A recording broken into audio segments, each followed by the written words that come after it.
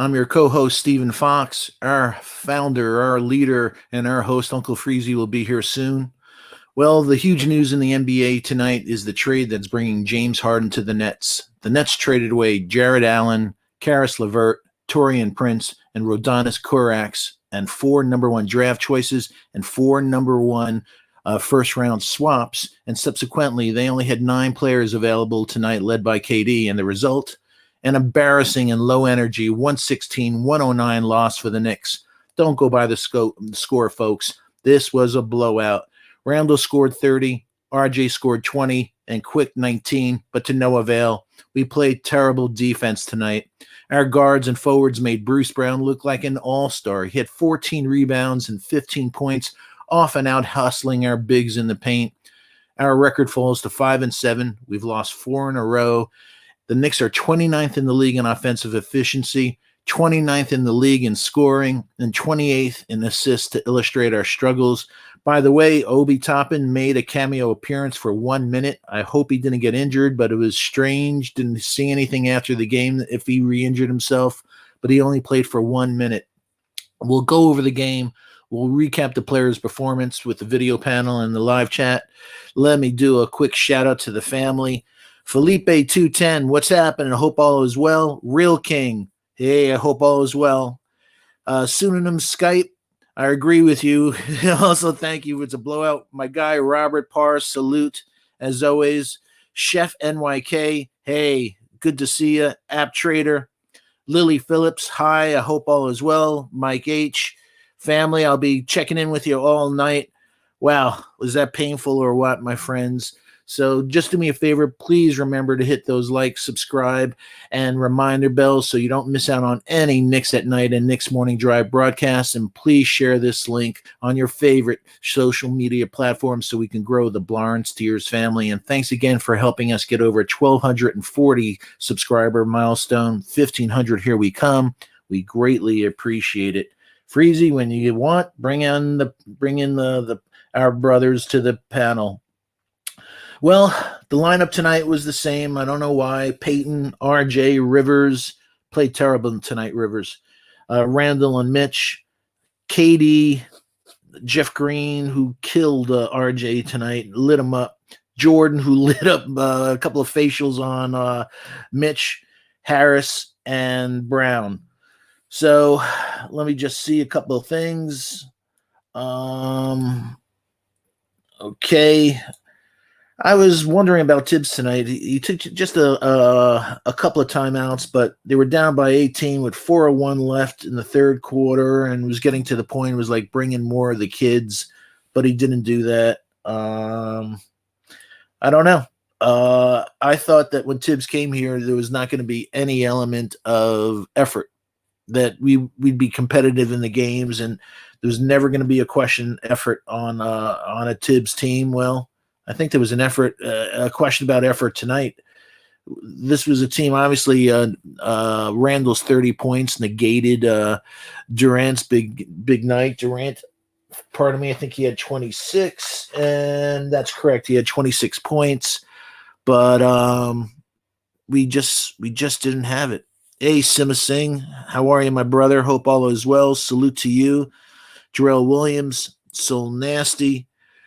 Believer of God and Moses, Patrick Dowdle, you look sad. He says, you look sad, brother. Better days ahead. F the Nets. Hey, Patrick, watch that language. But I am sad. What I just said, Patrick, was I don't care if we lose in a competitive game, but this was misleading. The score, 116-109, we got blown out tonight.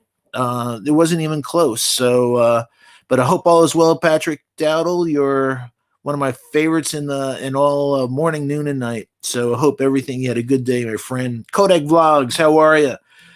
Yep, he says, talk me off the ledge also. Yeah, so this is like a punch in the belly, man. I don't know where this was just a ugly game, and I think Quick is coming out of his funk.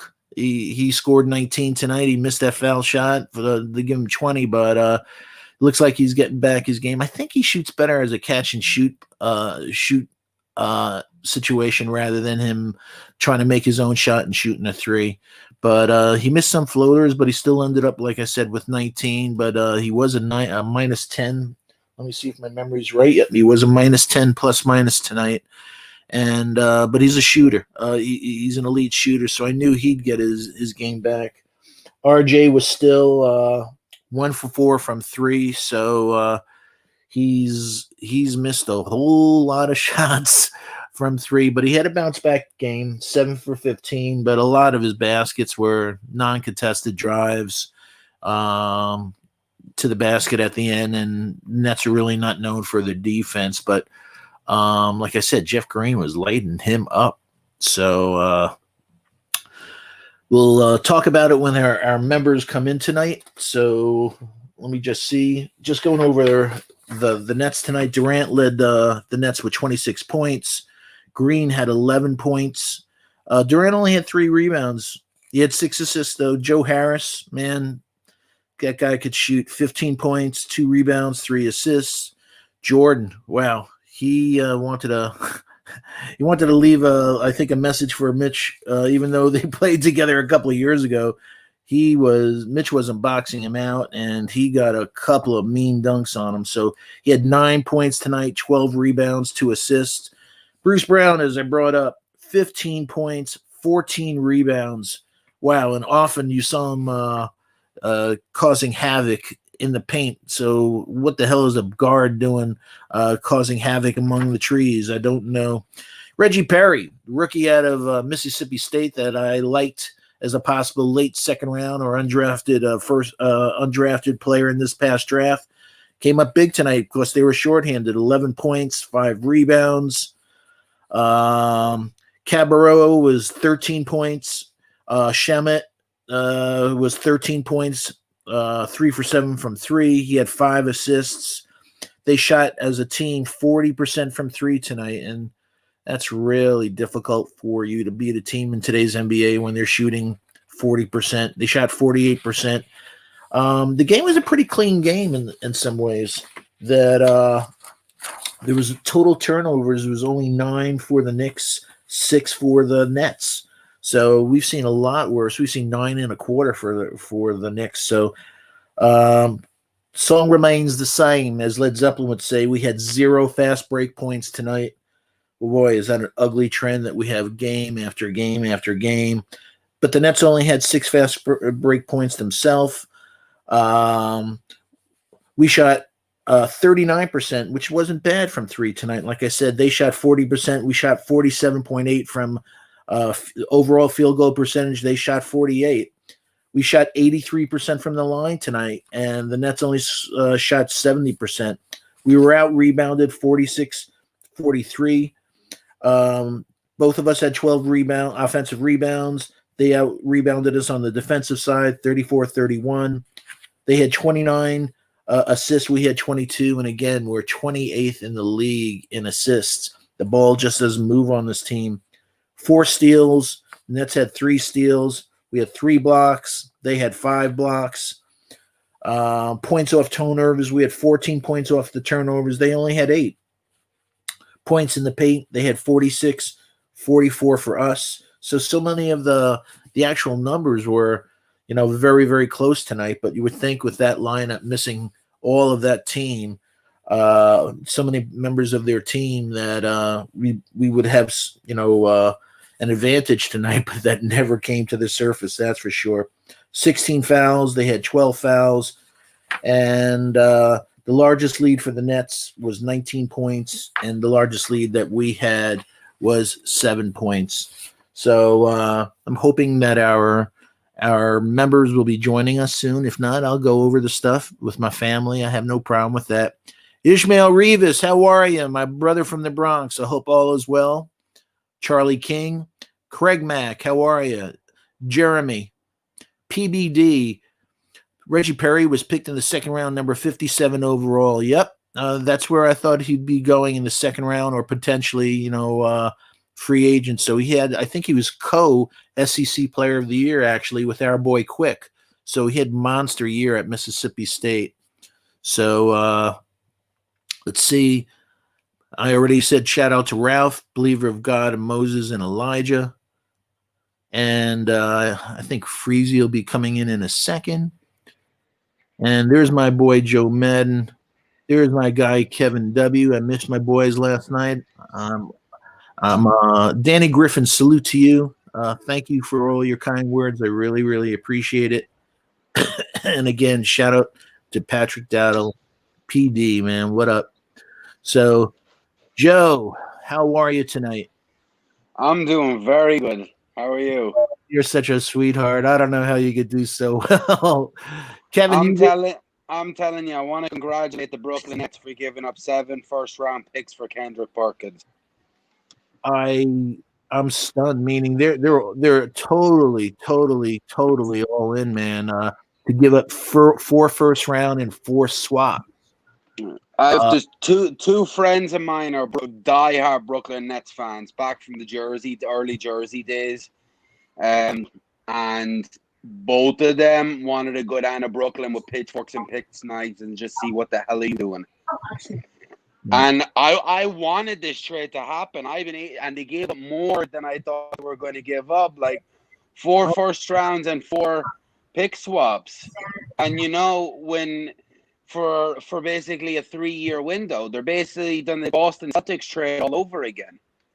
If not this time worse, because you realize you went and traded your future for a guy who the Rockets gave him everything to keep him happy.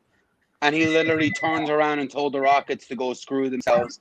Didn't show up to practice. When he showed up, he was out of weight, and then started talking trash about the organization. And you're trying to win, so you go up and give up your future for that. You already have one cancer in the locker room in Kyrie. You're after adding another. It's crazy what they've done. I can't believe it. I'm happy because that's not gonna. It's not going to go well. You know the way Harden is, like, he wants the ball in his hands. He won't be able to allow the ball in his hands like he would. He was saying by next year he's going to be wanting to trade again. No doubt. But that's going to be a soap opera, no doubt. Kevin, how are you? What's going on, everyone? Sorry, I'm at work again tonight. Yeah, hey, no worries. It's that terrible thing that you have to make a living. Yeah, bills got to get paid. Yeah. Hey, I do have a shout out to James Dolan. If you're listening, please, I'm asking you. We're praying for you. Please don't feel that you're under pressure to make a deal now, because we have all these assets. The quickest way for you to put a dagger in all of our heart is for you to give up a lot of our assets that we've collected to get a player, Joe, like you were just saying, they just mortgaged their future for a very, very short time frame. And we know statistically, Kyrie, he's out for personal reasons.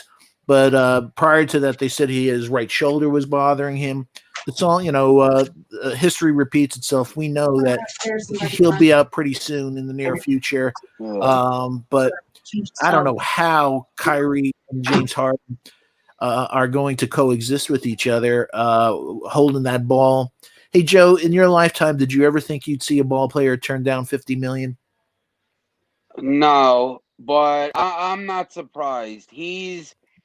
I've never been a big fan of James Harden. I just can't stand it. I can't stand it, dude.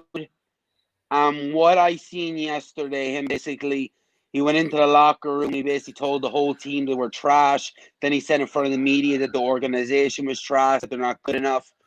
For a player to do that, it makes me hate him even more. And I'm not a big guy. I don't like guys getting injured. I hope his first game he tears his ACL. I'm dead serious, and then that Brooklyn will look real stupid then. But I don't like that dude one bit. I'd have been furious at the Knicks. I'm surprised that the Knicks didn't entertain it. You know the way Dolan is. Dolan couldn't help himself with some of that situations. I'm surprised they didn't entertain it. I thought Philly. It looked like at some point today that Philly were going to get it done, but after yesterday, when I seen that last night, I was like, he's going to be traded within the next week. I didn't realize he'd been traded 24 hours later. Yeah, and I'm surprised Cousin was really fired up about his comments, Harden. So he's a big boy. I would not want to miss with a angry Cousins, man. So Houston are going to be better.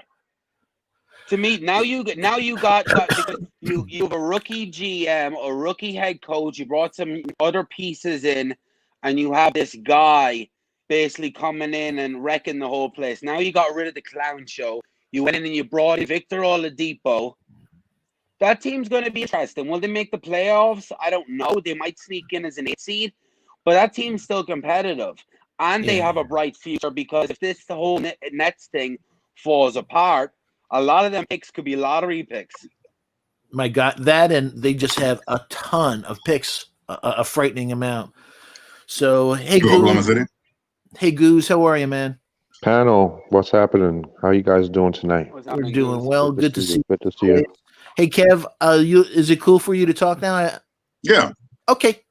Jess, I'll start with you. What was your overlook, high view of the game, and what was your thoughts about the trade deal, the above? Let's just freestyle it tonight, because I think I was a little bit shocked at the trade. I mean, it happened so fast. At the blue.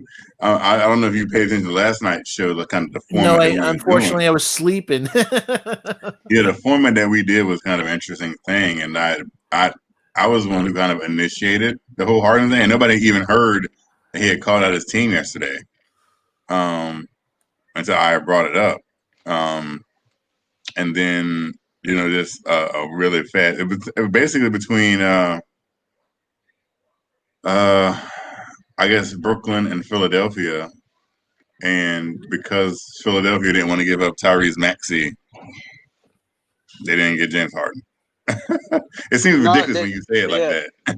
I heard that they were going to give up whatever they wanted, but the only thing that held that back was Doc Rivers didn't want to give up Ben Simmons. Well, I was under the impression that Daryl Morey was going to do it. They just didn't want to give up Tyrese Maxey. They was trying to get was in Tybull? Yeah, the defensive player. Yeah, they were trying to get him in it instead of Maxey, but they was like, he's like, no, we want Maxey. And they say, he's in Brooklyn, so. Didn't Maxey drop 39 the other night? Something like that. Yeah. So, wow. I know. The game. I was going to just say what Joe was saying, that I knew a trade was coming. I just didn't think that they'd give up that's a frightening amount of the future that they gave up, the Nets. Well, to me, I'm not surprised, because when you think of it, Brooklyn, I think it's an insurance policy, because I see if the thing going on with Kyrie, I can see before the deadline, when Kyrie comes back, they're going to try even hard now, but if it don't work out, they'll move Kyrie. But the problem is, who wants Kyrie with all these mood swings and taking it? To me, looking at Kyrie is like, if I had a job, like working in construction, if I call my co-workers and then call my boss and said I was taking 2 weeks off and then was going partying, I get fired. But because he's a superstar, it's no problem. You get paid millions of dollars to play the game of basketball. You're saying you have personal issues, but then you're in a nightclub partying with your family. I get it, celebrating family's birthday, but you don't miss 4 games over it. And now you're after costing Kevin Durant after picking up him coming off a catastrophic injury. He's after the last 3 and 4 games having to try and pick up the load. I'm not even lying to you. It doesn't even look like Kevin Durant is off of an injury. At all. Oh. I know he's unbelievably special at his age from that type of catastrophic injury. He's smooth as ever, man. There were some plays tonight where I felt like our guys played really good defense on Kevin Durant, and he hit the shot anyways. And I thought to myself, "Oh no, it's Kevin Durant. What can you do?" The fact that he had that one drive where he was on, I think it was Julius, where he kind of drove and was driving, then literally stopped on a dime, hit that little maybe 10-foot jumper. And I was like, how many players that can actually do that? with a hand in his face. It was just really special. smooth. Here's the thing: people want to talk about Kevin Knox. Actually, played really, really, really good defense on this play. On And that Kevin Knox is long. Because I wrote down a lot of things tonight. There were other plays where he did it. Right, Kevin Knox is long. There's someone you can't take. He's long and was in Kevin Durant's face, and Kevin Durant still hit like that straightaway 3-point shot on him. And Knox was right there, and I was like, well, that's Kevin He was Durant. right there, but his hand wasn't in his face, though. I mean, I think his hand was up. I put it like that. His hand was up, but it's still like that's Kevin Durant. How many people in the league can hit that from like 3-4 feet from behind the line, anyways? He's a spectacular player, man. And I mean, yeah. Dolan didn't want to give him the max because he was worried about he should that probably injury. be a spokesperson for Rogaine. You hate in this game, especially McDice and other things that happen in history, especially an injury that's all about explosion and stuff like that. But he's that anomaly that could come back and he was injured. I can't tell. There's no element of his game that you could see that is being hampered. So see, the thing is, I kind of figured he'd be the same coming back or close to it because he's not a player that thrives off athleticism. He hits shots, and he can get the top probably one of the best, if not close to the best 3-level scorer in the game. So I wasn't really too worried about the injury.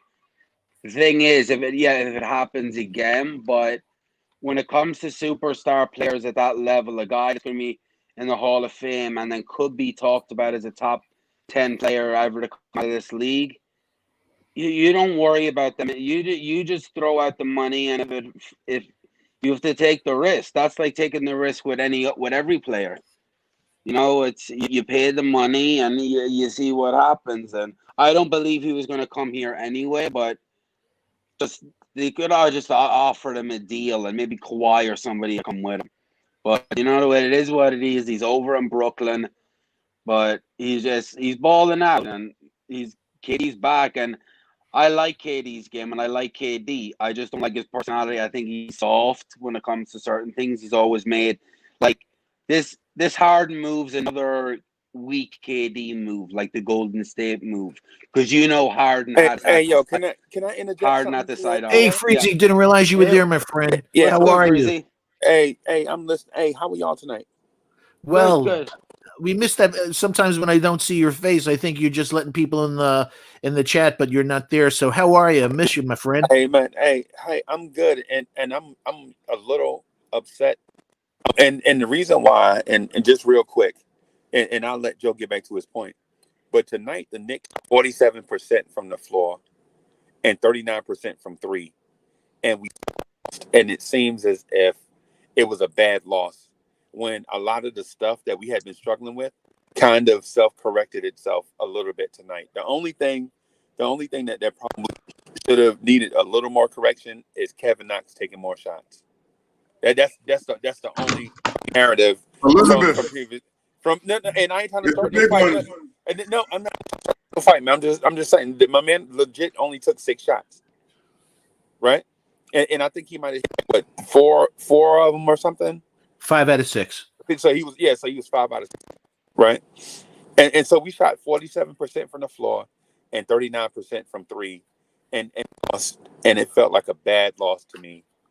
But a lot of the things that were from previous games and previous narratives were corrected. Like a lot of the stuff that we got on Tibs and the players about showed some signs of going in a positive direction, and it still feels like a bad loss tonight.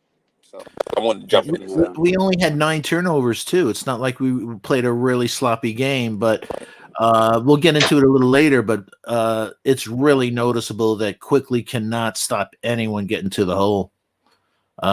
People are just taking advantage of him. Something fierce. So I know he has an offensive game, but boy, oh boy, we're seeing that he has a void on the defensive part of the game right now. So Goose, how are you, my man? Tell me. Hey, what's up, Foxy? tell us about your high level, your thoughts of the game, what your thoughts of the trade, D, all the above, man. Sure. One of the things that stands out to me,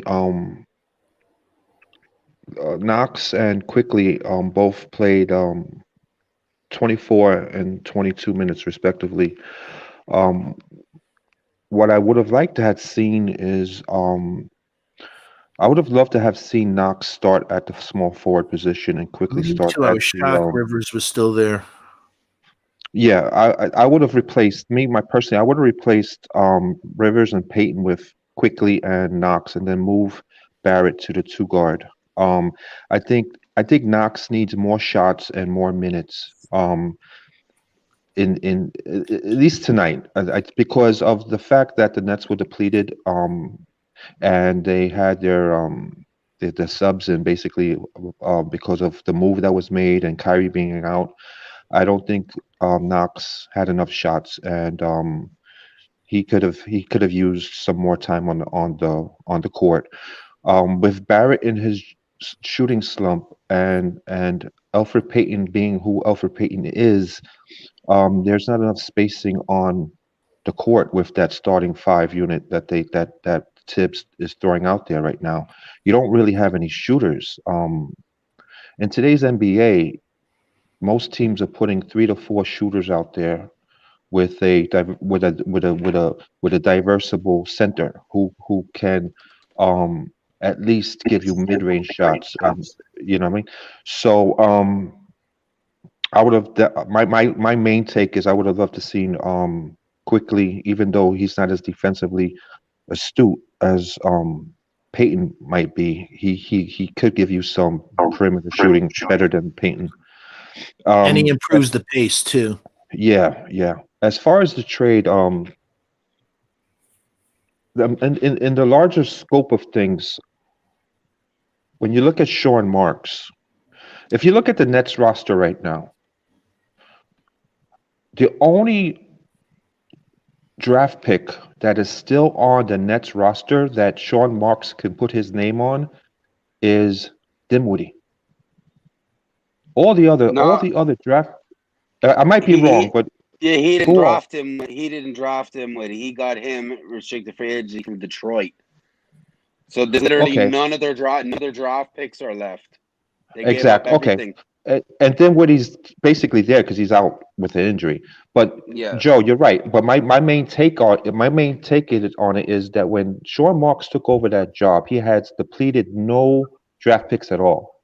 He used expiring contracts along with draft picks to build up his arsenal of draft picks. He drafted his players. He made the Nets with the play of his younger squad enticing to free agents, and then he had no problem in using the draft picks he had and his draft picks to create the team that he now has. If you look at the Knicks squad, the Knicks has almost all of their first round picks still on the squad. None of them have really elevated themselves to any level that's going to attract veteran free agents. They're pretty much stagnant. So if you look at the Nets, they use their draft picks, they use their draft picks and their to build a contending team, which a lot of people see as the number 2 behind LA of making the championships now that Harden is on the squad. So my take on it is the Knicks should be concentrating on developing their younger draft picks because they have so many draft picks still up on deck, and they haven't really come to any conclusions on which ones the ones they have, which ones they want to keep, which ones they want to develop, which ones they want to put into trade packages. And I would love to be a fly on the wall, and when the front office gets together and tries to evaluate, okay, which one of our young players can we work with, which one is not able to do what it is we want to do, and which ones can we package to better our team. We're kind of stuck in the mud right now in terms of development and moving forward. We keep bringing in these journeymen. We're giving them the bulk of the minutes. none of our young players that we've drafted has really been developed and given enough minutes to show what they can do. And tonight is the perfect example. I think Knox should have been given at least 30 minutes to really, because I think he's a keeper. In my view, he's a keeper, but he just has to be given the opportunity to prove that he's a keeper.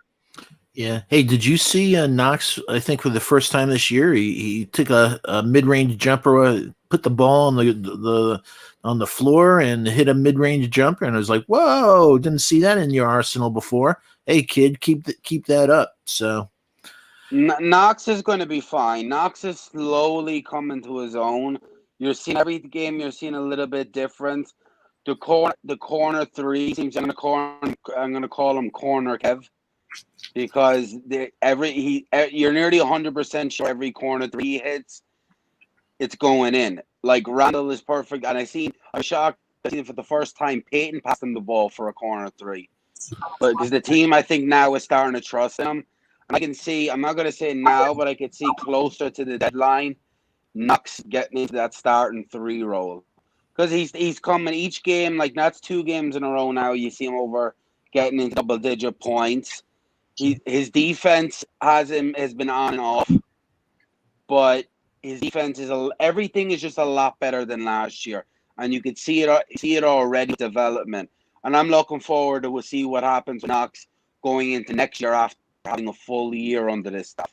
But Knox is getting better, not perfect, but not awful. He's been good, and I like to see that. I like to see these young guys slowly get better. I'm not expecting him to go from his 6 points to 20 points. But as long as if he can give me 11, 12 points a game this year, I'll be happy. He's getting slowly better, so I'm happy with that. ladies and gentlemen, a lot of you don't know, but I'm vying for the presidency of the Charles B fan club. We're very, very lucky to have the man, the legend. A fan club of one. Yo, I'm proud of it then. Chuck, how are you, man? What'd you think of the game? What'd you think of the trade? What'd you think about life? Fox, do you not see these in the Knicks podcast? I put the fine on Nail and Chuck Toffin the other night. Christ, you got to speak when it's everybody else's turn. Can you let somebody talk? Come on, hurry up. Let's go. Jesus, you already went out of turn. Now you're telling me to hurry up. Take your time, Chuck. You're one of my favorites, and you know it. Ooh, goodness gracious, that guy.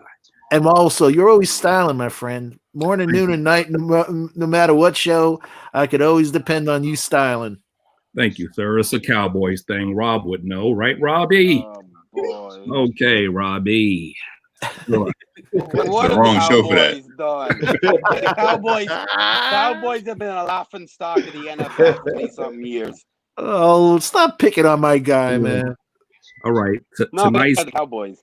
Oh, we talk about Knox or the game in general? The game in general, and what your thoughts on the trade and what the haul Houston brought in. Anything you'd like, my friend. Okay. As far as the trade, I think it was a good trade for the Nets. I don't put much stock into the 3 first-round picks they gave up. Was it an 8? Oh, I didn't. It was already on. No. 4 of the picks were swaps. One was Milwaukee. One was Milwaukee. Oh yeah, one was Milwaukee. Yeah. So I think they're going to be late picks anyway. And the last time they did this with Paris and them, they recovered faster than the Knicks did, who had picks. So I would take the chance of winning now. I'd rather be in a position than the position we're in. Let me just put it like that. Tonight's game. Oh man. Randle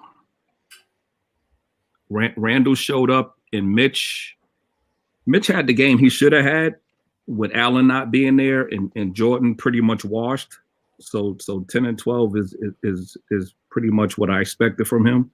But I want to correct one lie that I heard a couple of minutes ago, that RJ was in a slump, right?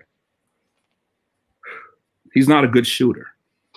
There's no slump for him. Okay, Goozy? Not a good shooter. So RJ you would. Let me actually, not to interject. I just want to clarify one thing. If you were presented with an opportunity to trade RJ, would you do it? yesterday. For Zach LaVine in a fraction of a sec. Yes, yesterday. Simply because his strength is driving and his weakness is finishing. Those two things cancel each other out. Now, Knox had a good game, and I felt like Quickley was freezing, not on purpose, but his lack of playmaking. Quickley could have found him way more. So the fact that he was 5 for 6, he should have had way more shots than that. Totally. And out of 6 players that played more minutes than Quickley, he had more attempts than 4 of them. And I don't think that's good at that position. 15 shots for him is a lot. Some may say, well, he shot a good percentage. But to me, it's about getting others involved. And I think he did a poor job of that with the tunnel vision. Rivers and Payton were terrible. Man. Rivers was terrible tonight. I mean, terrible on defense. Especially the first half. Oh, thank you for saying defense. Quickly, defense is ferocious. Isn't it? Oh my goodness, man! They take him to the hole and they're laughing at him. Yeah, he made me look up defensive rating, the rankings for defensive rating, and he's 380th in the NBA in defensive rating. But we're gonna say he's a rookie. We're gonna say it. It's only 11, 12 games in, but the fact is, we got to critique what we see. You know what I'm saying? So far, what we see is a bad defender and a combo guard who's more of a shooting guard that's playing point guard that don't get others involved. He looked for his own shot. You would be lying to yourself if you watched this game and watched Quickley and said he wasn't taking too many shots. Every time he got in that lane, he was looking for his own shot. And it's weird. Some of his shots is that running floater, and you're like, momentum-wise and everything, man. Mm-hmm. You know, that's a really difficult shot that you're doing. It's not a floater. You're putting like a line drive on that ball. Yeah. So it's either that or the 3. Yeah. You know what I'm saying? So there's no, his offense is limited as well. But I think I covered everybody. Randall, yeah. We'll get into more detail in a little while, my friend. Okay. All right. Okay. Hey, excuse me. Freezy doesn't have the labels up. Who am I speaking with in the middle square down there? Anton. Kate. Anton, I hope it was you. We spoke earlier today. First time. Hey, I enjoy your takes for a long time in the chat, ladies and gentlemen. Our guy Anton Cates, is that right? Your last name? Yep. Yeah, everybody can just call me AK. Okay, man. I've enjoyed your takes for a long time, and Freezy and I, just like Ron Cleveland, we have an open door here. We want to get a lot of people. Hey, man, really good to finally. Really great to finally. Hey, Kev, you want to go on mute? Kev, you want to go on mute, my friend? It's. I didn't know I was back on. Yeah, hold on. I'm talking to Anton for a sec. And so, Anton, welcome. Great to finally put a face to the name after all this time. Let us know what your thoughts, high level of the game, and maybe on the trade or anything else you want to talk about. Well, thanks for having me. I appreciate it. I've been watching all you guys for a while. I stay in the comments pretty heavy, so it's good to finally get on and Great takes, man. I appreciate it. Thank you very much. Really do appreciate it. The trade came out of nowhere. I mean, we all heard it was going to happen, and it was just, it finally did. It finally did. I think they gave up a ton. We were talking about Karis LeVert earlier today. I thought he was going to go off big again tonight against us. Yep, I thought he was a big loss for them. The center, I can't remember. Jarrett was his name. Allen. Yeah, Jarrett Allen. I thought he was a big takeaway, and just the state of the team is kind of a mess right now with Kyrie being off the reservation and Harden looking like a 45-year middle-aged man. Like, it's just, I Hey, I don't know. resemble that remark. Well, I'm 45 too, so I just look like a kid, but I'm 45 too. But Oh, God bless you. thank you. But I just think I don't know. I think they gave up a lot. I think but they're all in. That's what it looks like to me. It looks like they're all in for this year. Going for the chip. Yep. And to me, their odds on to come out of the East if they can get the team together and they got enough on the bench to keep those guys. And if KD keep looking the way he looks, like, I hate him, but that dude is smooth as silk. Isn't like he? The dude is he's effortless. Like, everybody was saying, he doesn't look like he just came off of ACL. But the dude's game, or Achilles, the Achilles, yeah. It's just his game is just one that he's just so smooth. He don't create a lot of contact. He's not looking for a lot of bumps. The dude is he's just smooth. But I don't want to talk too much. I'm gonna let the game come to me like RJ should, and maybe I'll check back in a couple minutes. We will, man. We're gonna get a lot out of you tonight, but man, I'm real happy that you're finally here. So, hey, Rob, how are you? Hope all is well. Just real quick, shout out to the chat. PBD to you, Chuck, was saying that good call on IQ's defense. Bruce Brown was looking like Moses Malone on the offensive glass. Quiet money, my man. Salute to you. Thesis Thomas, I hope all is well. Wayne Peterson, Dado M, Sherwin M. We have more M's than the alphabet. Let's see, Boost Mobile, and I'll be getting to you guys pseudonym Skype throughout the night. So keep those questions and thoughts coming. We want to hear it. So, Rob, your thoughts at a high level of the game and your thoughts maybe on the trade and stuff. Oh yeah, the trade. Hey, it is what it is. They mortgaged their future again, but like Chuck said, they did rebuild faster than we did when they did it the first time. So, that's all I can say on that. I think Harden just was fronting. He'll get back in shape, roundabout out. But I don't know if they can still beat the Lakers with all that foolishness they got going on over there, or the Clippers for that instance. But yeah, before as the game is concerned, yeah, we got done in by KD. His efficiency was on another level. Everybody else seemed to be hitting trades, and I put us away pretty early. So it's not really too much to say until we start talking about our individual players, which we'll save for the next go around. But I'll let Kev go. Yeah, hey Rob, but as Anton was saying, KD's touch, man, by the rim, mid-range, long threes, it's just sweet, man. Yeah, we've been seeing bricks so much that to see this elegance. He doesn't need 15 shooting coaches to put up that stroke. Either you got it or you don't. And he got it, man. And he got that. So, hey, Patrick Daddle in the chat said, Nets are the Kardashians. We want a healthy KD. He's generational, but Kyrie and Harden are going to kill each other. Nightmare in Brooklyn starts today, years to last. I think you're onto something there, man. I just don't know. It's going to be a soap opera as that season goes, and I think the reporters are going to love it. So we're going to do our normal thing. We're going to kick it off with you, Joe. We're going to talk about Alfred Payton. He had 4 points in the first half, 2 assists, 3 rebounds, no steals.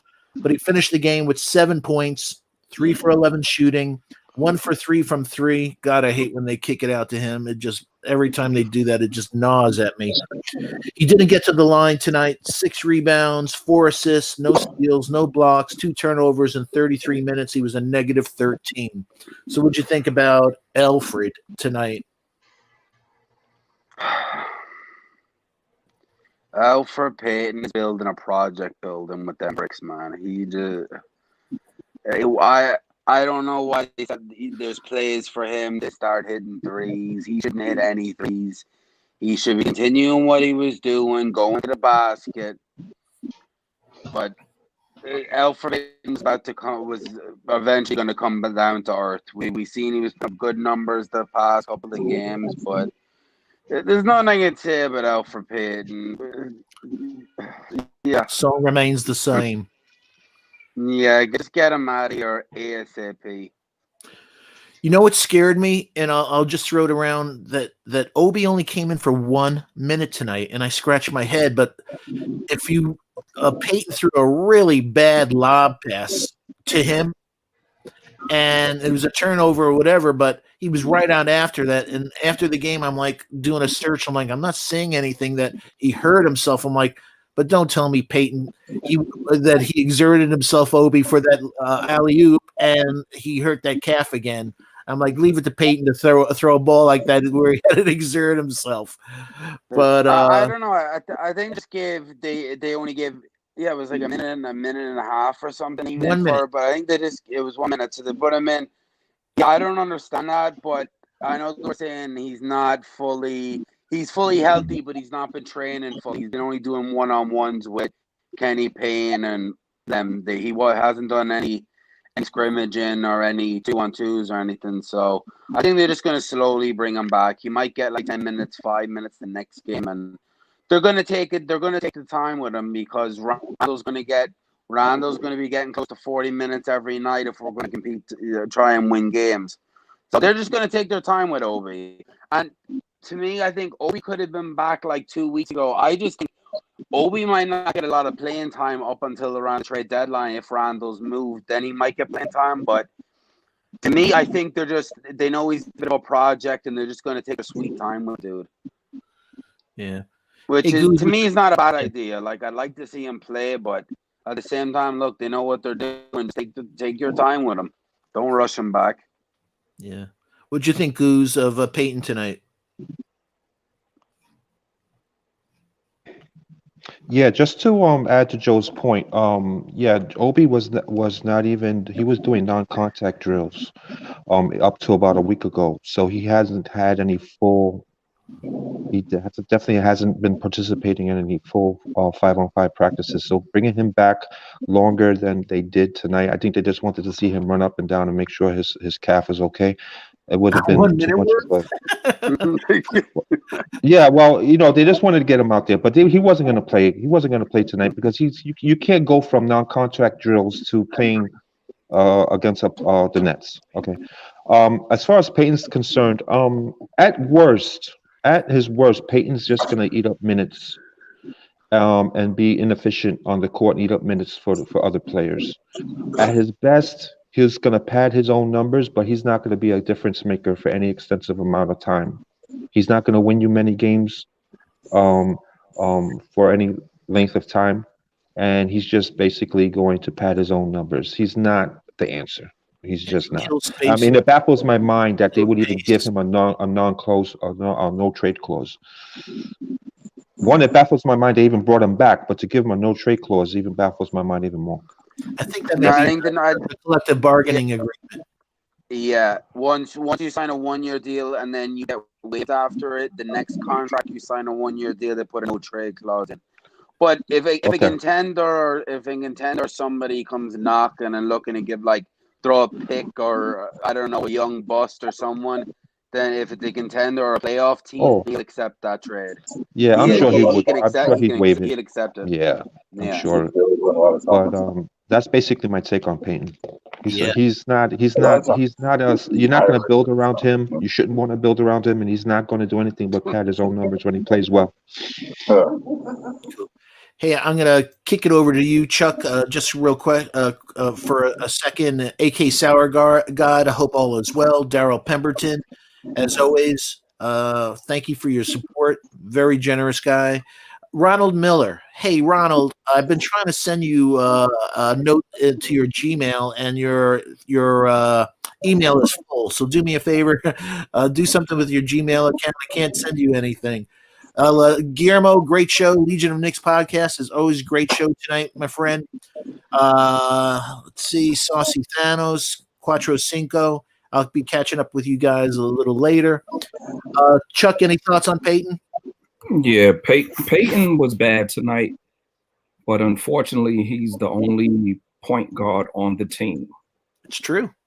And if they were to start Rivers or Quickley, y'all would stop complaining about Payton. We got to ride it out. We got to ride it out with him until we upgrade the position. Wow. Kev, that's you. What else can I say about Payton? He's the only one that really looks for people instead of looking for his own shot first. The other two guys look for their own shot first and then pass. Payton looks for other people as long as their last name is Randle. He finding somebody. I think yeah. Okay, I think he hit off Knox too. Yeah, he got Knox. I was shocked on that. But he got Knox. Yeah, so Quick set up Knox on a beautiful drive and kick out to him for that corner three also. Mm-hmm. Yeah, so and until they upgrade it, that's what we get. Yeah. I don't got nothing else on Alfred. Anton, what was your thoughts on Alfred Payton tonight? Classic Elf. Like he went back to, he reverted to what he's, like it seems like we riding a different horse every other night except for Randle, but we'll talk about him later. Some night Elf, he make you feel good about the decision to bring him back, and then other nights he just doesn't have it, and his inability to hit anybody besides Randle, and just not finishing, and just I would rather almost anybody on the team shoot a three besides Alfred Payton. Anybody. Isn't it painful when you watch a game and they kick it out to him and they're like, no. Oh goodness, he shot it. I think he might have hit one. He did. Yeah, I think he hit one tonight, but it's just like, you're like, wow. Like, when he hits it, you're like, wow, it's surprising. So that's the rough part with Elf. He's just inconsistent, and you were banking on him being able to finish, and that's what I liked about him. Like, he drives and he finishes well. But the last few games, he hasn't even been finishing. But like Chuck said, he's literally the only legit floor general we have right now. So, you got to pick your poison. You have to start him. I don't like Rivers starting, and Quick's not ready. So we got to ride him until we do something. Yeah. Hey, Rob, your thoughts on Payton tonight? Man, don't get me started on him. Hey, man. You got a lot of time tonight. Everything you want to say about Payton. Hey, man. Payton is just like, man, not a floor general, maybe a floor private we got. And when he shoots, go on mute. And when he shoots, he can't. His shooting is so bad that it doesn't make the defense honest. Because it's like Jay-Z said, we don't believe you. You need more people, because he cannot put the ball nowhere near to make anybody think that the next one is going in. They think that though. Hey, hold on, Rob. Hey, Kevin. For a robe and some, hey, Kevin. We actually have slippers. Thank you. Okay. Take it, Rob. I apologize. So he just be like, and his passing is like, you can say that he's out there, but man, me personally, I'd rather have Quickley. I'd rather suffer with Quickley. I know Quickley shot a lot tonight, but I think that was a young man thing, because he's been so off. So then on the same night Knox was hitting, he wasn't really attentive to passing him the ball and getting up his own shot, because he was in the slump himself though. But but Payton, man, you can cut Payton, and you can't trade him, but we can cut him. We only gave him $5 million, so he can go find his own team. That's doing him a favor, finding a team for him to trade him to. But cutting him would be the best thing to do. And just get him off the team. Compared to what we're already paying Noah off the books. He only got $5 million. What, we 10 games in? Okay. Even if we have to trade him at the break and owe him 250. I mean 2.5. I think that's worth it, because I think he just like sucks the energy out of everybody else. He's just like in space. He just absorbs oxygen. So, we need to do something with him. But yeah, I'm done with Payton. Yeah. Hey, Kev, are you cool to talk? Yeah, my fault that I was I thought I had muted the mic, but I had unmuted it. So I pressed it twice. Do me a favor just tonight, because of special circumstances. If you were working, when you're finished talking, just go on mute, and I'll give you hand signals when they come back in. Yeah, no, I thought I can hear. I just thought like I pressed the mute No, button I've twice. done that myself where I had a That was cough and I thought I hit the mute and I'm like, oh, that was ugly. I hope nobody heard that. yeah. All right, My your fault. thoughts on Alfred tonight? Listen, Alfred is about to be in the same boat that Reggie Bullock is in. You know how Ron Cleveland has his plane? Well, I got a boat. Okay?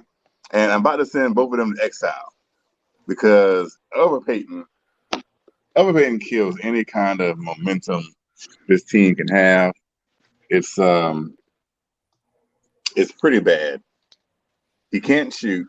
He's one of the only he's like, when he shoots, you just know he's gonna miss it. And it's like, why did you shoot that? And then he misses it and you get angry that he did because you saw it coming anyways. Hey, Kev, for a guy that's been in the NBA as long as he has, I just don't understand how you could have a shot like that. Meaning, at least have a little arc on it. That give the ball a chance to. It's just a brick line drive in the paint or whatever. It's like, my God, how could you have these mechanics at this level of playing this long? Yeah, it's like you look at it and you see how he has an okay form. His form isn't messed up. So it's like, why are all your shots so flat? He's still playing buddy ball Randle, which slows down the entire offense. I am surprised. This is like the second game in a row that he has passed Kevin Knox. Just every time he does it, I get like just surprised. Like, oh wow, okay, this is what's going on now. All right. Yeah, that's all. I'm not going to take that much time talking about Alfred Payton because that's just a waste of my time and everyone's time, and so it's a waste of Alfred Payton's time. Yeah, if you want to talk about him, yeah. Nobody Okay. likes Alfred Payton. Nobody. I'll come back to you in a little while. You want go on mute? Goose, I'm going to be kicking it to you in a second. We'll talk about RJ. Just wanted to do a shout out to one of Come our on mute. Daryl Pemberton with his super chat, and he said, at this point, I would take Kadeem Allen over EP. And I'm with you, man. I always liked Kadeem Allen. I thought that he played a lot more effective than some of the players that we've had over the last couple of years in the backcourt. So thank you for the super chat. And I agree with you, man. I wouldn't mind seeing him out there versus some of the things we are seeing. So RC Creative, I hope all is well. Thank you again. See you all the time. The new Knicks, I hope all is well again. Very talented guy. Look at his logos. The guy writes music, does so many things. AJ, Bruce Miller, and I'll be getting to Manchild, Kevin Bergon. So I'll be getting to the family all through the night. Let me just make sure. But we appreciate all your support. And please remember to hit those like, subscribe, and remind the bell so you don't miss out on any Knicks at Night and Knicks Morning Drive broadcasts. And please share this link on your favorite social media platforms so we can grow that Blarens Tears family. And thanks again for getting us over the 1,240 subscriber milestone. 1,500, here we come. We greatly appreciate it. A shout out to the best mods in the land. Sima Singh, Bodega Wi-Fi, the new Knicks. We appreciate all you do. So, Goose, RJ, first half, 2 points, 0 for 5 from the field, 0 for 2 from 3, 1 rebound, 2 assists, no steals, no blocks, no turnovers. Finished the game, though, 20 points, 7 for 15 shooting, 1 for 4 from 3, so at least he broke the snide of missing, 5 for 6 from the line, 5 rebounds, 3 assists, no steals, no blocks, no turnovers in 38 minutes, a -2. And just a quick recap of the old Fox's notes from tonight. Kick out to Randle, who misses a mid-range jumper, Mitch rebound, and jam. Drives to the basket, Jordan blocks his shot. RJ looks like he has cement in his shoes. Passes up 3, passes to Rivers, who misses three-pointer. Misses mid-range jumper. Bricks another three-pointer. Now he's missed 20 out of 22. Misses shot off glass. Fouled. He hits both foul shots. Kick out to Randle, who drains a three-pointer. Blows layup with long, slow strides. Nice pass to Mitch for dunk. Bricks another three-pointer after a pass from Randle. Now he's missed 21 out of 23. Gets fouled while shooting. Hits 1 of 2. Kick out to Randle for a brick to start the second half. Finally hit the 3-pointer from a pass from Payton. I wrote hallelujah. Misses 3-pointer after a kick out from Payton. It's mid-range jumper. Jeff Green is lighting up RJ, I wrote. So on defense, he was having major issues tonight. He's got fouled by Jordan in the paint, hits both foul shots, puts back a missed shot by Randle for 2. It's a mid-range jumper, misses a mid-range jumper. Hits a turnaround jumper in the paint from a pass from Randle. Drives untouched for 2 in the lane. And the last part, he really inflated his numbers tonight at the end. Pass to Robinson goes out of bounds for turnover. Wasn't expecting it. He should have taken a pass, the shot that close. Pass to Rivers for a 3-pointer. Lazy cross pass to an open Knox that was open for a 3 that got deflected. He hits a floater in the paint. So Goose, take it after hearing that little diary of RJ tonight. Okay. Well, let's just say one benefit that I see in Barrett is that he's 20 years old, and with some assistance, he can be the player that he was once projected to be. With that said, just imagine if I was a scout and I came and you asked me about RJ Barrett, and my response to you was, well, from what I can tell from the few games I've seen him play in college, he seems to be slow-footed. There's no lift in his game. He's not an above the rim type of player. He can only go left. His threes are inconsistent. He's not consistent in creating his own shot. He has no mid-range game, and he's not creative with the basketball. Would you have picked him? With that said, would you have picked him 3? So you know what I mean. So 10 with that, with what I see for this. But that's so that you guys can agree or disagree. But the points I just highlighted seems to be what he's showing himself. The deficiencies in his game, the deficiencies in his game outweigh his benefits. Hopefully, he can work on these because he's only 20 years old. But at the moment, hey, if I was to say this is my starter, would you even want this in a starter? Hey, Goose. Yes. How do you work on somebody that's slow-footed and then has no hops? I don't think you could. Ding, ding, ding, That's ding. something you should have coming in. I mean, the only thing I would have suggested is, okay, is he a candidate to maybe stay at Duke for a second year? Does he present himself as a one and done player? No. I know. Listen, it's easy to look at it after the fact, but there's people that get paid a lot of money to look at this for basketball teams and present this to the GMs, and these are scouts, right? And I understand that before, when Barrett was picked, the Knicks scouting department wasn't what it is supposed to be now. But that's my take on RJ Barrett. That's pretty much all I have. Yeah. Chuck, your thoughts on RJ tonight, my friend? If RJ was 6'3", he would be Alfred Payton. Same. Yeah. Brick City. I agree. And it's from all over, whether in the paint, whether in the mid-range, or whether from 3. Mm-hmm. Same weaknesses. You know, man, I wish we had Hero. Me too. I think a lot of his flaws or flaws, I hate pronouncing that word. Yeah. Because I always say flaws like what you walk on. Unfixable. A lot of his flaws are unfixable. You can't fix speed. Thank you. You can't fix athleticism. And that jumper is broken. You could get it a little better, but you can't turn a bad shooter into a good shooter. You know what I'm saying? It's too big of a jump. He could become okay, but he will never be a good shooter.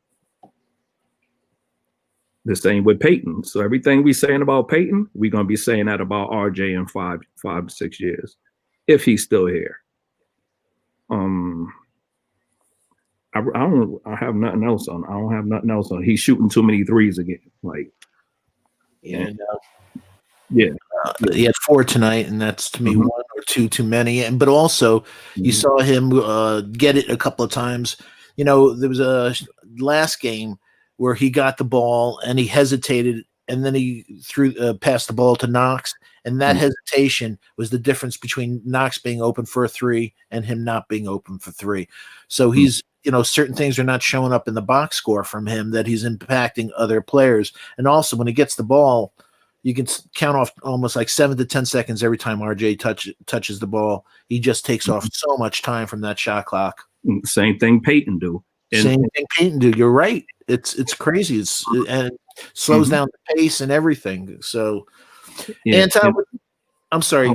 One more thing before I pass. What's your name, Anton? Yes. Yeah, just call me AK.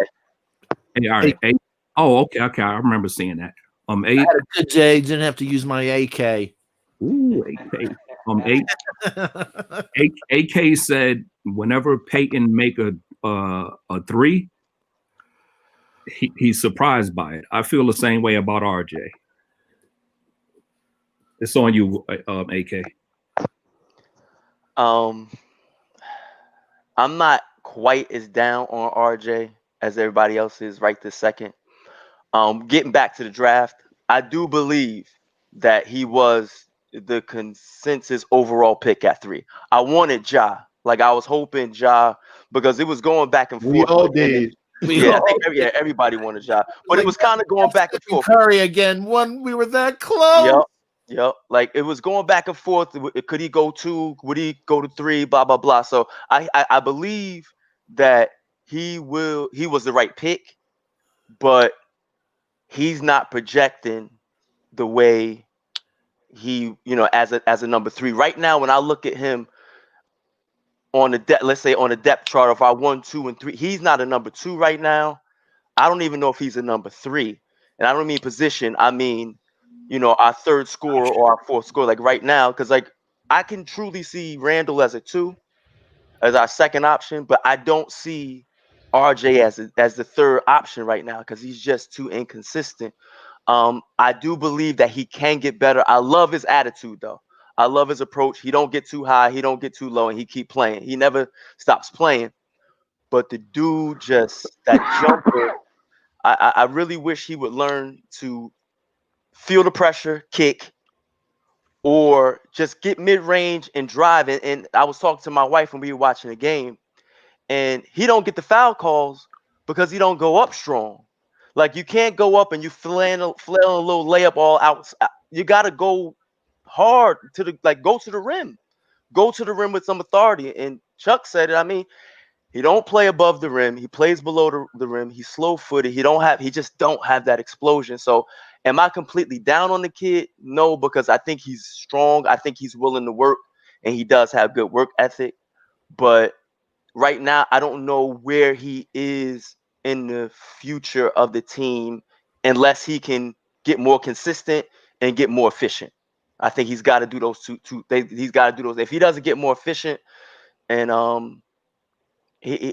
don't know. I really don't know. But he was the right pick. He was the right pick at 3 in that draft. He was the right pick over Garland and others. If you looked at mock boards that year, if you looked at the boards, he was the consensus number 2 or 3 pick in that draft. Because Garland only played like 12 games before he got injured, so there wasn't a lot of stuff on him. But you could tell from the little that you saw him that he was going to have a sweet offensive game. The only other issue with him was injuries. Yeah. Whether he's too frail, Garland, but he definitely has an offensive game. Yes, definitely. But so I don't know. Yeah. Hey, shout out to C-Mac. I hope all is well. He said, so Stephen Fox, so you're saying we drafted RJ as a bust. No, I'm saying that we drafted RJ with a hope and a prayer, and that hope and prayer may be turning out to be a bust. So, RJ, and I love the draft. I live for the draft. I write notes all year. I watch film. And 3 or so years ago, I heard about this kid that's going to be like, they're talking on LeBron level, like the next big thing. And what was his name? RJ Barrett. So when you hear all these kids in the draft and everything, sometimes watch what you hear, because some of it is just hype. Because like we were just saying, first time I'm like, oh wow, I heard about this kid RJ Barrett. He's from Canada and all these things, and I saw him like, yo, he's slow. Yo, he has no hops. Where is this generational type of player? This is not a generational type player. And like I said yesterday, God, we're cursed.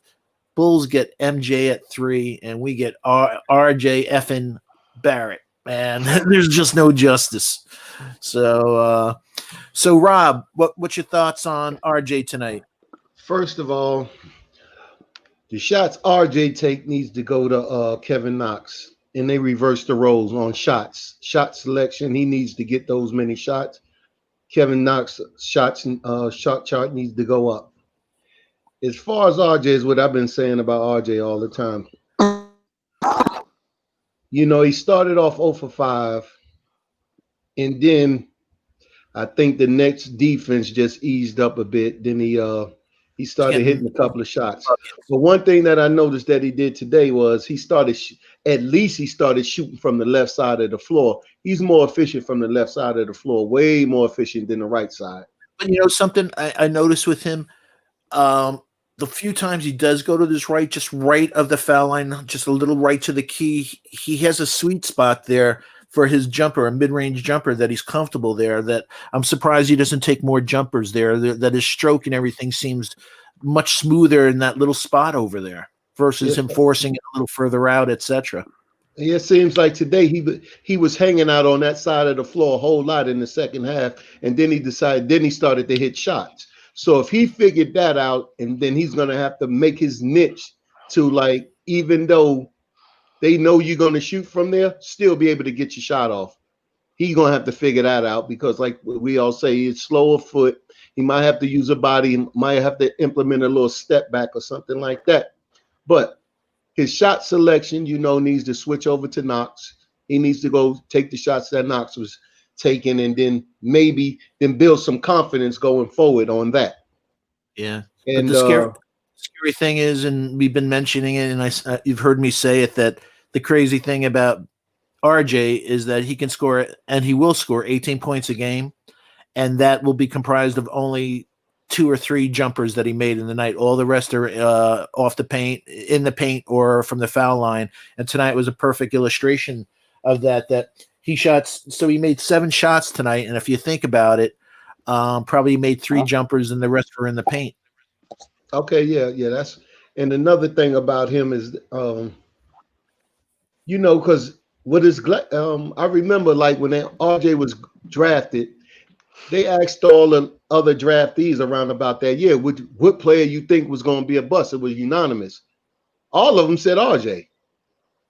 And that came from his peers. That came from his peers. They thought that if anybody was going to be a bust, that it would be RJ. But you know, it was unanimous. You know, they didn't put it out there on him. I don't really think that he's going to really be a bust, but I don't think that not a franchise player. He's most definitely not a franchise player. And I don't think that he'll be one, because he would have to change. He would have to pretty much back down, not really just back down guards, but run in the post, and you might have to run a whole offense for him. With him being in the post himself and scoring, you know, with his back to the basket over smaller guards, and you might have to run that a couple of times a night, you know, to get him going, and then him shooting from the left side of the floor most of the time. But he got a lot to figure out offensively, but he does everything else well, and he can become a good player, but he's definitely not a franchise player, not nowhere close. Yeah. And if he was, you would be able to see it by now. And none of us as Knicks fans see that. You got a lot of fans that like him, but not to honestly say that he's a franchise player or will be one. All right, yeah. Kev, you can go. And Kev, before you go, our brother Teddy Flat. Hope all is well, Teddy. As always, good to talk with you, man. Teddy said it was a bad 20. Honestly, it was empty stats. So you looked at it at the end of the game, oh man, he scored 20. It just didn't feel like he scored 20, or it just looked like it was like garbage time minute points that he was picking up when the game was already out of. So Kev, you want to take it on RJ? I think RJ's gonna be fine. RJ is.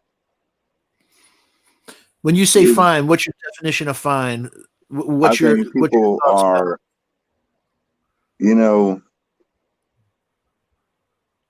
Knicks fans, and I know this because I'm a Knoxer. Knicks fans have a habit of getting a player and they get really high on this player. And then the player starts to struggle. And then we turn on this player. And then we say, oh, why haven't we signed a rookie since Charlie Ward? Because we are so quick to, after 12 games in his second season, RJ Barrett is no longer this golden child. He's no longer this, the franchise player. He's no longer, a number 1 or 2 or 3 option anymore. He can't do anything right. And it's like, at the beginning of the season, just 2-3 weeks ago, the entire tune was completely different. No, it wasn't. But he has a bad start to his season, the shooting wise, that is, because I think in every other area he's okay.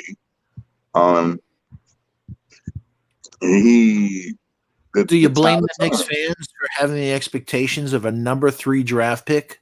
Do you feel his output and production, even though he's a rookie and going into his second year, because he didn't play a full rookie year, that his production and output is that of a number 3? And then can you envision him being, usually you say number 3, that's going to be a key cog in our future. How do you, with that shooting? I mean, my thing is this: you're talking about the future, and you're already turning the tides on him in 12 games in his second season. Nobody said trade him. Everybody's talking about what he's doing. I'm just saying, but going into the season, everyone was so high on RJ. No, they weren't. He's the golden child. Well, But other he than shot Chuck, like this Chuck, last year. Chuck ain't high on nobody. So no, but he shot like this last year, Kev. Huh? He shot like this last year. But he was still the golden child. RJ could do no wrong in a lot of people's eyes. Because they consider him a dog. They like his attitude, but exactly. his game is not showing. And I said this. His game is not showing the dog. His face is, but not. I said this at the beginning of the season. I said, once RJ starts to be bad, they're going to turn on him like they turned on Kevin Knox. Hey, but let me ask you a question, though. You think that the fans should be patient for somebody who just missed 21 out of 23 threes, and before that was 0 for 21 threes, that we've seen guys go into slumps, but you don't think that... 1 for 49 out of Indiana in threes. 1 for 49. And he's 2 for 22 at Madison Square Garden this year. You don't think those numbers? I'm going to give you an example, and I'm not comparing the pedigree at all. Okay. Not doing it. I'm going to start this statement off by saying I'm not comparing the pedigree. But the greatest shooter in the history of basketball started this season 2 for 25 from 3. I'm going to let that sink in. The greatest shooter in NBA history, so says some, Steph Curry started the season off 2 for 25 from 3. But don't his resume say he can do that after 8 years? What did I just say? I know, but that's what I'm saying. His 2 for 25 is a whole lot different from RJ's 2 for 1 for 49. All I'm saying is to relax on our kids. Now, if anyone should love to see, here's my thing. Do you know how long? I have waited for people to turn on RJ. You know how many times tonight I've watched 3 different Knicks shows You know how many times people have said they want to give Kevin Knox RJ shot? Do you know how long I have waited? You know how long I have waited to hear this? Well, But he deserve it. I'm just saying, but do you know how long I have waited to hear this? Because people were so low 3 days ago. God of Ralph, God of Moses and Elijah, I don't trust Kevin Knox to do anything. And now people want to give him RJ Barrett shots 2 days later, or 3 days later. So, I mean, I'm just saying this on a side note. That means that's I've the better RJ. RJ's gonna be fine. RJ can do a lot of things on the basketball court at a high level. But shoot, His shot's not falling. He'll be a better shooter. He'll be an average shooter, hopefully. And even when he's shooting bad, he's still getting 20. So imagine when he shoots average. Yeah, but there's a price for his 20 from an inefficiency standpoint, the flow of the game, everything. How many times he get 20? What do you mean he's still getting 20? He's gotten 20 a couple of times. He's averaging less than 20, so it ain't like he's getting 20 like that. I'm just saying he's probably gotten it at least 3 times this season. 3 out of 12. 25%. Just saying. I think he scored in double digits every game. I know that much. I'm a beg to differ. He had one game where he scored 9. He went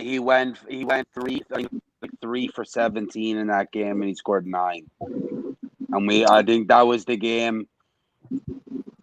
That was the game against. Was it who the first team to blow us out?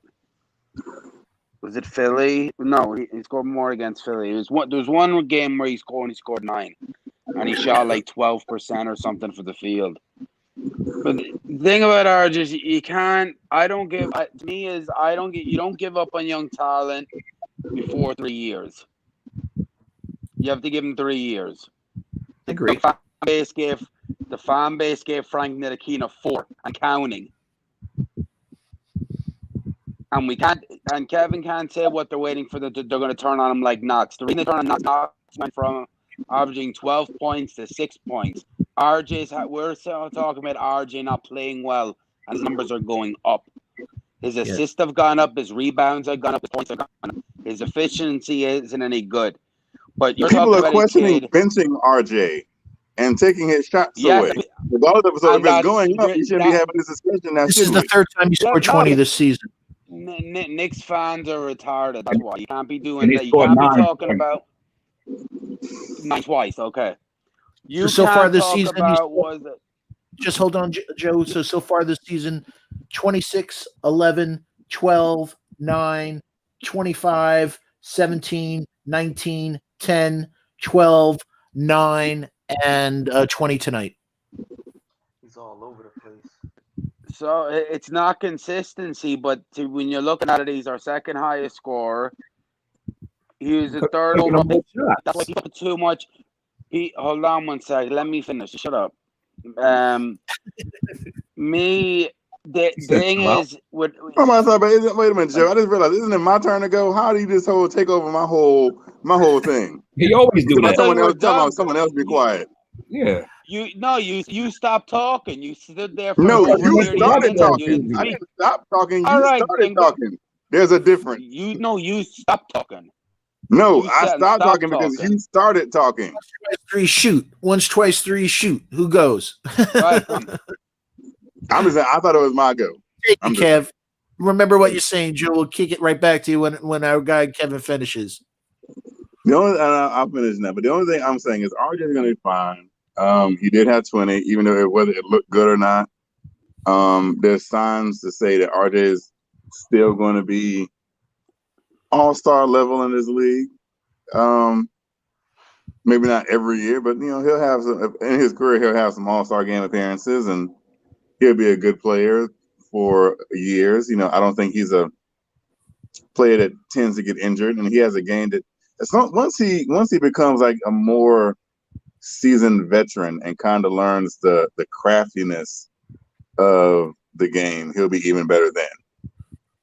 That's what RJ needs to do. He needs to really learn how to be crafty. I'm gonna think of a really good crafty wing player. But go ahead. Okay, you finished? So Yes. Okay, just 1 second, Joe. Just a quick shout out. Are you sure? Just a shout out to the legendary who's Mark, who's in the chat tonight. Hey Mark, I don't have the keys as you know to get you in here, but I love you, buddy, too. Thank you for the kind words, man. Feel the same way about you. Take it, Joe. So there's talking about benching RJ, which is ridiculous. Number one, who are you gonna replace him with? You're gonna put Rivers in there and let him start beside Payton and put Bullock or Knox at the 3. That's number one. Who are you gonna replace him with? He's our second highest scorer. Mere hinted. Yes. See, the problem with the Knicks fans is he was a third number 1 pick. So they put crazy expectations. You got to look at him and you got to look at his first year was under terrible coaching staff. He went and out of his rookie contract decided to get money together, pay for a shooting coach, which is not working out too well, but went and paid to get a shooting coach to travel with him to get a shooting number to help with his shooting. It hasn't worked. The form looks better, but nothing's dropping. RJ you need to give these guys time. That's why. What do you think? That's why nobody wants to come and play New York, because after a week, everyone's ready to trade him. That's the problem with the Knicks. People don't want to come here. Guys don't want to be here because the fan base and everyone's looking to trade them once they have a down stretch. Guarantee if RJ goes for 25, 3 games in a row and his down stretch lasted from last year. But you got to give him. He didn't have a full first rookie year. His rookie year was cut short. John Morant didn't either. Thank you. There's a difference between John. There was a big leap in that. When you look at that draft, there was Zion, John Morant, and everybody else. Yeah. When you look, Hero didn't. Yeah. Just a shout out to Sima Singh. Look at who Hero's playing with. Hold on, Joe. 1 second. Who Hero's playing with. Don't matter. Winslow was playing with that same mob. They traded him. Thank you. Not with the same roster. Winslow didn't have Jimmy Butler. Yeah. Hey Chuck, I'm going to come to you in a Butler's Jimmy Butler. But matter of fact, Jimmy Butler, Sima Singh, who I have great respect for, and Sima, please come on this video. You've been dropping wisdom for a long time in the chat, but we love to see you on the video. He says RJ needs to play like Butler. He needs to let the game come to him. And I think that's true. And I think that's the mark of, what happens in a second or third year, the game slows down for somebody. He's still pretty much a kid, meaning a rookie in a lot of ways because of what happened in the first season with this terrible virus that threw everybody off. But I agree with you. We'll let the ball come to him, but I don't know. I think he's going to need to get a hand transplant, though. I don't know how he's ever going to have touch on his shooting. And when you look at Butler, and here's an example. Everyone's talking about athleticism and speed and footwork and everything. Look at Luka. Luka doesn't have any of those things, but he has the moves because he was playing professional ball from the age of 14 and was ready coming in. That's what Kevin was saying about a savvy player. Yeah, needs to have RJ doesn't have the athleticism. He doesn't have the speed. He needs to have learn the moves. That's why I'm advocating. He needs to get on the phone with Carmelo Anthony and start learning works in the mid range. He's going to be the type of player. He's going to be like a DeMar DeRozan. He has problems driving right. Oh, no doubt. No doubt. Hey, Tyreek Singh is the beginning of his second year. You got to give it time. He must have learned that in AAU. That's AAU right there. Yeah.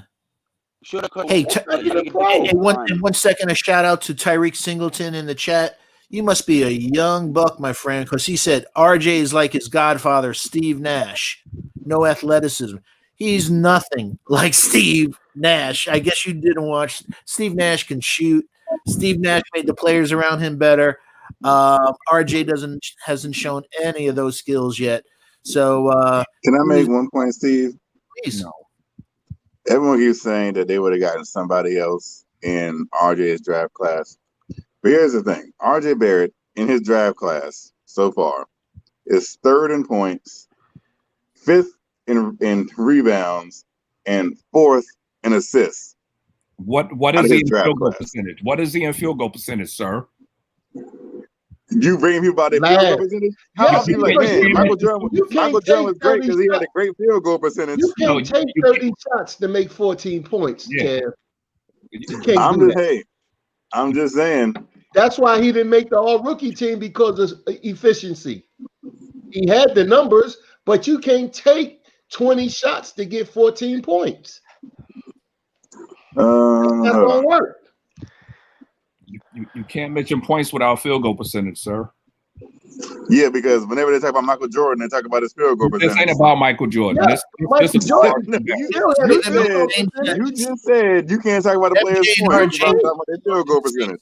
But look, Mike still shot 45% from the field anyway. I'm just saying about Chuck. Well, I'm just going by what Chuck said. No, but that's not good. That's not good. No. Chuck said you can't talk about the players' points without talking about their field goal percentage. You don't have to say it with Mike, because Mike shot good from the field anyway.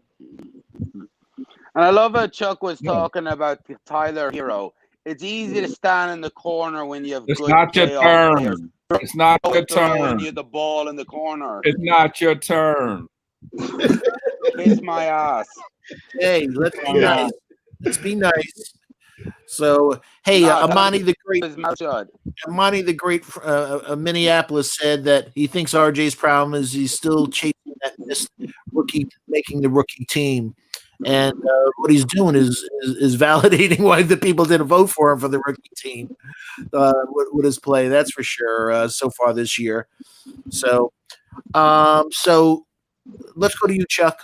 We're going to talk about Austin Rivers. First half, no points, 4 rebounds, 4 assists, no steals, no blocks, no turnovers. He finished the game with 8 points, 3 for 10 shooting, 2 for 5 from 3. Didn't get to the foul line once again. He never gets to the line, that guy. Thank God he only said to shoot 64%. 6 rebounds, 4 assists, which means he didn't have any assists in the second half.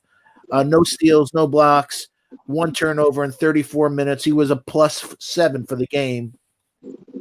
But just my notes on him tonight. Misses 3-pointer from pass from RJ, who gave up an open 3. And you can understand what he was going through. Passes to Randle, who misses a 3-pointer.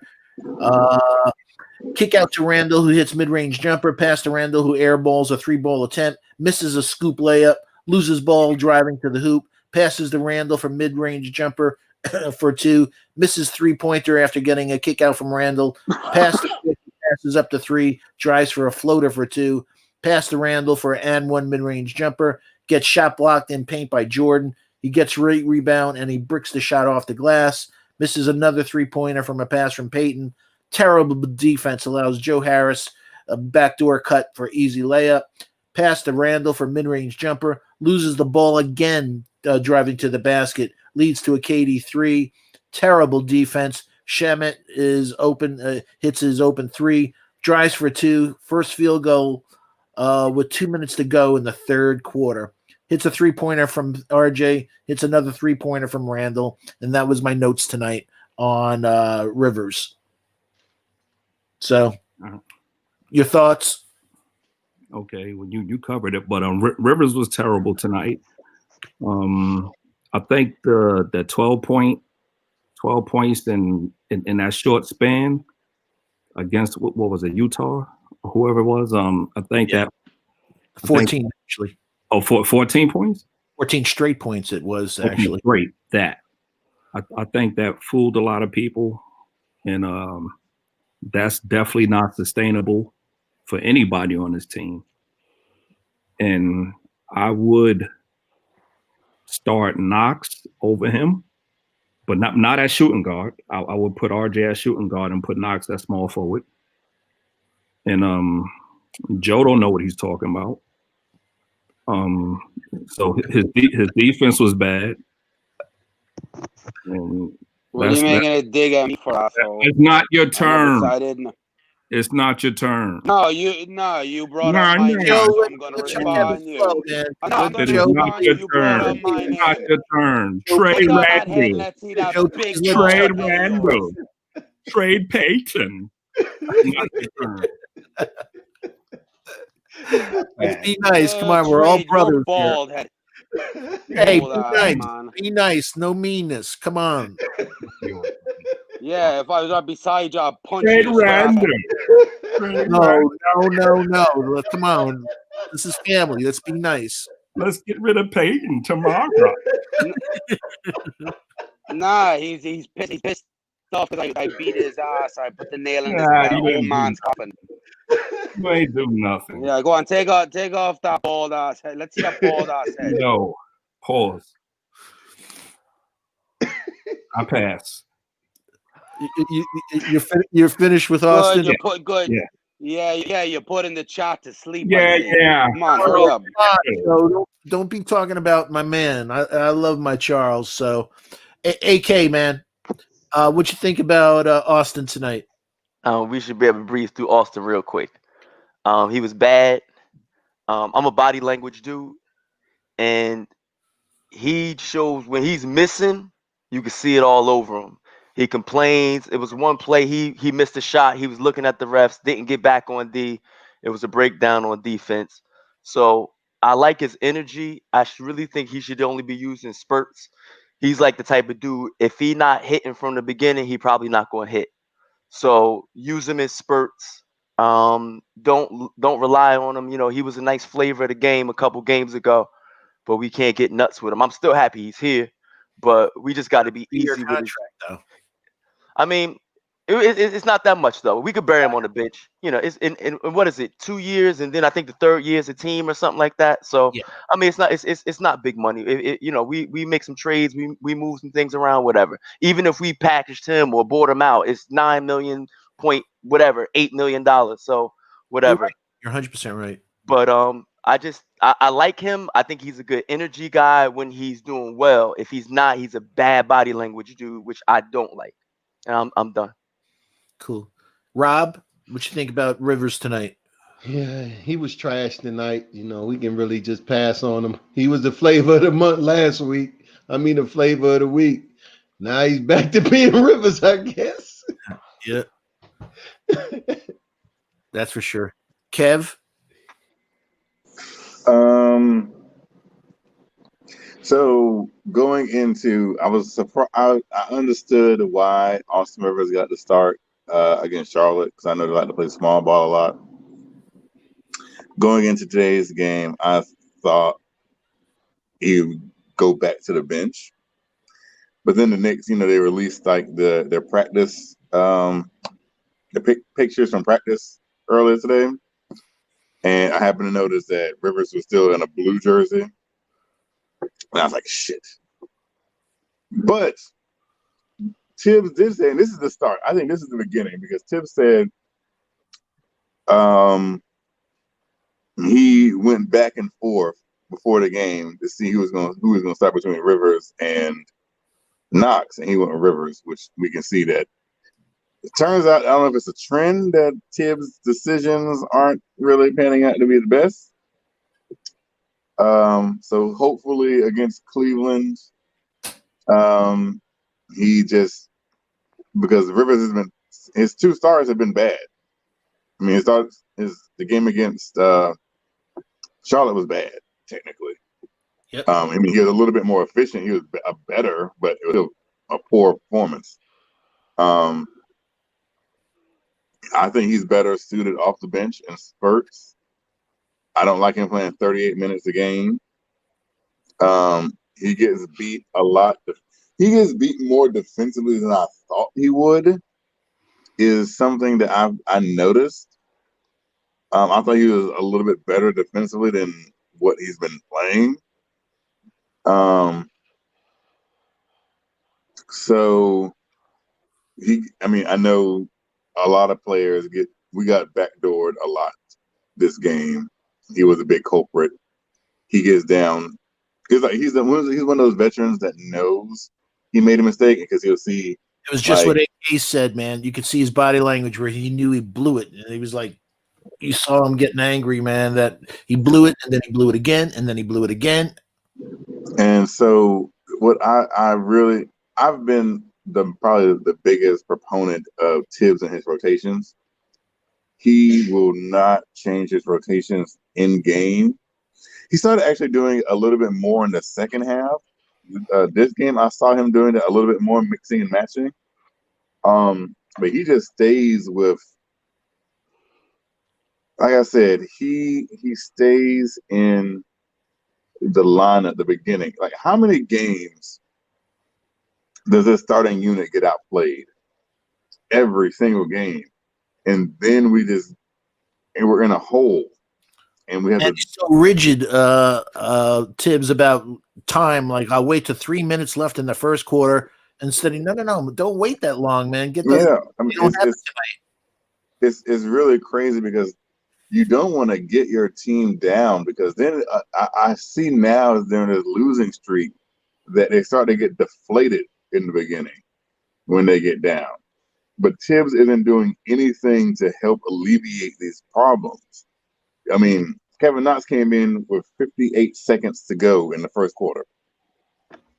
58 seconds to go is when Kevin Knox came into the game for the first time. Quickly didn't even come in the game until about 3 minutes, and Noel came in at like 2 minutes.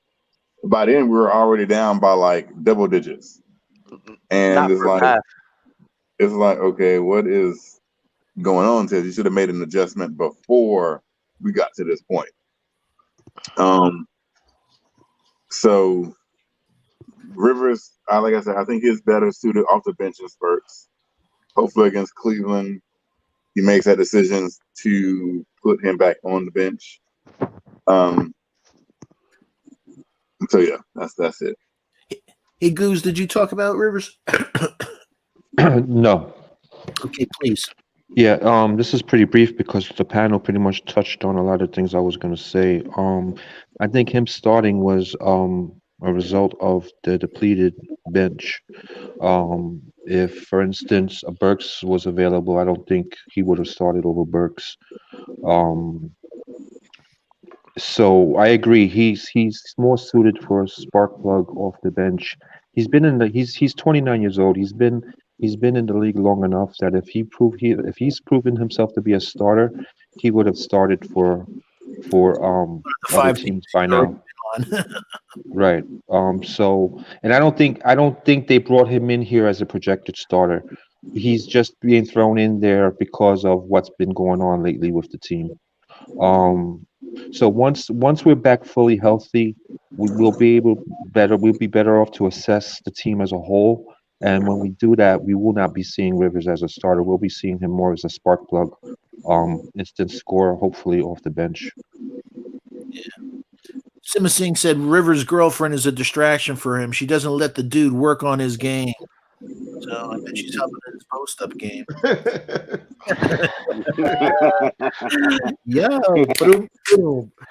So let me just do a quick shout-out to my family, John B., Juju92, Brian Batista, Thick, Teddy Flat again, man. I want you back on this panel soon. D. Chan, Brooklyn Belly, Kodak Logs, Manchild, let's see, Glenn Greenstein, Rascal 109, and again, Sima Singh, please, will you come on here one of these days? I just love your takes. We have 124 people at about 1:30 in the morning. We have 73 likes. Please, do me a favor. Show some love to Freezy, our man, and show some love to the old Sly Fox. Hit those likes, subscribe, remind the bells so you don't miss out on any Knicks at Night and Knicks Morning Drive broadcasts. And please share the link on your favorite social media platforms so we can grow the Blarns Tears family. And thanks again for helping us get over 1,240 subscribers. 1,500 here we come. We greatly appreciate it. And as always, a special shout out to the best mods in the land, Sima Singh, the new Knicks, and Bodega Wi-Fi. We appreciate all you do. AK, I'm coming to you. Julius Randle tonight. So Randle in the first half, 17 points, 3 rebounds, 2 assists, 1 turnover, 2 personal fouls. You finished the game with 30 points, 13 for 25 shooting, 2 for 7 from 3, maybe a little too many from 3 tonight, 2 for 2 from the line, 7 rebounds, 5 assists, 2 steals, no blocks, 2 turnovers, which means he only had 1 turnover in the second half, 3 personal fouls. He was a +3 for the night. Take it, AK. Randle is our only firepower consistently. So like we can't even talk about trading him, doing nothing with him, nothing like that. We just got to let this man cook. Do I believe he's a legitimate number 1 option? No, but on this team, yes, he is. He's a legit number 1 for our team. So we gotta let him cook. If it wasn't for him in that first quarter, it would have been a blowout. Going into the second quarter, it would have been a blowout before we just lost it all at the end. I want to say the 5-6 minute mark of the second quarter. If it wasn't for him, we had nothing going. He was cooking in that first quarter and into the second quarter with, KD in front of him doing whatever. People like to call him an empty stat guy. I don't necessarily agree with that. I do think he does make the guys around him a little better, but he's our primary scorer. So they should either be feeding him. He's doing the things we asked him not to do, which is stop spinning and to feel the pressure and kick out. So he's doing those things. So I don't really know how you could complain about Julius handles right now. So, you gotta let that man cook. I really think if it wasn't for him, we get blown out of every game we had because there's nobody in the house that's gonna replace his scoring, not even close. Knox coming on, yeah, but nobody gonna give you 25 to 30 every night at his clip. +10, +5 or 6 assists. Yeah, like he had a couple of games where he was close to triple doubles.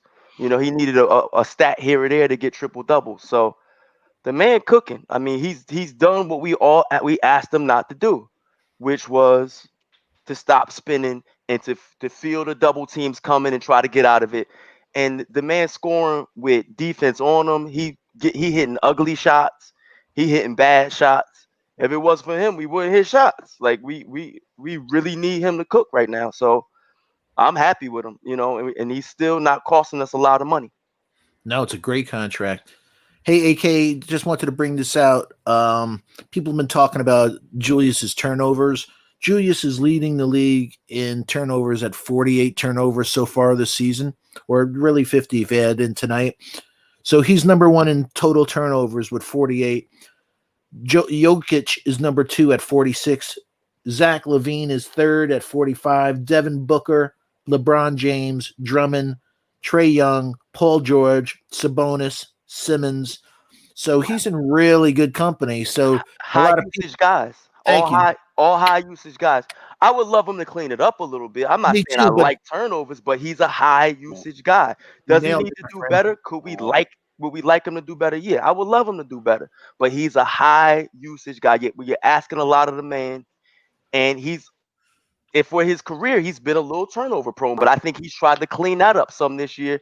Definitely not and feeling the pressure and kicking out a double team. So everybody you mentioned is a high usage guy, a high output guy, 20-something a night guy. Go on mute, please. Yeah. Man, your hoops, man. We're brothers. You're reading me all the way. Anytime you're a high usage guy, so all these people that are coming down on them, it's like, yo, man, look at all the people in the league like that, and you're gonna have turnovers like that. So, like you said, clean it up.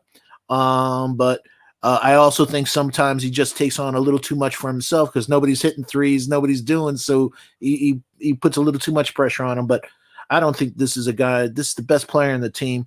There should be no thought to trade this guy at all. So we average 87 points a game without him on the team, maybe less. I know. Rob, your thoughts on Randle tonight? Oh, Randle balling. He's straight up. He give it to you. He give you his all every night, and tonight was no different.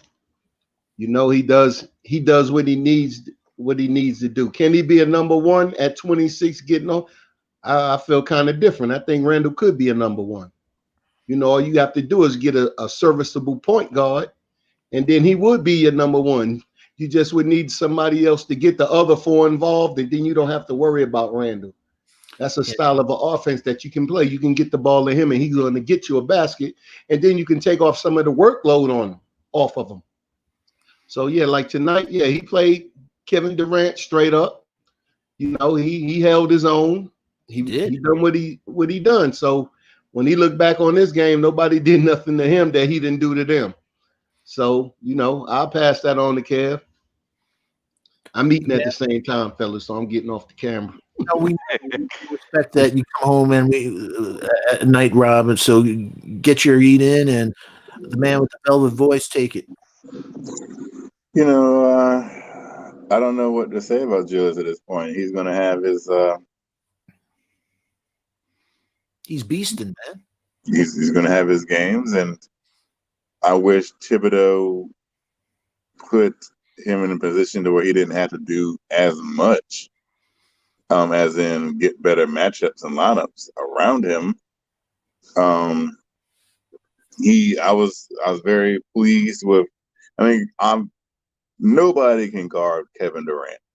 I think that's like saying water is wet. So he did an admirable job guarding him tonight. He took on a challenge. So yeah, he had a typical Julius Randle game. Okay, that's about it. All right, we're gonna kick it to you, Goose. Hey, okay. One of the things that I'm curious about, I'm a little concerned with, is that a lot of Knicks fans debate about whether we should trade Randle or not trade Randle under the assumption that it will be the Knicks looking to trade Randle. We're going to be the one shopping for him, let's say. And the consensus right now is no, because he's the primary scorer and best player on our team. But let's say, for instance, a team in playoff contention loses a power forward. And at the same time, there's inner rumblings in Randle's head that the Knicks are not outwardly trying to better this team. They have cap space, they have draft picks, they have young players, and I see it's already mid-season and they're staying pat. If a playoff team that needs a power forward comes knocking on our door, it's different than if we go and actively shop Randle around. We've decided we're not going to do that because Randle's our best player. However, if a team in need actively comes knocking on our door, are we going to feel that same way, especially if they start offering big packages for Randle services after midseason, and we can see we're not going nowhere. Leon hasn't made a move to improve the team. Next year is Randle's third and last year. We have to make that decision if we're going to sign him after that. So it's not necessarily only about whether or not we're going to shop Randle. What if teams that need Randle come knocking on our door? We then have to answer that question as well. Are we still going to be as adamant on not trading him? We right now, fans are saying, no, we're not shopping him. But it's a two-way street. We can either actively shop him or we actively pick up the phone when other teams start calling us because they're in need all of a sudden of injuries or whatever it may be. Yeah.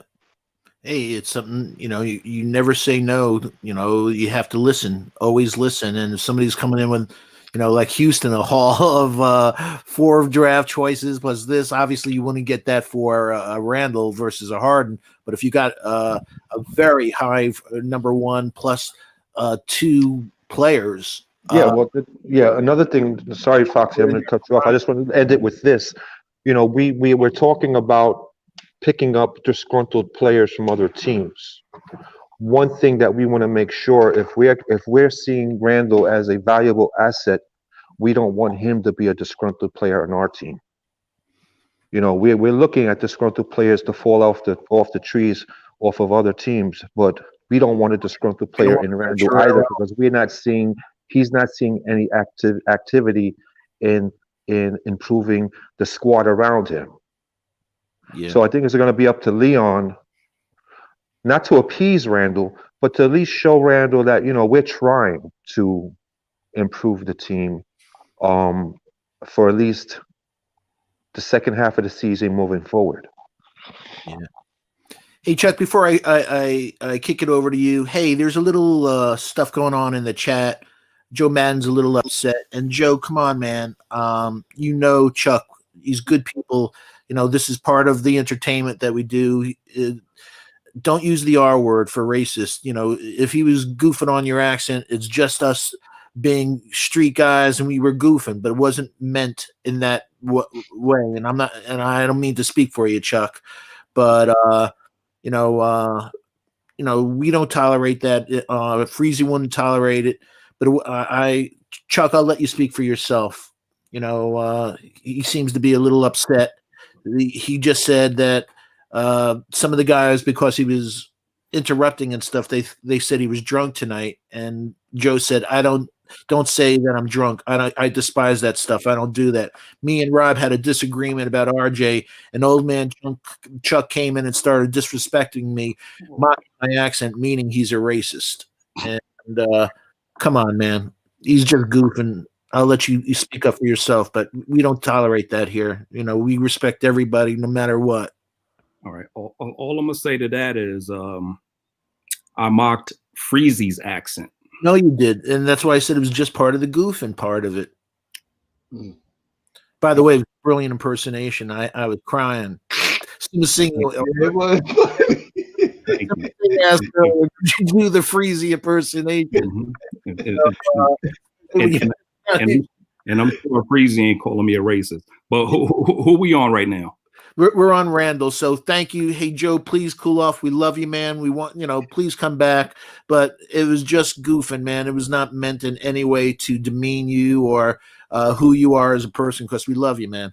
So take it, Chuck, on Randle. Okay, Randle. Randle is the cornerstone. He's the engine. Without Randle, this team is terrible. And two turnovers, that's real good for Randle with his high usage. And I agree with Kev. Only one in the second half. Oh, very good. And I agree with Kev about he played Durant good. I didn't think that he should be on Durant, period. But he did a good job for somebody that's not too quick of foot, and Durant being one of the best offensive players ever. But what else? What am I missing? Joe got me on something different. I'm done with Randle. Cool. All right. Cool. So we're gonna switch up, and I'll stick with you, Chuck. Let's go to Mitch. Mitch had 8 points, 8 rebounds, no assists, no steals, 1 block, no turnovers, 2 personal fouls in the first half. And he finished up with 10 points, which means he only scored 1 basket in the second half. 5 for 8 shooting. Didn't shoot a 3, which was shocking. Didn't get to the line, which is a normal thing for these. Our 5s never get to the line, man. He had 11 rebounds, 2 assists, no steals, 2 blocks, 1 turnover, 2 personal fouls in 33 minutes. He was a +7 tonight. But I did say a few of my notes was, man, did he get posterized by Jordan on a dunk? Yikes. And just he's not blocking out a lot. So he had some technique problems, but take it on Mitch. Well, he kind of, him and Jordan was a wash. And 5 for 9. That means he missed the 4 layups. Word. Yeah, right. 12 rebounds. That's he played above his average there. He was pretty solid across the board. What pretty much what you expect from Mitch. That's it. Okay. Goose, you want to take it? Yeah. And in terms of not Mitch, but also I'll throw in the Nerlens Noel. That's the 5 position in general. on the Knicks. They're really outside of lobs or some offensive rebounds or there's no offensive threat from our 5 position. Zip. Aside from lobs or like I said, rebounds or just something really, really close to the rim. And it's really easy to zone us when you are, or even double team our star player when you're not worried about the 5 outside mid range and beyond. So I think at some point they're happy with Mitch's defense. It seems they're happy with his rebounding offensive and putbacks. But at some point they're gonna need his offense to expand at least into the mid range and show a little bit more diversity in his offensive game. I mean, Gotta if not keep the other this team year, honest.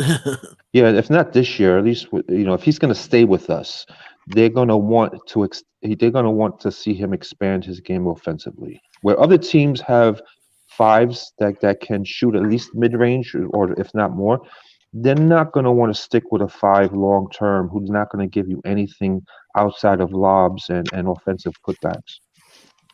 But other than that, I'm happy with Mitch. He's the best defensive center that we have. Nerlens pretty much gives us defense on spurts. Nerlens really hasn't shown us anything offensively, but in overall, I'm happy with Mitch's game. For what he's able to give us, I'm happy with his game. I see improvement from last year, especially in reducing his fouls. Yeah. He's not trying to block everything around him, which was getting him into foul trouble. He's not trying to he's letting his teammates defend their players rather than him sliding over and trying to assist and then causing fouls that way. So I see improvement in his defensive game from last year. So overall, I'm happy. I just like to see him be more of an offensive tool for us. Yeah, and At so some on point. top of what you were saying at the 5, we usually don't go over him, but Nerlens was 2 points, 1 for 1 shooting, didn't get to the line, 3 rebounds, 1 assist, 1 steal, 1 block, 1 turnover, 1 personal foul in 15 minutes, but he was a negative 12. So just a thing. Hey, Kev, you there, man? Cool. Rob, you want to take it? Okay, yeah, Mitch. Oh, yeah, I wanted to address what Goose said. Look, at that 5 position, you look around the league, too many scoring come from that. The Lakers won a championship without the 5 scoring. They had the White, and then Golden State won a couple of them without the 5 scoring. Cleveland won a couple of them without the 5 scoring. People are starting to look for offense at that 5 spot.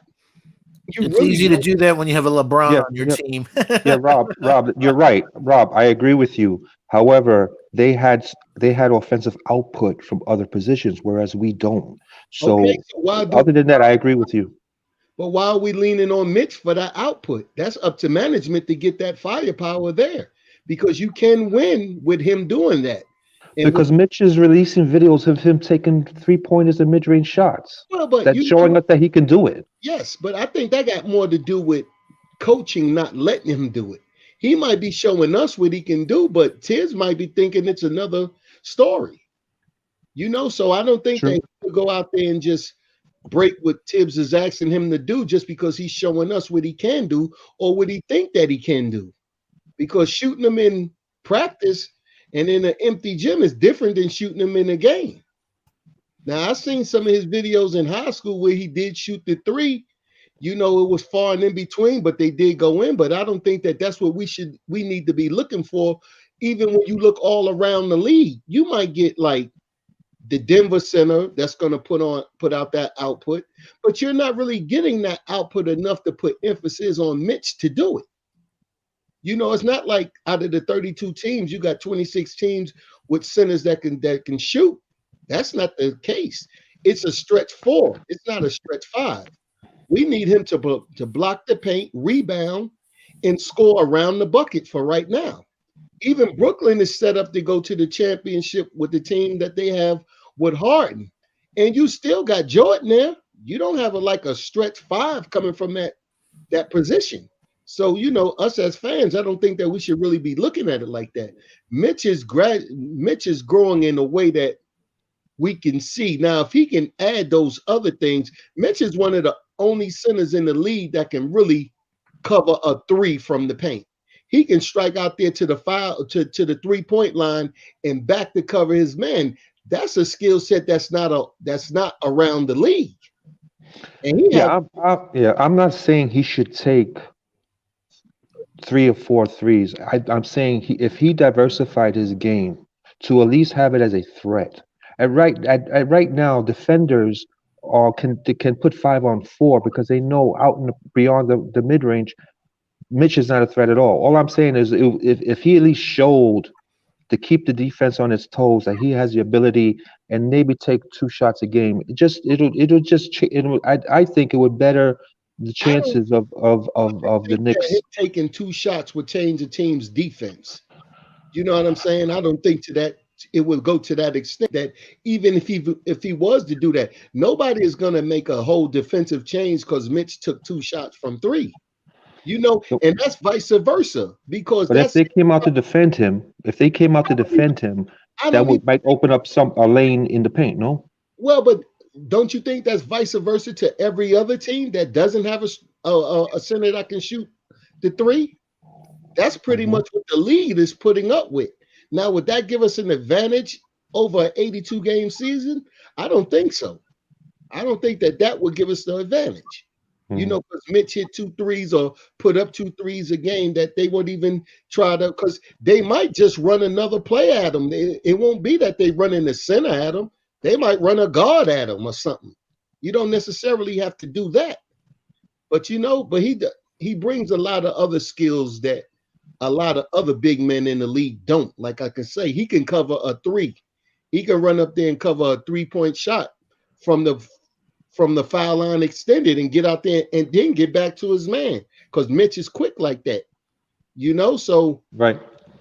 I think that it's better for us to look at him in that light other than how we see him in the video until it's shown on the floor. Now, Tibs said that it's coming. So let's see exactly what's coming. But right now, it's not ready to be unleashed. Now, you just say, for instance, Nick, Mitch start putting around that 3-point shots and they go in, and then we have to sign him. We just doubled Mitch's money just on that shot to at least 50 million plus, because that's a skill set that somebody else want to use. So if we can hide it until we develop it, and then that's a crazy concept. So hey, look, let's hide his offensive game for a year. No, I'm not saying that. I'm just saying that you develop it. Hey, the conspiracy theorists might say anything, but I'm just saying if we're developing it, and it's not for the game yet, but we're gonna use it. Like Tibs said, it is coming. So let's wait to see exactly what it is. It might be a jump hook. It might be anything. We don't know. For instance, if it's most definitely going to be a 3. So let's wait and see. Let's be patient. That's all I'm saying. AK, what's your thoughts on Mitch tonight? I agree with most of what everybody said. I can't hear you. There you go, my friend. I agree with most of what everybody said, but I think one of the things with Mitch offensively is I think they miss him a lot. I think they miss some more opportunities with screen and rolls, lobs, just passes off the mark, and just not like there's so many times I see him go to the top of the key, set a screen and roll, and they look in the other direction, and he's just like rolling for nothing, like he'll always come up and he's willing to set the screen all the time. But a lot of times they don't reward him with the lob, but they don't reward him with the pass. So whereas I don't think he should be shooting threes at this point, I think that they limit his opportunities by missing them. I just think they don't look for him enough. And especially with today, even the other night, I think when we played Charlotte, they're a small team, they're an undersized team. We should have been lobbing on them all night long with the pick and roll with Mitch. 6'8", 6'9", yeah. So we should have been taking advantage of that, but I think they just don't take advantage of the opportunities with Mitch. So he can flourish a little bit more. It's not it shouldn't be a big deal for him to put up 12 a game, 14 a game, just off of lobs and garbage. You know what I'm saying? Putbacks, rebounds, lobs. He should be able to do that, and I think that'll keep us honest. Yeah, My man Goose. You touched on something earlier about the inaccuracy of our point guard passes. It drives me crazy that instead of getting the ball where they got to go here and then readjust on lobs is just off, Yep. and again, those things don't show up in a box score, but when you're watching, it's like, man, can't you got to get more accurate on those passes. And Mitch has good hands. Like Mitch really does have good hands. Like you put the ball near him, he'll flush it. He'll flush it. But like kind of what Goose was saying, like I don't believe he needs to move out because think about now, granted, Brooklyn's got way more shooters than us, but DeAndre Jordan parking down the paint don't hurt them at all because they got the shooters to support it, and they find him when they need to find him. And he plays his role.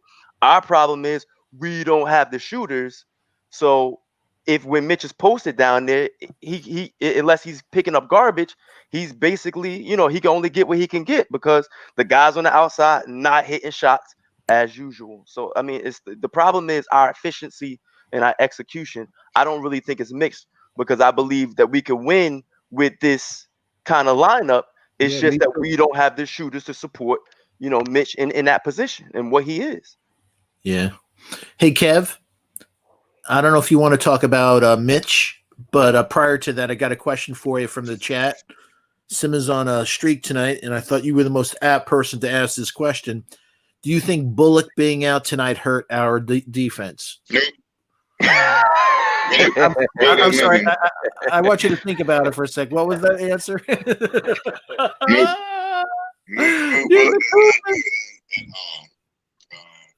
Your audio's off. This is listen. For the last 2 games, even though we lost, this is the happiest I've been because I don't got to see Reggie Bullock on the court. Bullock is the thorn in my side. He is just god awful to watch. He does nothing to help winning on this team whatsoever. You're gonna like him. You're gonna like him when he's back in Knox. So when I want him sitting next to Theo Pinson. Your mic all game long. You're gonna like him better when he coming behind Knox. I want him cheerleading next to Theo Pinson. Yeah. I don't want him to take off his warm-ups at all. Hey, Kev, do you have anything else on Mitch? Otherwise, I was going to kick it to you for Knox. I mean, Mitch played good. He kind of got bodied a couple times. Hey, your audio is going on and off. Is your mic okay? Oh, I'm sorry. I think my hand is in the middle. Thank you. Cool. We want to hear every word you say, my friend. No, he got bodied a couple times by DeAndre Jordan on a couple putbacks by Jordan. That's about the only thing that really stood out for Mitch. I know he had like 8 rebounds like the first half, and had like 4 the second half. That's about it. Okay. All right, then let's go back to Knox. So Knox, first half, 6 points, 1 rebound, no assists, no steals, 1 turnover, no personal fouls. Finished the game with 13 points, which means he scored 7 in the second half, 5 for 6 shooting, 2 for 3 from 3, 1 from the line, 2 rebounds, no assists, no steals, no blocks, 1 turnover, 2 personal fouls in 24 minutes. He was a -7 on the night. And just my notes from him tonight: hits a high corner 3 from pass from Payton, hits another corner 3, and is fouled after a kick out by Noel. He hit the foul shot, gets fouled going for a rebound on a Payton brick. Travel call, trying to make his shot. Doesn't put a hand in Katie's face. Katie drains a 3. Immediate timeout by Tibs. Knicks down 52-38. Hits a corner 3 from a nice pass from Quick. Terrible Matador D and an N1 on Cabarrot. Drive for 2 from pass from Quick. Another stupid foul on a 3-point attempt. He has to lead the league in this stat. Does it all the time besides stepping out of bounds. Misses in-out corner three from pass from Payton. Hits a beautiful step-back mid-range jumper from pass from Randle. And I said it earlier, I've never seen that in his game. I hope he does more of that. So please, what's your thoughts on Knox?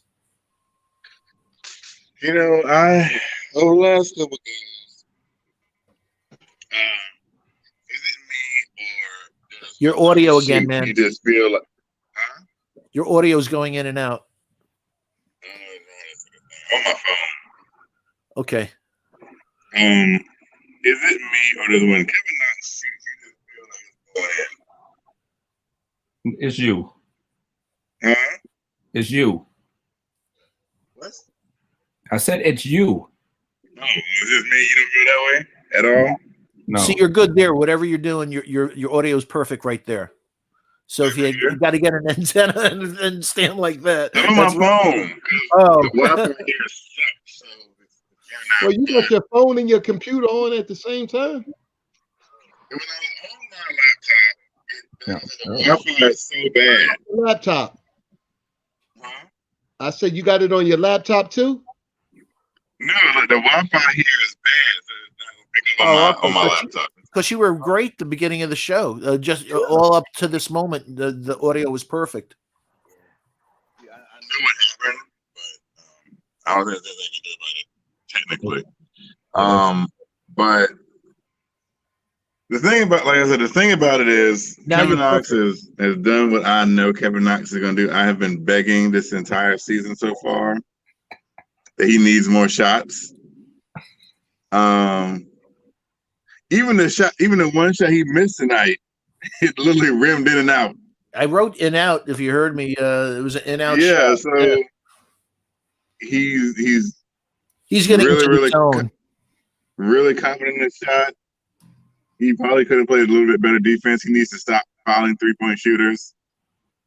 I like the fact that he's driving to the hole. He got one layup, maybe two. I don't remember. It was one or two layups. He tried when he did a travel call. He was trying to drive to the hole, which is good. I like to see Knox do other wrinkles in his game to be more well-rounded.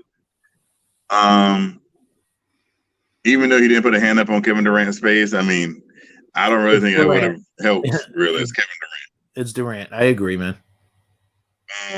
So I'm very pleased. What's more pleasing to me than anything is the vindication that I feel like I'm getting from people who say that Knox should be starting and not staying. That's just what I just feel a lot of vindication because I have come on here every night.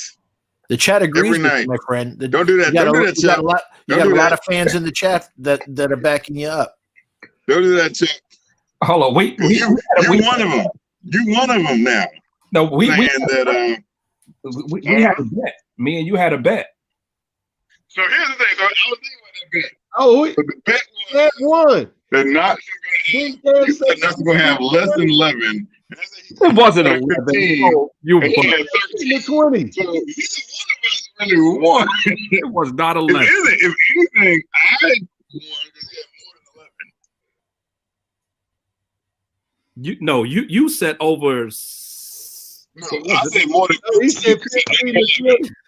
He said 16, right? No, I said 15 to 20. 50. All right, yeah.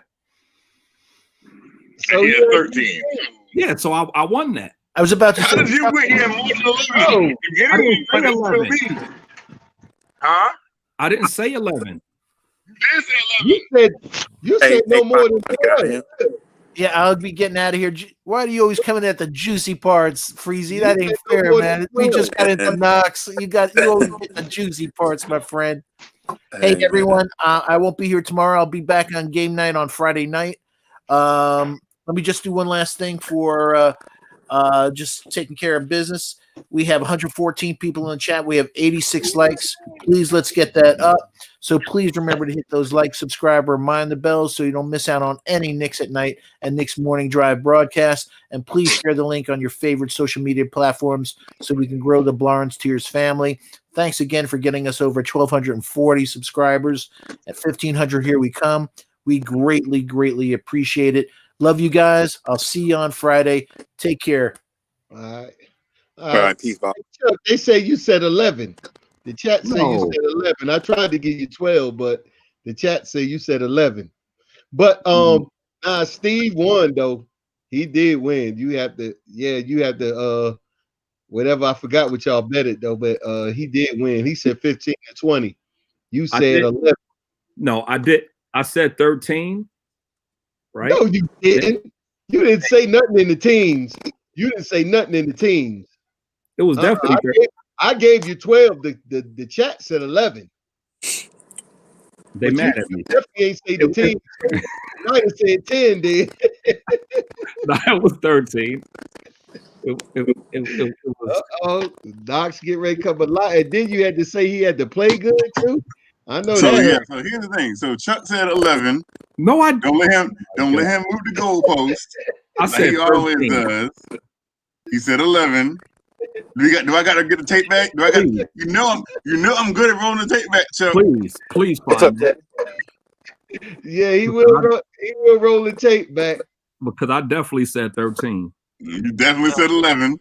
Hey, look, because I was listening that night. I think he said No, because you were saying he was gonna have more than such and such. And then I was like, no, you're not. No, because he was like Durant was gonna have the most, but he said Knox was gonna get from 15 to 20. He definitely said that. I heard him. He said that. Oh, somebody look, whatever you said, you still lost because look, they try to boost you up to 13, but didn't he have 13? No, he had 15. He had 15? Oh, yeah, I think he had 15. No, he had 13. Yeah, but here's the thing. The bet was Chuck said he was gonna have no more than 11, and I said he was gonna have more than 15. What are you looking? I'm looking at the tape now. So give me a minute.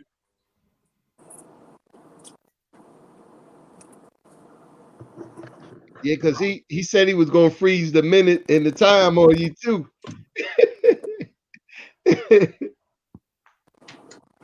Yeah, but Chuck, you definitely didn't win. I ain't think that you definitely didn't win. Nah, I said he won't have over 13. No, you said 11. These lies that Chuck. All right, try to prove me wrong. I'll take 1 L for the year. You already got one from the other night. Never. He ain't gonna never hold that up. I think they said I heard Joe come over here. He said he got you one night on the. He told me and Legion that he told me and Freezy he got you on the Legion on something. Let me explain that, right? The debate was about Quickley and Obie, right? So basically, I was basically saying why those two were overhyped. So it didn't matter who was against me. My words was going to be judged. The other person didn't have to go. People was going to disagree with my take, period, about Quickley. You know what I'm saying? So it don't matter who was across from me. They was disagreeing with me anyway because they already anointed Quickley and they already anointed Obie. But somehow I pulled the Obie one out. Oh, man.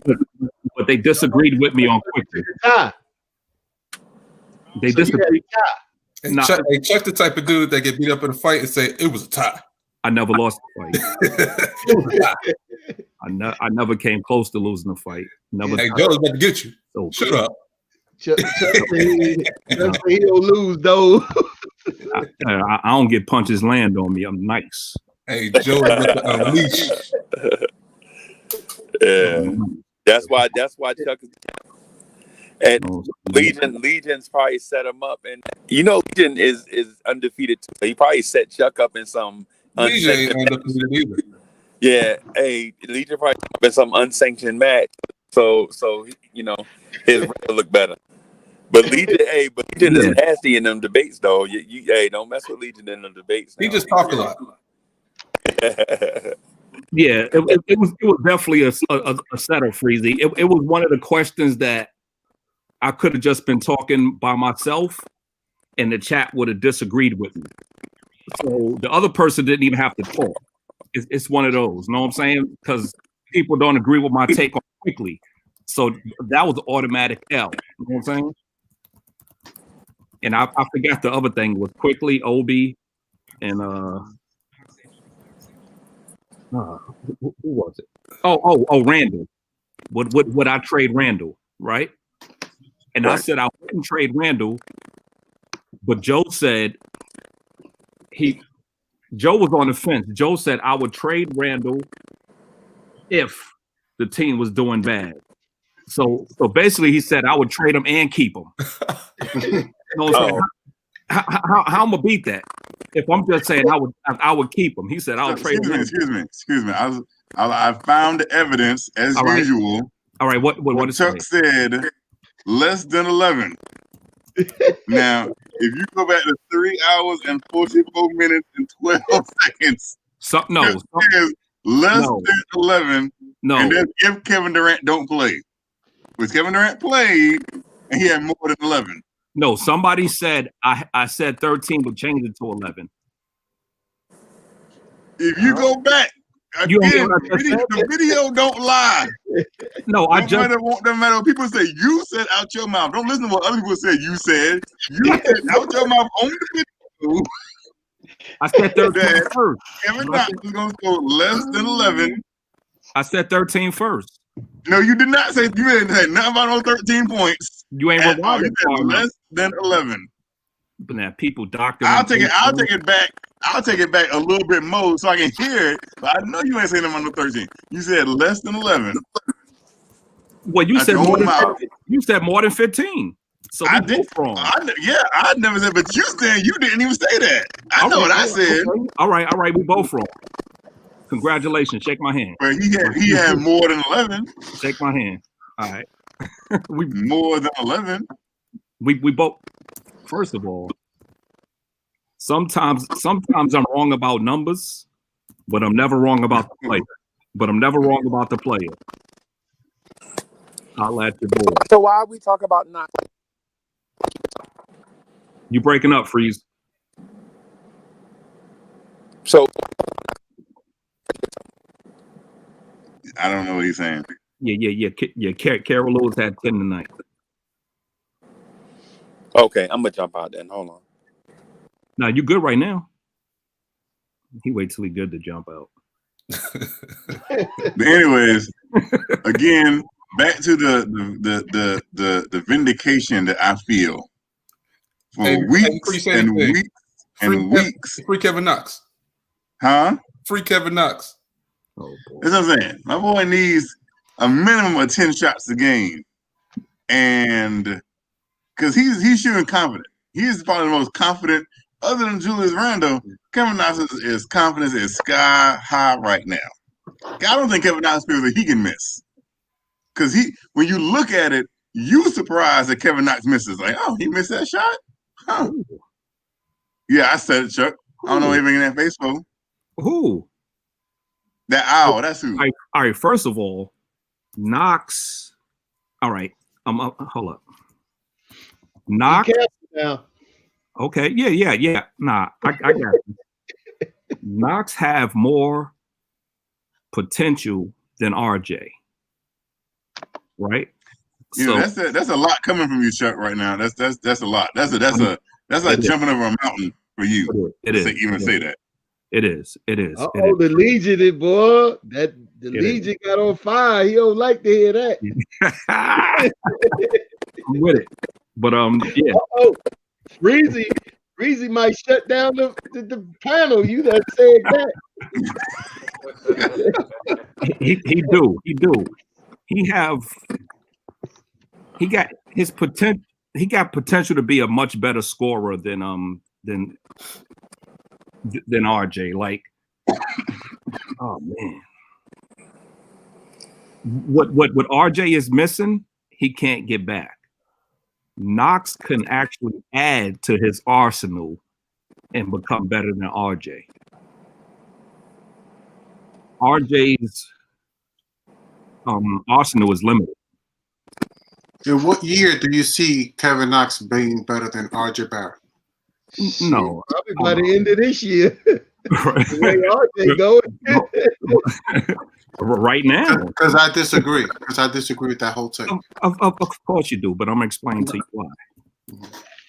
Right? I just don't think Ralph likes Kevin Knox at all. So that's not true. That's not true. I like definitely not. You think he should still be on the bench and he's, complimentary, but everybody agrees. Well, everybody agrees that Kevin Knox should be starting. Mm-hmm. But Kevin, not everybody has been agreeing with you. I've been listening to everybody's take about Kevin Knox, and everybody has been agreeing Kevin with Knox you. should be starting right now. Right now, who doesn't think Kevin Knox should be No, starting? I trust Tibs. I like his growth, and I give credit to Tibs for the way he is playing right now. And I'm not going to change the approach of what Tom Thibodeau is doing. So if it's working, on Friday, if they call that starting lineup and Kevin Knox is in it, you gonna have a problem with it, or you gonna trust Tibs? No, I'm gonna trust Tibs. All right. Okay. Here's the thing, Ralph. If Knox took 16 shots a game like RJ, he would easily average more points. But the thing is, you have to work to get him those shots. That's the difference. RJ gets them shots on his own. Mm-hmm. Know what I'm saying? So if you based your offense around getting Knox those shots, he would easily average more than RJ. Much better shooter from everywhere. It's not hard. So what year do you see Kevin Knox being better than RJ Barrett? It might never happen. But I'm saying he has the potential to do it. You know what I'm saying?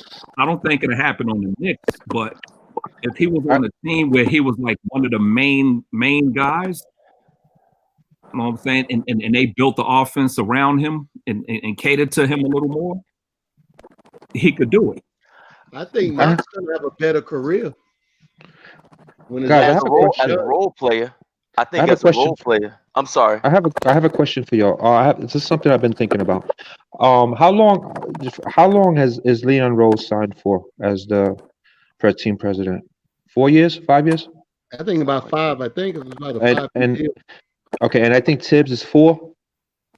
I think Tibs is 5 too. Okay, all right. So let's use 5 years.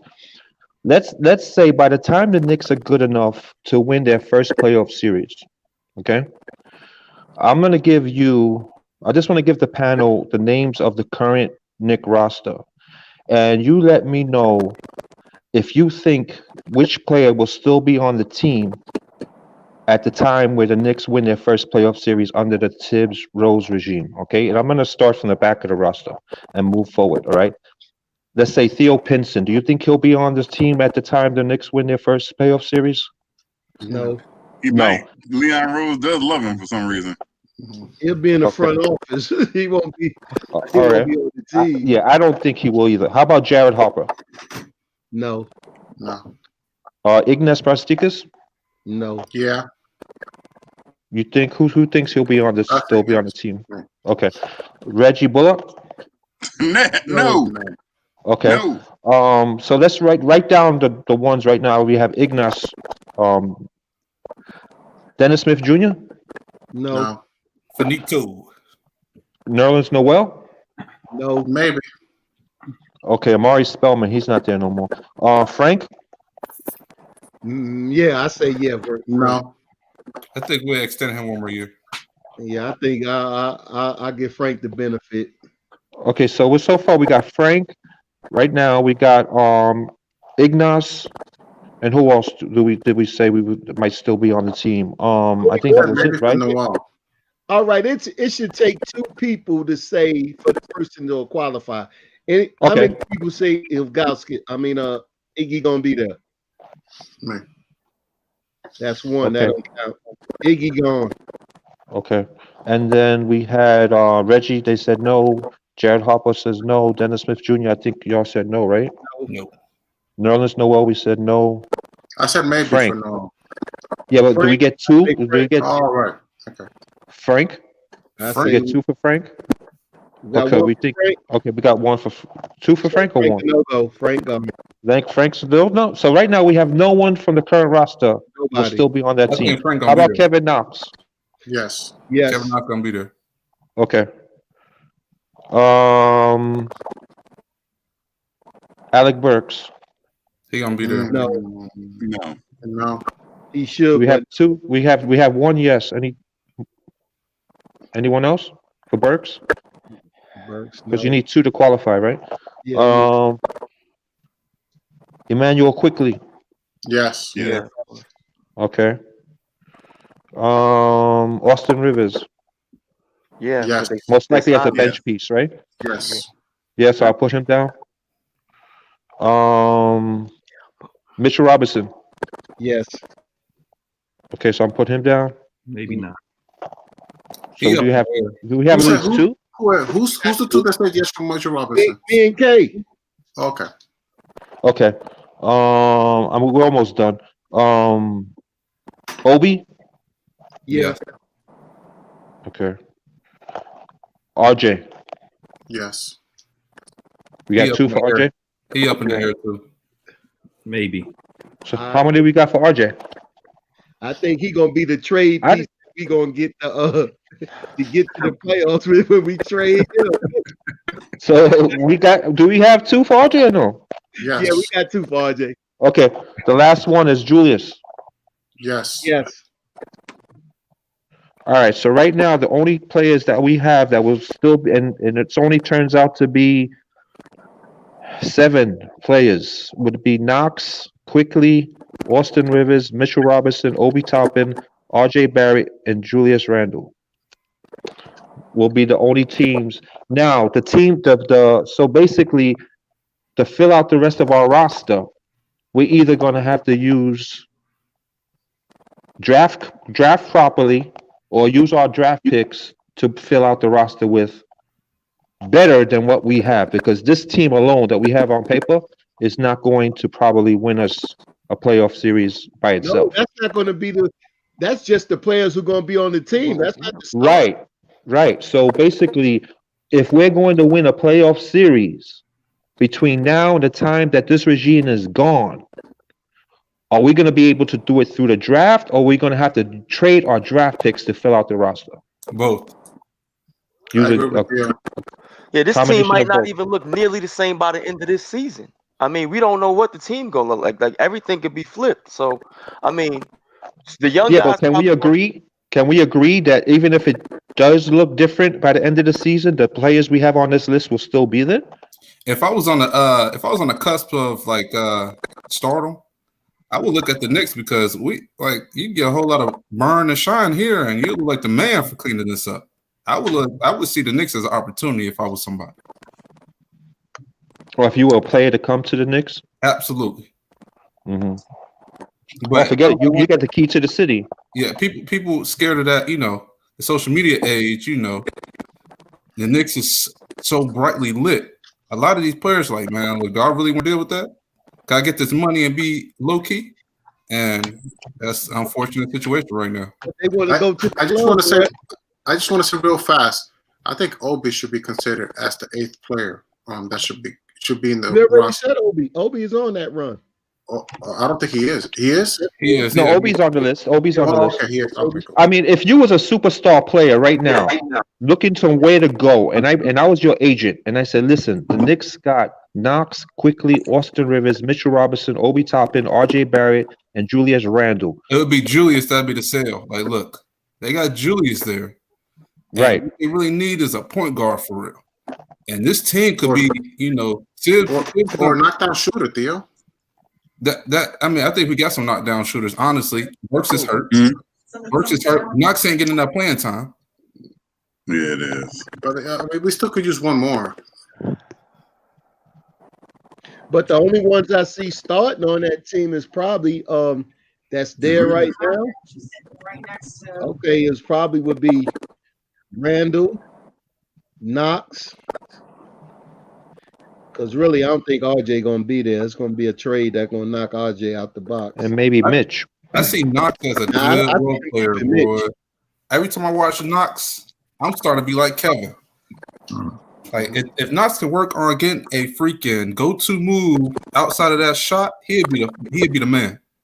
If he could just get a couple dribbles. Hey, look, and that's jump easier up there to and work rock the on than trying to work on the jump shot. What? I wasn't really feeling it in the beginning. Of the season, RJ. but I thought if we had Chris Paul, and I really wasn't big on acquiring him in the beginning of the season, but just like a legit straight up point guard right now, he'd be between him and Julius Randle. That's gonna be the bulk of your scoring right there, and you got a straight up floor general. Like you got a straight up for real floor general. Like at the time, I wasn't really big on Chris Paul, but if we could have got him, I really think that could have changed some of the complexity of the team, like a lot. I think it could have made us definitely made us look different, and then we might have been one or two players away from, legitly being in playoff contention. I'm not saying we ready for a championship or nothing, but yeah, Chris Paul would have done wonders for everybody on that team. yeah. So right now, this is a I wanted Chris 7-player. Paul or Westbrook. Definitely. So let's say right now you had a rotation. This is a 7-player rotation of Knox, Quickley, Austin Rivers, Mitch, Obie, RJ, and Julius. And if you added a CP to this 7-player roster, you're saying he could have made something happen with this squad? Most definitely. Yeah, me too. I think Mitchell looked like an all-star. Well, all the lives Yeah. Could you imagine the lives? Yeah, all the lives we get. Because you got to D Chris Paul. Because he could shoot you from mid range, he could shoot you from 3, and he could break you down. He and crafty. he can pass. He has a lot of people on his hip. Once he gets past you, he got you on his hip. It's over. I don't even want to talk about it, man. Then Knox, how many open threes Knox would have? Oh,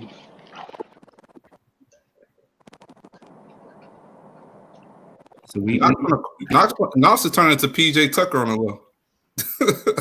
Knox would be better than that. He. All right, so let's assume that CP was our point guard, for instance. Out of the other 7 players, who would be our number 2? Quickly, Rivers, or RJ? Scorer?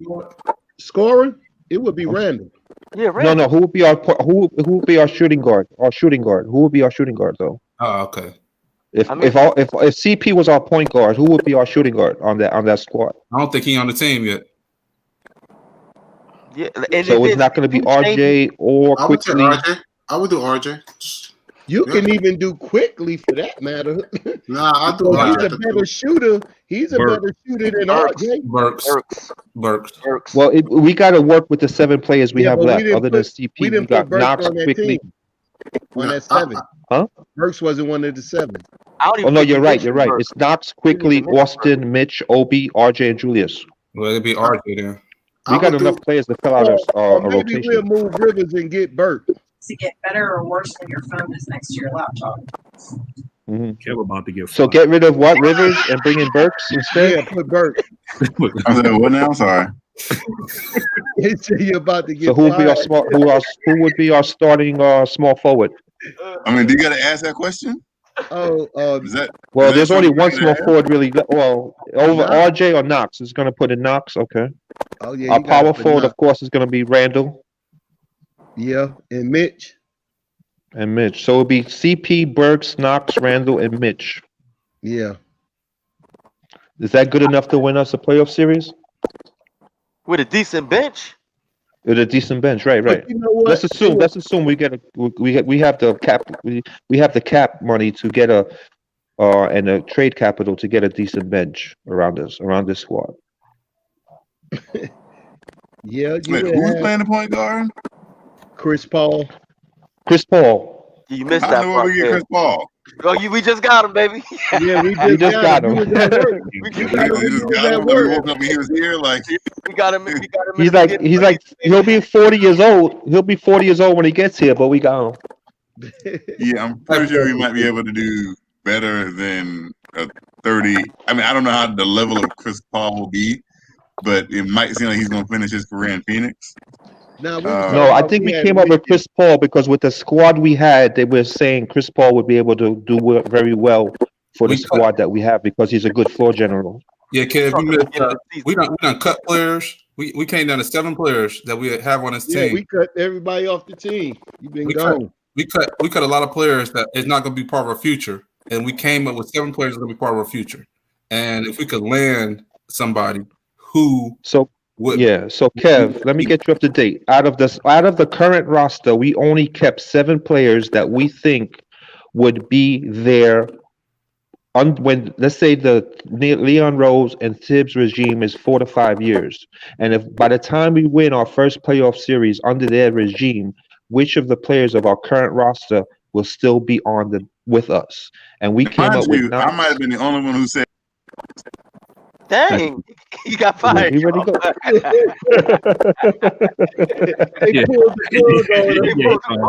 Where'd he go? They had enough. I got a question for you guys. What if it's Lou Williams instead of CP3? No. Sweet Lou, no, because he's a natural. It's not the same effect. We already got Quickley. I don't even know what we're talking about. What happened to the game? Like I'm confused about what's going on here. Well, yeah. I just threw out a question. I just threw out a question just to switch it up because we know the Knicks lost and the Nets won, and yeah. How much is left to say about the game? We went over almost every player that played tonight. We didn't go over the fan favorite quickly. Huh? Oh, we did? Nah. Nope. All right, kick it off then. Kick it off. We offered this topic. I just had a question regarding those. Okay. And I think that was it. We can move on from there. Okay. Yeah. I think that's the last one. Unless and we ain't go over Noel either. But I don't know if anybody really gonna. We went over here. Everybody don't deserve time. Yeah. We went over there with that truck. We went over him already. But quick. All right. I'll start on quickly. 7 for 15, right? The percentage is good, but that's too many shots for me for the position he played. Out of 6 guys that played more minutes than him, he took more shots than 4 of them, and I don't want that type of output from a point guard, especially when you have somebody like Knox only getting 6 shots, and your point guard taking 9 more shots than him. I think Quickley got tunnel vision. He don't try to create for nobody else except for himself. When he get in that lane, he putting up that floater. It's either that or the 3. But him and Rivers are not high assist guys, and they both look for their shot more than they look to create for others. His defense was terrible, so that 19 looked cute. He gave up enough to cancel that out. He was definitely the combo guard of the future and not the point guard of the future. I'm done with Quickley. The funny thing about Quickley is that he is trying very hard to market himself as a point guard. He'll tell anybody who will ask him that he's played point guard all his young life, and he sees himself as much of a point guard as a shooting guard. Now, he does have a couple of attributes that you want in a point guard. He dribbles with his head up. He's able to see the court. He does have a good shot. He has a floater. Now, his defense can be, at his age, he is a rookie. His defense, working with Tibs, can work on his defense. I think that it can improve. Now, in terms of the other things that you're saying, where he's looking for his own shot, other than improving the shots of others. I think that's more of an instructional thing that the coach can it's not a function of his skill. It's more a function of coaching to say, listen, I'm putting you out there in the point guard. Your job tonight is going to be to get others involved. It's not something he can't do. It's something that he's choosing not to do at the point. You know what I mean? It's not a skill. It's not a skill what you either shoot or you can't. It's something where the coach, he's going to coach you up and say, listen, tonight, I want you to involve your teammates before you look for your own shot. I think that's something that over time, they can drill into his head and say, if you're going to play point guard, make it a point to involve your teammates before you start looking for your own shot. I think it's instinct. I think he don't have the point guard mentality. So he goes to his own shot because that's what he used to doing. The same thing with Rivers. Well, I think that over the last couple of games before leading up to this one, that he was pressing that he wasn't making his shot. And that played when he first came in and he started playing and he was dishing out the assists and changing the pace of the game in preseason. There was no expectations. But then he came in shooting a couple of games ago and he was missing a lot.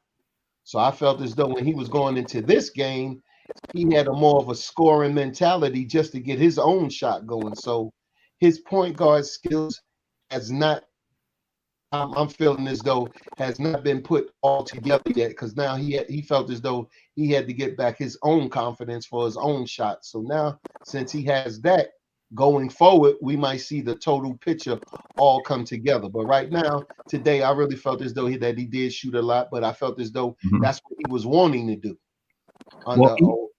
Even in the games where he was missing, the last 3 games, all them games he had 1 assist. I know, because that's like I said, I think that he was looking more for his shot, and once he started missing, he started pressing for a shot. Now I think after this game, he'll come back down to normal and start doing what he's supposed to be doing. Well, it shouldn't get to the point where you He's a young player. He's a young player. Look past the ball. Well, okay, yeah, we know that, but I'm giving him the benefit of the doubt as being a young player, and that's what he was thinking about, and that's what happened. Early on, I'm sorry. Early on, when they was talking about Quick said that Tibs had kind of given him like the okay to shoot. So it's not like he ain't doing nothing that's outside of what the team, model or the team, idea might be. Like, granted, like tonight, he only played 22 minutes and got 19 points. So yeah, was he doing a lot? Yeah, he did a lot, but he shot fairly efficiently and he did it quick. I would like him to clean up that little push shot. Like that little push shot, everybody's shying away from contact. So I would rather him, if he's going to drive, just drive to the lane, either kick or finish a drive. But that push shot, I think it's a little bailout. And they showed, when I was looking at him scouting in college, that's like one of his little go-tos. Like that was one of his cons, that little push shot, because he shy away from contact. So I think that's one of the things they're going to have to coach out of him, that when he drive to the lane, he's going to have to try to finish and don't rely on that push shot all the time, because I don't think the percentages are very high on it. Yeah, well, that's a shot he's taking because he ain't getting all the way to the cut. You know what I'm saying? So he's going to that floater. But he's a little guy, man. So what is he, 6'3", 6'4"? I think he's listed as 6'3". I think. Yeah, I don't think he's that small. He might be light. I think he's a little light, but he's not really small. He's mad light. Yeah, he's light. Yeah, but I think that comes with time. As he gets older, he'll probably bulk up a little bit. Yeah, I wouldn't consider him small, but I do think he's a little light. I think he's a little light, because he did get muscled around a little bit tonight. But I like what he did in 22 minutes, 19 points, 22 minutes, shot a high percentage. His assist should be better, but I think he's trying to find his little rhythm again after that little hit pointer. That kind of set him back a little bit. Yeah, threw him off a bit. Yep. When I say small, I mean light in the ass. I mean light in the pocket, because I see people in the chat saying he's 6'3". Yeah, they say he's 6'3", 190 pounds. Yeah, he got to get that up. He about 30 pounds off of where he need to be. 30, 40 pounds. I mean, you could tell he's small when he be guarding these guys, and they just be getting them out the way. Like, dude's his height, but much stronger than him.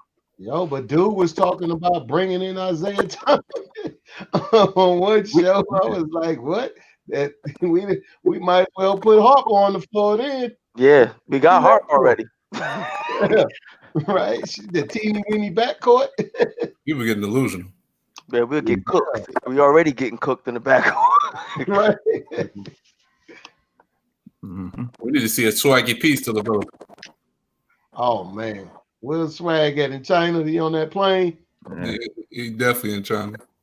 What? Hey, they said Michael Beasley on that D League team on the G League.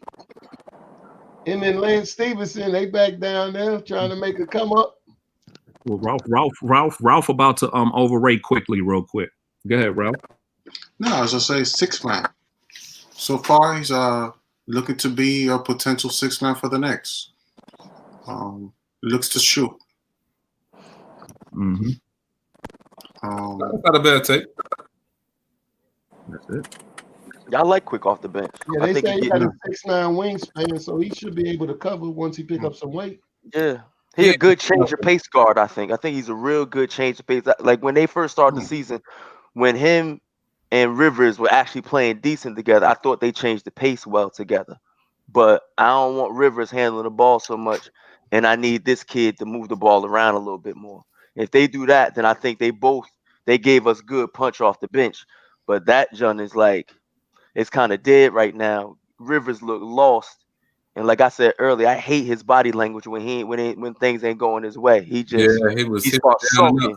Yep, he starts sulking. That junk's not cool. Yeah, I gotta agree with you on that. I also feel like some of these players that could be here to trade deadline. It's like I just be seeing some of the vibes Tibs be giving on some of these players when they on the floor. Like he be clutching that paper up hard sometimes. I'm like, some of these, it's getting ugly for some of these players. I think speaking on Quickley though, I think Ralph said it correctly. He is definitely going to be an off the bench player who's going to thrive with having shooters around him. He's going to be that player that we can spread the floor with. And I actually think we ain't playing the right type of basketball for the team we have. Honestly, if you ask me. When you got a center like Mitch running, like being in the backcourt, this team has to be a fast-paced team where we're always going to get exposed. But you got Payton pushing the turtling the ball up. That's true.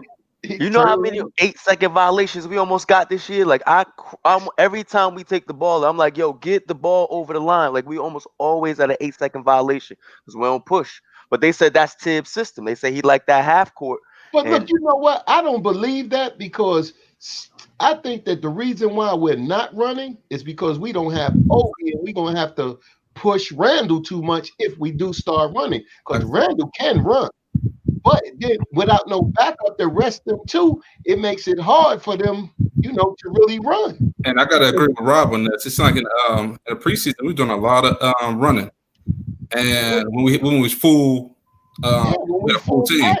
We got hurt. Now we can't run because I gotta agree with Rob on that. We're gonna put too much pounding on Randle if we get that home, and we don't want to do that. So you feel like Tibs is intentionally slowing down the offense because of rotation right now? Yeah, I think out of necessity. I'm just doing it out of necessity because we don't have all our horses. I will see because in a couple of weeks, once Obie and Burks come, because that's really who we really missing, right? Obie and Burks. Yeah, that's who we really need to give Randle a break. Well, not too much Burks, but to give us a shooting punch. When Obie catches the ball, he's running. Like it ain't even in him to have a slow paced game. Like he's running straight when he gets the ball. Knox is kind of the same way. If you ever watch Knox when he got a rebound, he's trying to run. Knox will get out on the break quick. Yeah, he's trying to run. Yeah, and I think of fast-paced open court basketball will benefit Obie. If you look at his Dayton films, a lot of the plays they were running, the other four players would clear the middle of the court and let Obie do his thing and get to the bucket. Okay. Clear the lane. Hey, Kev, they Oh, took Kev you to the good. home. Kev good. Woo. You good? Yeah, I was backstage. I don't know what happened. Hey, look, They like we cut thought off. you But I was we backstage thought the you whole got time. written up. They didn't write you up. You got written up. I mean, I don't know if I've been slandering RJ Barrett or something. Or I don't know what I did, but that's the only thing that can get on to get the freezer. But no, it was my internet connection. Okay. Yeah. So Kev, just to get you up to speed, we were just now talking about slow I've been pace listening the whole versus fast time. pace. Oh, you heard it. Yeah, Okay. Yeah, I was backstage. So what's your take? Like Kevin Knox right now, Kevin. Huh? Now, we did Knox already. I'm just curious to see what he's gonna say about minutes. Kevin Knox be playing like 30 minutes a game. There's no reason why he shouldn't be. Right now, Kevin Knox is the best shooter on the team. Right now. Am I lying, Chuck? With Burks out, yeah. But the people who's out there now in the rotation, Kevin Knox is the best shooter on the team. Knox is the most consistent, for sure. So, I mean, he should be playing. Nobody else can shoot. Yeah. I mean, DSJ should be playing too, but Oh no. I'm logging off. Yeah, no. This is crazy. I mean, as bad as Alfred Payton is playing, it's like, can it get any worse? So, I don't know. Yeah, with DSJ, it would get worse. all right, first of all, in the preseason, he wasn't that bad, right? Who? And DSJ. The man who can get double teams? Are you kidding me? You didn't see. The man literally ran backwards of one game. The dude that had 5 steals in one game? Him? Don't get me wrong. That was nice. Okay. All right. Let me give you your points where you got them, but okay. Don't we praise Frank for defense? He's consistent. I'd say this. He definitely stepped up on the defense, but Cat looked lost everywhere else. So in the sets and running the point, DSJ, and I had hopes. Like, I want dude to look good. Like, y'all, I'm new, so y'all don't know how I feel about nobody really. Mm-hmm. But DSJ, I was hoping for that Cat because I feel bad for him. But dude looked lost. Like, when they started running the offense, I'm like, yo, this Cat don't look like he know what he's doing at all. Now he was playing a lot of defense, and I feel him on that. But you need him to run the doggone team, and he could, like, from what I saw early on, I didn't see it from him. I didn't see the improvement in his point guard skills and his floor generalship. All right, you see him. You see Quickley point guard skills more than DSJ right now. Yes, early on, before he got the hit pointer, I would say yes. Wow. Before he got the hit pointer, I would say yes. Okay. DSJ, hey Chuck, did DSJ seem a little slower to you? I don't know if it's because of the system. Okay. But he's definitely not getting to the hole the way I expected him to. Yeah, it's kind of strange. Yeah. But my only point was Quickley had all of these bad games and they never gave DSJ a shot and they put him into garbage time. But if the roles were reversed, DSJ would have been yanked out of there. Man, but he just got back, what, 3 days ago? How long he been back? Yeah, the 2 games that he's been back. Yeah.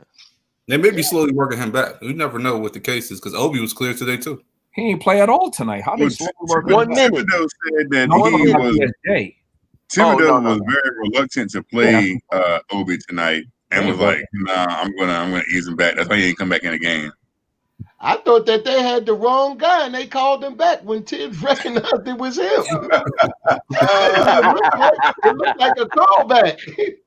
Like, you wasn't supposed to be like that. He went in. He snuck in the game. Thibodeau knowing. He subbed himself in. Kenny Payne snuck him out there. Man, y'all DSJ point is whack, man. Y'all DSJ point is terrible. Thank you, Freezy. Whose part? Y'all. Everybody. Oh, man. Everybody's point is different, though. It's not like we all have the same point. No, because He said everybody. For one, y'all asked if he looked slow, right? And so DSJ did not look slow. How do you say he looked slow and then you at the same time you say, hey, his defense looked good though? So if he looked slow, did he look slow on offense? Or did he look slow overall? It was just a question. Does he look a step slower? I didn't say does he look a step slower? That's it. No, man. My man didn't look slow. All right, Freezy. So okay. So when my man came out and they went under when they went under the pick and roll on him, and he rose up and hit those 2 threes in a row. All the Knicks fans was like, "Yo, DSJ's new shot looked good." Right? Yeah. And then what the other team did was they started blitzing the pick and roll. They didn't even allow him to turn the corner. You know what I'm saying? Because they had one guy going under and then somebody else coming over the top to make sure that he was going around the corner to not get that shot off. And so in the timeout, Johnny Bryant was like, "Hey, there was nothing you can do right there except pass the ball." You know what I'm saying? And he held it. That's why it looked like he was going backwards, because he held it in a trap. You know what I'm saying? When the trap came, he just didn't go around and go into a defender. That'd have been crazy. So instead, he went. And so it's probably DSJ. And then this got to be the worst DSJ take. So they kept blitzing the Knicks pick and roll because DSJ looked like his shot was gonna fall, right? It looked like it, right? But that's his job as the point guard to be able to get out of that. No, man, you can. You don't get no credit for saying it looked like it was gonna drop. Like he got to be able to see it coming and not get caught on the baseline or get caught on the sideline and either find an open man or dribble out of it. So that is the point. So that's a good point. The thing that he struggled with is not the fact that he was physically slow or he couldn't shoot. He couldn't recognize when the trap was coming, and then when he did recognize it, the team was back in some kind of type of 2-3 zone looking thing where it limited his explosiveness going to the. He can't drive to the basket against the zone, right? So it's a bunch of stuff. My man just not a good fit for this team, man. He just need to go somewhere else. But he about to be in that three. What's that 3-man league? He about to go down there with Ice Cube. You bugging now. yeah, man. But based on who the Nets had out there, if DSJ played tonight, he would definitely gave us 30, and we'd have won. 30 what minutes? And Quickley had 19. DSJ would have gave us 30 tonight. Easy. And better defense. And better defense, that little Quickley. Better defense. I don't know, because he coming off and not playing. He now coming off and not playing. With the high water shorts. And 5 assists. Yeah, like I said, I'd gun for DSJ, but I don't think he is. I think he's too much of a head case. I think the dude too much of a head case. He would have ate no name. That might be the case, but it might not just be because of him personally. It might be because the Knicks don't develop nobody. They haven't developed anybody. I would agree. Right. We got to see what this regime is going to do. Right. Was he available tonight? Was DSJ available tonight? Yes, he was. Yeah. This year, Kevin Knox looks to be developed, or having a strong developing year. Let's get back to DSJ because I can't get over this. Y'all serious? This is the crazy thing. Y'all actually serious and y'all taste about DSJ. I'm talking about tonight. My take on this: if he was available, why wasn't he playing? Because if he's as good as y'all say he was, why wasn't? And we need him. We need bodies out there. Why wasn't he? Sometimes coaches put players in the doghouse for no reason because they want to look at somebody else. Right. But Tibs was singing his praises at the beginning of the season. Like he wanted to see dude shine. Do that for everybody. He do that for everybody. So everybody started off on the same level playing field. Obviously, whatever's happening during practices, that's he's not not true. seeing what he want to see. That's not true. That's not true. First of all, If that was the case, why is it not starting then? Based off of what you just said, and you saw Knox improvement, why is it not starting? I still don't think he see what he want to see from Knox. I do believe that Knox is trending up. I do believe that. Right. I believe that Knox is trending up, but he still might not be showing him what he want to see in practices, and it's probably consistent defense. It's probably consistent defense. Hold on, Freeze. I got him. If it was a level playing field, how did Rivers get in the rotation right away with no practice, no preseason, nothing? Because I believe he's a vet, and Tibs kind of skews towards vets. Maybe he's wrong about it. But and he came in hot. Though. But you said level playing field. Yeah. Knox was Julius's backup today. That's what we're not talking about. Don't change the subject. How did Rivers, with no preseason and no nothing, just get thrown into the rotation? Was Rivers hot when he first started playing? When he first started playing, was he hot? How did he get to play? He put him in there. We know over the years Tibbs skews towards vets, and I'm not saying that was right. DSJ's a vet. DSJ is a project. No, but the thing with Rivers though, the thing with Rivers is beyond what y'all are saying. Austin Rivers and Tom Thibodeau have a personal relationship. You know what I'm saying? Austin Rivers' daddy hired Tom Thibodeau. They have a personal relationship. Dude walking better than Austin Rivers. No, I ain't gonna say that now. Then why are we having this conversation? Compare their best 2 years. Because we having this conversation because one person said, and I think it was Anton that said it, that something about a level playing field. Yeah. That's the reason why we bought it. I mean, I wouldn't even jump in and say anything otherwise. No, I believe that they were at a level playing field, basically with them young cats. With all them young boys coming in, they were level. Knox, DSJ, RJ, Frank, all them young boys that's been the leftovers from the last regime. I'm not like these vets came in, they gonna play. They paying them to play. But the young cats, I believe, I'm not there, I ain't at practice, but I believe they came in level. And it's something that Tibbs wasn't seeing in practice that's making him do this. I'm not saying he's right, and I'm not saying I agree with it, but this is what we're seeing on the floor. And can we keep it real? On the floor. DSJ was getting bodied in practice. That's what happened. That's probably what it was. That might have been what it is. And you know that? Obviously, he ain't getting no playing time.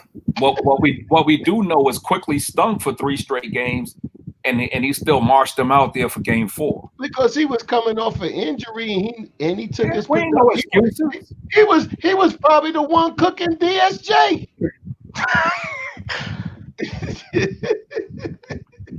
He might be. He might have been cooking them. He can't get past nobody. He ain't cooking nobody. He told him to Quickley back. Quickley and DSJ Quickley could actually shoot the ball. And that's what Tibbs wants him to do out there. He wants him to spread the court and just shoot that ball. You can't say that for DSJ. Hey, we need you to spread the court and shoot that ball. You want me to tell you? What Quickley is shooting? Tell me what DSJ shooting. He ain't even playing. Exactly. That's the point. How was it fair? He had his time. He failed. God, he had his time. He failed. Miserable. So y'all saying that about Frank too? Frank had his time. Oh, Frank can't stay healthy. To be honest with you, I'd say he did have a Frank. Didn't have his time, as far as I'm concerned. You're going to see the reemergence of Frank. Frank can't stay healthy. Frank can't stay healthy. Reemergence of Frank. Watch, Frank gonna be back. Frank is like a cockroach. He never go nowhere. He'll be back. Frank could be back. Let me ask the panel this: If would you include Frank in a trade package if the trade package made our team better? Yes. Or are you just gonna keep waiting and holding on to him until he thinks he becomes what we think he can become? Nah, you can't. You got to make the team better. Yeah, at all costs. But I will say Frank becoming a real 3-and-D guy. My concern with Frank is he can't stay healthy. Long enough to develop. Frank get hurt mysteriously. Nobody never see it. It always comes out of nowhere. Orchestrated. It's like orchestrated almost. Like I'm gonna sit out and then I'm gonna come back and look good. As soon as they get ready to trade Frank, he get hurt. Yo, I think you knocked that out the park, Rob. Quickley was shooting 26% from Frank said, they don't take no hurt players. Yo, I done hurt my knee, man. I'm chilling. Right. Frank was trying to cook a little bit in the beginning of the season, but he can't stay healthy. No, they're gonna ignore that. I'm gonna say it again. Quickley was shooting before tonight's game. Quickley shot 26% from the field and 22 from three. Right? So what it went up to today? Because he just said, "Oh, he's this shooter." He ain't show it in the NBA. Oh, well, he showed it today. And he only 4 or 5 games in, Chuck. He 4 or 5 games in. So what are we judging by? What are we judging by? DSJ is the same thing, and then he he 3 seasons in. He 3 seasons in. 4. Oh, yeah, he in his 4th. Didn't you say it's hold on? Didn't you say it's an even playing field? He's a rookie though. Huh? He got rookie privileges. Let's be honest. Quickly got rookie privileges right now because that's their draft. He came in cooking. He really did come in cooking. He looked good from gate. Now he might the luster might shine off of him a little bit, but he looked good from gate. He looked good for. They might be catching up with that little fake move. You know, they might be catching up to him in that push shot. But when he came in, he was cooking. And everybody was like, "Oh, this kid might be it." And I'm not saying he still might not be it, but he's gonna have to push through this wall and get a little bit more efficient and stuff. But DSJ, like I said, I root for dude because I think he'll jump out the gym player. But dude, I think is a complete head case again. Bad body language, dude. And he can't he can't get it together. Dude just can't get it together. I feel for him, but I don't think he it. I don't think he the answer. He's had bad chances with the Knicks too. DSJ's like a scarred girlfriend. Like she just never got over the breakup. Like that's what I see with DSJ. Like DSJ just never got over the fact that he got booed out of Madison Square Garden. And it's just been haunting him ever since. I think that messed with his head. I really do. That night, I felt bad for dude. I remember that night, too. They booed that dude off the court. He went and sat at the end of the court. And I don't think that cat ever been right ever since. Never been the same. J. Cole could talk to him all he wants to. That joker ain't right, bro. You would have did the same thing if they were screaming, "We want Frank," and he stinks. Yeah, but you know what? In Frank's career, he 250 games. He's only been available for 182 of 250 games. And he stunk for 98%. He lost the season. He been damn going that damn season. Frank will come back. The most games he ever played right around trade deadline. He gonna ball out. DFJ was doing his best Frank impersonation, and they started booing him and asking for Frank. We want the original scrub. In 2017, Frank played 78 games. In 2018, he played 43 games. In 2019, he only played 57 games. And this year, he's only played in 4. But look, he had a bunch of did not plays too. Exactly. He earned those. Just like DSJ. And he's going to have a bunch more, too. DSJ literally is going to get waived. He ain't even get traded. DSJ going to get waived. But you thought Frank was good, though. Frank is let's keep it real. You thought that happened when they drafted Frank. Okay, Chuck, what are we looking for in DSJ? Let's just be honest. What do you want with DSJ on the floor? He ain't on the floor. No, answer the question. When he gets on the floor, what do we want out of DSJ? Go ahead, think about it, because I'm trying to figure out why DSJ is here. Oh, because Frank failed. When DSJ gets on the floor, what do you expect from him? When Frank get on the floor, all we do is trade for other point guards and draft other point guards. That's what Frank on the floor. Well, that's what happened when he on the floor. We always replace him. Frank has a role. What is DSJ's role? Yeah, his role is getting us into the lottery. No, Frank does give us defense when he's healthy enough to play. He does give us good perimeter defense. DSJ, by the way. No, he don't.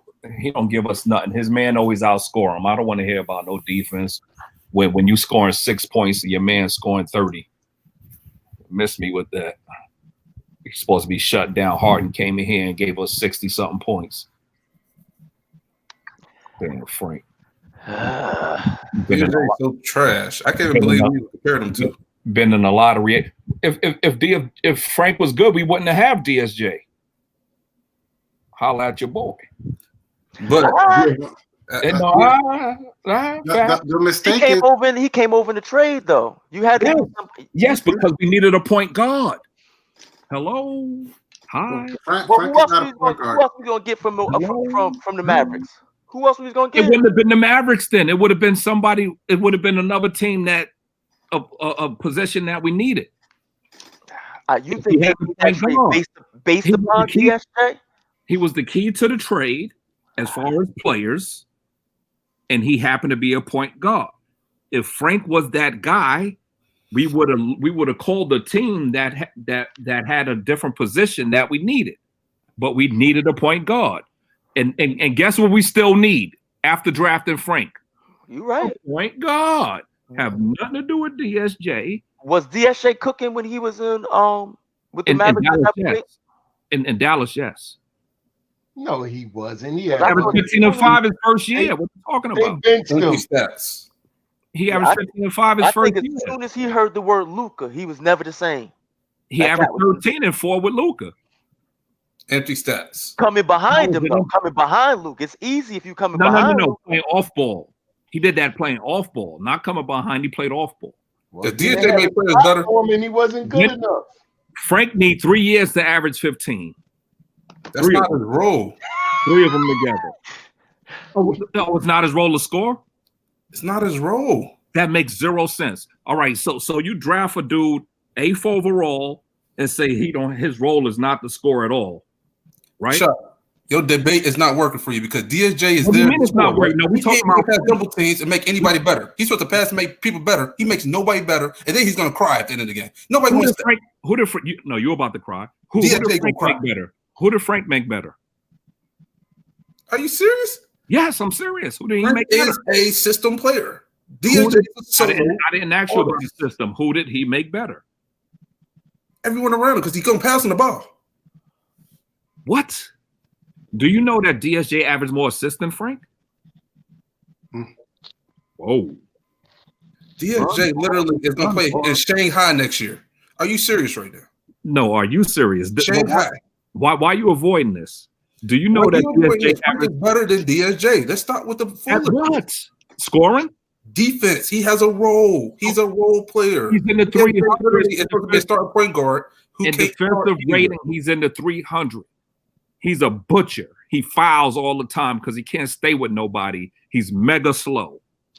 DSJ can only take one position. Athletic point guard we ever had. Frank has to guard 3 positions. Frank need to run and start the dunk, and he's 6'5". DSJ can't even move no more. The boy's retired at 22. It's over. He can still dunk off the step. He can still dunk off the step. I don't think he can. Man, DSJ's so done. His body is like a 35-year-old. It's over. He looked, man. The biggest misconception is that Frank is a point guard. That's the biggest misconception from day one. Frank was an off guard off the gate. He should have been shooting threes, playing defense. He should have been never running the point.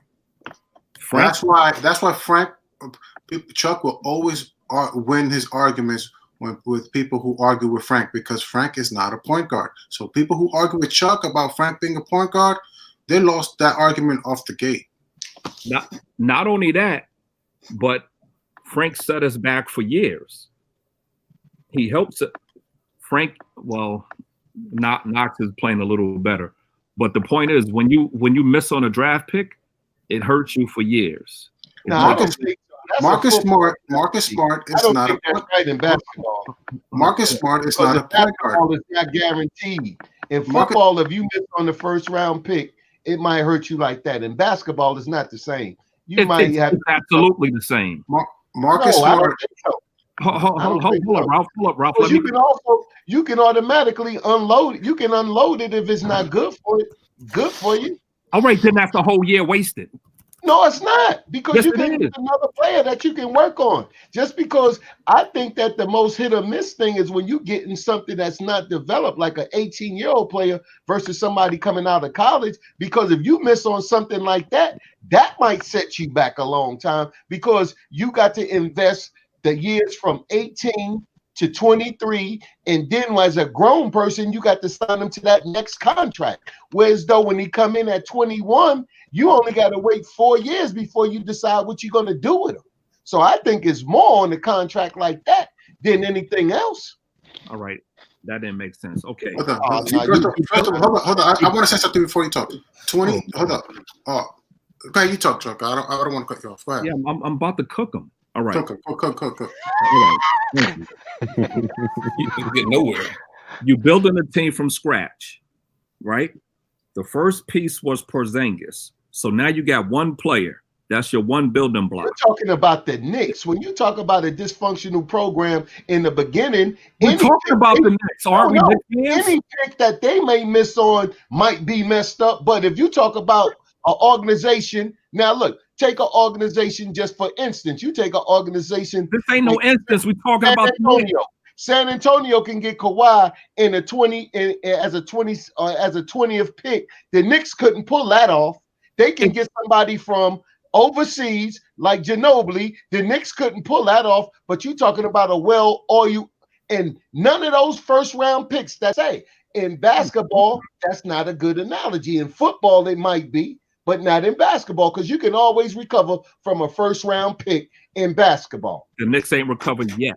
We talking about a dysfunctional franchise. But that's the function of the Knicks, not the function of basketball. They just got functional last year. But we talking about the Knicks. What are you talking about? I don't get, but that doesn't put the whole league on notice. That's just the Knicks. We're just talking about the Knicks. If your whole analogy only comes from watching Knicks basketball, then okay, I feel what you're saying. No, but overall. So overall, if the Spurs messed up and took somebody other than Duncan, it would have set them back too. So now let's talk about the Knicks. That was one pick, but leading every pick you missed set you back. But no, leading Pat after Duncan, they done picked in the first round and traded it. I agree with you, Rob. I agree with you, Rob. Can we talk? I agree with Rob on this one. Thank you for liking to be wrong. Okay, now what you building a team right from scratch. Knicks were a total rebuild. You have one piece. The job is to get the second piece. Frank was supposed to be the second piece. When you miss on getting that second piece, you still got only one piece. But now you hold on, Rob. Hold on. Let him finish. Because I want to say something. Let me say something. I want to respond to that real quick. Let me finish. You waited a whole year. You waited a whole year to get this pick, and you was bad. So the fans suffered through you being bad for a whole year. And then you picked this one player that didn't pan out. Now, the next draft because we don't get free agents. Let me finish. Okay, just finish because I want to respond to that. I really want to respond to that real quick. You're gonna lose, so chill. All right. So the next draft after you miss, now you still gotta put resources into that position that you just failed on, as in Frank, your point guard. So now you still need a point guard. Now you got to waste another pick on that. Mm-hmm. But instead of doing that, because you're not sure you missed yet, you went and took Knox, right? So because you went and took Knox, you let Alexander go to OKC or whoever he drafted or whoever took him, right? So now you found out Frank sucks. So now you got your one pick that you hit on, and then you got Knox that you're not sure about, but you still, because you still missed that point guard position. Now, if you hit on that point guard, now you got your point guard, you got KP, and you got Knox. So now you got 3 out of your 5 starters. So instead of having 3, now you got 2 because you failed on one, right? So now you got to keep putting resources into that to get that one. And instead of going to 4 the next year and getting your 4th starter, you start to get the 3rd one. All right, can I respond now? I'm not done. I'm schooled. This is a lesson. Because you're leaving things out, Chuck. You're leaving things out. Chuck, you're leaving things out. I'm not leaving nothing out. It's because this is exactly where we're at now. I'm ready to respond, man. Instead of getting that 4th starter, you still got to put resources in to get that 3rd one. So you're not addressing. So now you years behind of addressing that position that you would have had if you hit on the pick. So instead of having 4 going for 5 and having your complete team, your complete starters before you start working on your bench, you still a step behind. That's how it puts you way back, because instead of being ahead, you're still working from behind. Now, the only way to fix that is if you use that failed pick to upgrade that position, right? So now, instead of trading your best player for a point guard because you failed on drafting one, you would trade your best player for that 4th or 5th position that you needed. You see how it all falls down? So now the Knicks have what? How many legit starters? You got RJ, who's you got Randle via free agency, and you got Mitch, a center that can't really score. So now you still need your point guard in your wing. So we still haven't recovered from Frank. And if Knox busts, then that's going to set you back even further. So now you need to replace that bad pick. Every time you miss on the pick, you set the franchise back. I don't care what sport it is. All right. Yeah, but the Knicks did not trade Porzingis. I was waiting for Wait, no, you like hungry dog. I'm waiting, man. My man. All right, go ahead, man. Go ahead. I got you. Chuck. Go ahead. The 2017 year, you have a strong argument. Why? Because we struck out possibly with Frank and Damian Dotson. So you have 2 chances. You have a 1st round pick, you have a 2nd round pick. And this is why I have a strong debate with your argument. Because I'm going to be quick.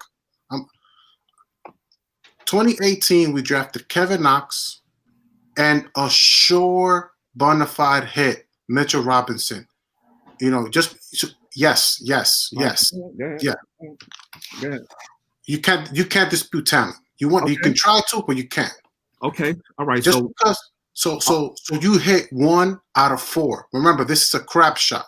It's a crap shot. So you hit for sure with Mitchell Robinson and possibly Kevin Knox, right? But you could have had SGA and Mitchell Robinson, but for sure we have one piece. You could have had KP, Donovan Mitchell. We traded KP for a 2021 heavy draft, a very big draft on 2021 pick, and also another 2023 pick, and plus we got Randle. So we got Randle. Randle had nothing to do with KP though. Okay, no. But to answer your question, we have Mitchell Robinson, which you continue to overlook, which makes your argument invalid in my take. That's where your argument is wrong. Yes, I'm saying it right now. Your argument is flawed. Because of what? If you don't mention Mitchell Robinson as a draft pick, it makes your argument invalid. We did not mess up in 2018. Hold on, the 2018 draft did not set us back. We made progress. So your argument is invalid in 2018. 2019. Okay. Hold on. I'm gonna give the ball. I'm gonna give it to you right back. I'm not gonna. This is gonna be a 20-second conversation. 2019, we drafted RJ Barrett. That's another piece that set us forward again. You can laugh all you want, but I don't care if it's you. I don't care if it's Coach Colorblocks. 28. You could argue. You could say what you want. You could like his game. You could not like his game. But talent is talent. Hey, Rob, I want to save you. I want to save you right now. Mitchell Robinson is talented on 2018. That was a sure pick. 2019, we drafted RJ Barrett. That was a sure pick. 2020, Obie Toppin, in my belief, we have his game has yet to be seen. It's a solid pick. So with the draft, we from 18 through 20, I don't think you have an argument. If you want to talk about the 2017 year, you have an argument because we struck out with Frank and Damian Dotson. Other than that, there's no other setbacks in your argument. If you want to say something about that, go ahead. Yeah. So you're saying hitting on the second round pick, yes, makes up for missing on the first round pick. Yes, that's you saying. Okay. Yes. This is simple math. That's how I go. Hold up. This is simple math. If you hit on the first round pick and you hit on the second round pick, that's 2 spots. But you miss on the first round pick and hit on the second, that's 1 spot. So you still a player short. Every time you miss, you're a player short. You tank. If you don't tank, you're bad for a reason, right? You ain't even trying to tank, but we're bad for a reason. Now, all of these players that you're saying Mitch is this, Mitch is that, we still in the lottery with these guys every year. And guess what we heading back to? The lottery. We staying in the lottery with these guys that you're saying we hit with. Frank is not a point guard. Mm-hmm. I know that, but he was drafted to be a point guard. Yeah, that's what extra miss. That's an extra miss. But even he a point guard or not, it's still a miss pick. DSJ literally is going to go down as the worst trade in NBA history. We didn't draft DSJ. He didn't set up back. We talked about DSJ. We actually talking about point guard position. No, we talking about draft. We talking about missing in the draft. DSJ did not set us back. DSJ got picked 1 pick up. We didn't use a pick on DSJ. You waited to say that? We didn't use a pick on DSJ. He didn't set us back. We talking about point guards. No, we talking about because if you want to be technical, DSJ set us back even worse. How he set us back if we didn't use a pick for him? We traded for that man. Well, they lost the trade. That he didn't set us back. It's not DSJ's fault they traded KP for him. That's what I'm saying. Being that they traded KP for DSJ, they wouldn't have did it if Frank was good. Frank won a point guard. They realized Frank won a point guard. It still goes back to Frank, sir. Absolutely. And we got to go back to DSJ because DSJ was supposed to be a cornerstone piece when we traded for him. That you just blind like the Knicks was when you talking about this 15 and 5 stats his rookie year. He's not that man. I don't care about that. What I'm saying is DSJ didn't set us back. Frank set us back, and he was the reason why we went for DSJ. Frank didn't set us. Okay. Y'all what do you mean Frank didn't set us back? Look, you finished, Chuck. Let me tell you why Frank set us back way more. This is why Frank didn't set us back. Frank was drafted to go along with Porzingis. That was the whole reason why they went that way. Triangle. That's right. That's the only reason why it went that way. All right. Now, so that was bad. If you want to say management set us back for firing Phil once you made the trade or before, then that set us back. The pick itself did not set us back because it was done for a purpose. And it was a bad purpose. Well, all right, but that was the plan. But it still set us back. But it wasn't because of the player. It was because of management. They changed management, and the person who drafted that player was no longer there to influence how they was going to work that player. So then Frank got started to get played out of pocket from the start because he came there pretty much as a feeder. He was going to be a feeder for Porzingis and to run the triangle smartly, stay off the ball, occasional jump shot. Once you got rid of that aspect of the game, it wasn't no longer the player. It was the management of the player. Okay. All right. Phil Jackson drafted Frank, right? Yep. To play the triangle, correct? Yep. What have the Knicks been doing? Playing a triangle, right? No, not through every management. No. They haven't. So his triangle is different? No, they wasn't playing it. They wasn't running a triangle. Tibs was running a lot of triangles. Man, what? Man, even Kobe, what did Kobe say? That ain't no damn triangle. Kobe even called that. Kobe called that. Regardless, it's a missed pick. It was a wasted pick. Management changed their projection on how they wanted to do something. I don't care. Hey, look, it's just like this here. It's just like this here. You go to the store. Your wife send you to the store because she want to make banana pudding. You go get bananas and you come back, but now she want to make an apple pie. That's what that was. But you could still take the bananas, cut them up, and put them in the cereal. That's what we doing with Frank. We gonna make him a utility and then trade him off to somebody else. So we didn't lose. You picked up good trades in there. Tria got picked up in those years, which was a good player. Mitch got picked up in those years. What they got to do with Knox. So you turned into one pick. You turned that one pick into Mitch and Knox. So you got 2 for 1 because you hit in the second round. Everybody doesn't hit in the second round. So if you lost in the first round and you hit in the second round, you didn't lose anything because at the end of the day, you needed both things. That's called bad drafting. If I told you the management, keep in mind, Chuck, where I'm at with this. If the management changed, the direction of the player that you picked changed. So the management made the mistake to set us back, not the player. Is Frank good? Yes or no? Frank is useful. Is Frank a bust? Yes or no? I say no. I see worse nights. Frank's a rotation piece. Is Frank living up to the 8th pick in the draft? Yes or no?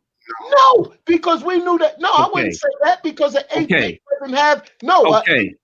You give me 5 8th picks that you could say was an 8th pick that was good. You're not guaranteed. Colin Sexton is a good pick. You're not guaranteed. But that's why you have a second round pick to make sure that you draft well that year. Because Anthony Bennett was the number 1 pick. Second round pick. Hold on. Rob, let me talk to him. You cannot try to say that Mitchell Robinson was not a good draft pick. He's arguably better than. That had nothing to do with Frank. I'm not talking Frank. I'm not talking 2017 because the Knicks didn't just strike out with possibly Frank. Also, Damian Dotson. You have 2 chances, so the Knicks could have gotten it right. Strikeout because he's still in the league balling. You got one chance at the 8th pick. You can't compare the 8th pick to the 30th or the 2nd. No, you got to draft the whole. Look, like you said, Chuck, you got to look at the whole year. Did you draft? Look, when you say nobody tanked for the second round. Yes, you do. You're wrong. You're wrong. Gilbert Arenas was picked in the second round. I said you don't tank. Picked in the second round. That's not what I said. I said nobody tanked for the second round. Nobody picked up the second round. Nobody tank and be like, damn. You have it's your chances. It's what you do. Don't tank. Your argument is Chuck. It's what you do. Hold on. Let me finish. I'm gonna keep it short. It's what you do with your draft picks that you judge. You can't argue that if you don't have a chance at the second round pick that it don't count, that it doesn't matter that much. It doesn't Chuck, work like right. I'm just gonna get it straight to the point. Chuck, you are right about the draft pick, but how you are presenting it is technically okay. Frank, yes, it was a bust technically for the 8th pick. He was out of position. Does he have a role on any team? You ask me? Yes, I'm asking you. Does Frank have a role on any team? Frank. All right. Here's the thing. He was drafted for point guard. We already went over that. He's not a point guard. And 3 years and 4 years later, we still need a point guard. Mm-hmm. Okay, we established that he's not a point guard. Does he have a role on the team? All right, so what do you want to call him? A shooting guard? You want to call him a small forward? What do you want to call him? He's literally a combo guard. He guards players. He's literally a guy who can facilitate the ball and guard players. He's a defensive player. He knocks down open shots when he's open, and he actually guards his players. All right. Let me ask you this: is he going to be on the team next year? No, maybe not. He'll be on somebody's team doing that, though. Probably not. No. He's going to be on the draft when the Knicks did. Is he going to be on the team next year? Man, this original debate was about DSJ and Frank, and literally they both it's about missing in the draft. No, that argument I'm hard. You can't even say he's going to be on the team next year. So why are you telling me about a role that's going to be somewhere else? We missed on him, so we're not re-upping him. They didn't pick up his option. They didn't extend him. So he got out of here. You're right. He was on his way to a bunch of DNPs, even when he's healthy. Mm-hmm. Just like they did pick up DSJ. That's not a low enough draft pick to say that you got a bust. You got people like Chris Wilcox that was an 8th pick. Two wrongs don't make a right. That number is not a hit. Two wrongs don't make a right. So they bust too. Two wrongs don't make a right. That's what I'm saying. Mostly at that number, it's more than likely that you're going to get an average player. And he's below average. Well, he might be average. All right. He might be just average. The difference is we're a rebuilding team. Mm-hmm. Now, if when you draft in the lottery on a rebuilding team, you think you're getting a starter. When you have, I think that's the biggest part. The biggest part of this is where the Knicks were in this whole situation. The Knicks. So Chuck ain't wrong, but the problem is the area of need that we needed was a point guard. That was the biggest area of need, right? We failed on it. But the second problem is that Phil Jackson should have never been allowed to make that pick. So did it set us? Recouped the pick and got who everybody thought. Let him finish, Rob. He was wrong. He was a bust too. But he should have never picked the kid. But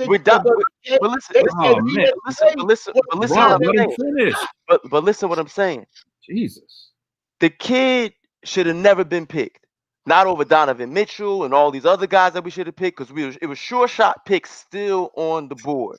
He wanted to jump out the window and make the triangle work, and they let him make they let him make the pick. He made the pick, and then they fired him. So yes, it went out the window. Okay. The reason it set us back so bad is because we had nothing to start with. So if we had a point guard already, or we may have had a wing already, it may not have been such a big deal to set us back. And then on top, hold up. And then on top of it, Porzingis is gone. So that's back to square. We get DSJ. We think he might work out. So we still don't pick a point guard. So yes, did it set us back? DSJ was the next pick. That's where it gets foggy at. Because if it wasn't Frank, it was DSJ who they was going to get. They wound up with both of them. Check this out though. We might have got DSJ, and DSJ might have been the DSJ we expected to have if what happened in for the Mavericks didn't happen. No, he might have been a different player. Been shooting the same. He may not have been. We don't know what would have happened. We don't know what would have happened with these players. Well, then we can say the same thing about Frank and Phil would have said we don't know what would have happened. Just like we don't know that we would have made the right pick on all of those picks too. That's where I don't kind of agree with Chuck, because we don't know what would have happened if all those picks would have worked out. It's never like my man said, it's a crapshoot in the draft. Yeah, I want to, and that's why you have 2 round picks. You have a first round pick and you have a second round pick to make sure you land something within your starting 5. Mitchell Robinson could be a potential starting center in this league. Yo, the majority of second round picks go straight to the G League and don't even play in the NBA. But hold up, I want to listen to this argument. That's true. That's not that. What does that have to do with whether you drafted talent or not? No, because you're literally saying that the NBA makes sure you have 2 picks just so you can hit on one. That's your money. You have a first round pick and you have a second round pick. That's your money. The second one is like it's a crap shot. It doesn't work like that. The second one is like the 5th round pick in football. No, so look, Nikola Jokic, DeAndre Jordan was drafted second round. Mitchell Robinson, Devontae Graham, who a lot of people in the panel it was drafted second round. Lou Willem was drafted second round. There's a lot of stars drafted in the second round. So just you can't diminish your talent just because you're a second round pick. That's not valid anymore. Those players weren't projected to be stars. Spencer Dinwiddie. So it's a combination. Sometimes you make it work. Mitch ain't a star. Mitch ain't a star for one. Draymond Green. First of all, I'm not saying you can't find gold in the second round, but you're not going into the second round trying to find gold.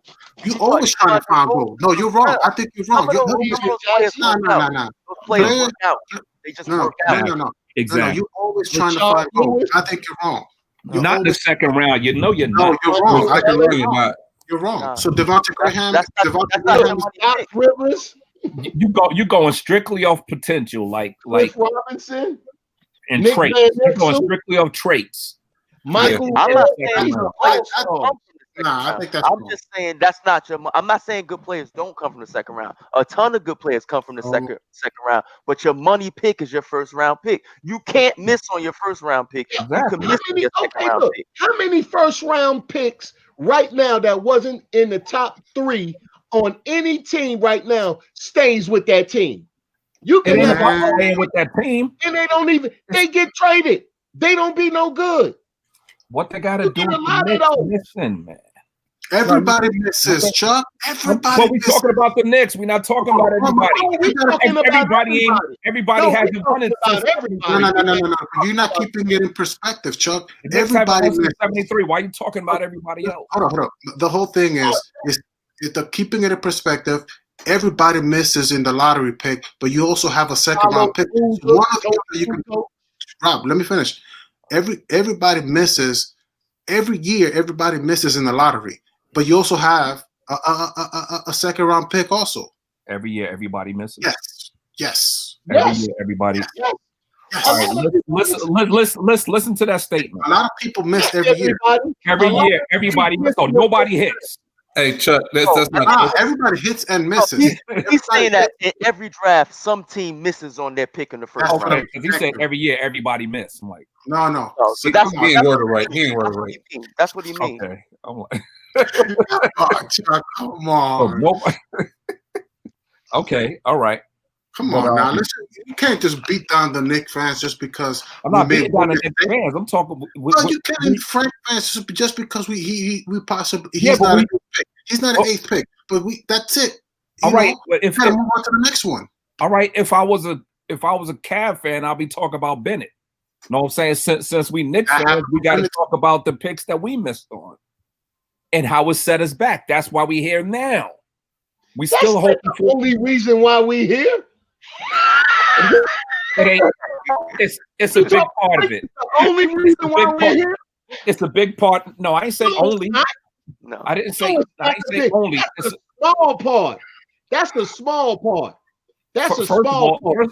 First of all, missing on a point guard is the most important position in basketball. Yes, but that's not the reason why we're here. That's number one. If we got the point guard right, everything else falls in line much easier. If you pick them for the right reason, I don't care about the reason. It's the player's not good. I put that, man. That's all on the front office. You don't let the man make the pick, then you trade, and then you fire him. You don't do that. That's before the player. I agree with that. It's before the player. Whatever player you got would not have succeeded in that situation if you're making a move like that. That's the front office set us back. Mismanagement set us back. Of course, the front office. They're the one that's picking the bad players. Mismanagement set us back. Now it looks like they off track now. They set us back by drafting Frank. They set us back by trading Porzingis. A lot of things they did. Moving Melo. Look, what they got back on him, they messed up. Melo set us back. Melo set us back. Yeah, definitely. Melo set us back. But what really set us back was that we wasn't even drafted. We were trading our picks a lot. A lot of our picks was Melo. Andrea Bargiani trade also was like, yo, man, we didn't even have that many picks until Phil Jackson showed up and said, we're not trading picks no more. So that's the only thing that, All right, so if Obie don't pan out, right? Is that going to set us back, or we just going to be straight? That's a setback. No, That's a that setback. won't. That's a setback. It won't. Wait, Setback. no setbacks. It's not going to set us back if we sign Randle and we keep Randle. But we Somebody already that- have Randle. We already. No, What do you mean if we because- keep Randle? Quickly's not. We Quickly's already not have that him. good. Quickly's not that good. Somebody that haven't even played the game, Chuck. I'm not going to even have that discussion if he don't pan out. Come Quickly's on, not- man. Hold up. You're a Brooklyn Net fan on the low. That's why you got that big ass B on your head. Let me finish. You know. No. You're in the lottery to get better. If you're in a lottery, you're Don't work out. He haven't played a game yet. Come on, son. No, hypothetically, if Obie don't work out, when we get there, we ain't janking no players now. No, I'm trying to make a point though. No, you make a point on another. I thought that's the same Frank point you're trying to make. Okay. Yeah. Since you don't understand it with him, I'm point. No, I get what you're saying. I just don't agree. All right. I gotta tell you that all the time. All right. You So understand when I put it on Twitter because you can read the words. But listen to the words that's coming out my mouth. I hear what you're saying. I just don't agree. All right. So if RJ turn into a bust, it ain't gonna set us back. We're just gonna be okay. That's what we get for him. Yeah, and it also I don't think if he a bust, we ain't gonna get nothing for him. Well, we might be able to sneak him under some other team in the trade. Nobody knows. Hey, don't gotta look under the carpet every day. Okay. All right. They don't have footage on them. All right. Hey, Chuck. From my point of view, if Obie don't work out, I mean, I think he's super talented. Was a second round pick. Okay, let me finish, Rob. All right, wait, hold on. Denver picked the Joker, second round pick. That's a lottery pick if they had to redo it over, wouldn't you say? All right, Chuck, Rob. Can I talk now? Go ahead. We don't got Joker. Okay. Cool. Yeah, if Obie doesn't work out, we have Quickley. I think Quickley is okay. I think he's a good six man, but if Obie don't work out, I think you're right. That year 2020 will be considered a bust. And technically, DSJ and Alfred is the biggest setbacks. Hold on. Those are free agents. Free agents. We're talking about the Knicks. We're talking about the Knicks again. Alfred's a free agent. That can't be a setback. We're talking about the Knicks. Yeah, but you didn't give resources for him. That's not a setback. You didn't lose nothing signing Payton. He's not a setback. Setback is you got to put resources into a setback. But I expect Obie to be an all-star, or if not, then with the way Leon Rose is operating, and for the fact that he gave away, he traded the second round pick, the 33rd pick to the Clippers. If he was unsure of Obie, I think he would have drafted somebody else. But I think he's so sure about what he's doing that he's like, you know what? I already got Obie. I got Quickley. We got two players. One is going to be an all-star. The other one is going to be a solid six-man. I don't think he looked at him as an all-star. He looked at him as a rotational player.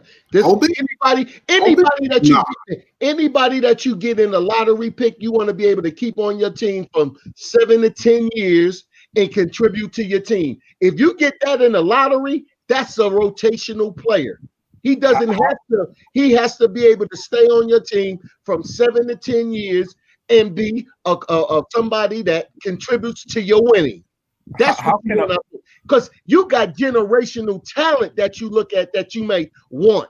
Like you might get something like it's not a whole bunch of LeBrons in the lottery. That's a generational talent. What you want from the lottery is a rotational player that you can keep on your team that will contribute to a championship. He doesn't necessarily have to be an all-star. Hey, Rob, you got a good point. But let me ask the panel something.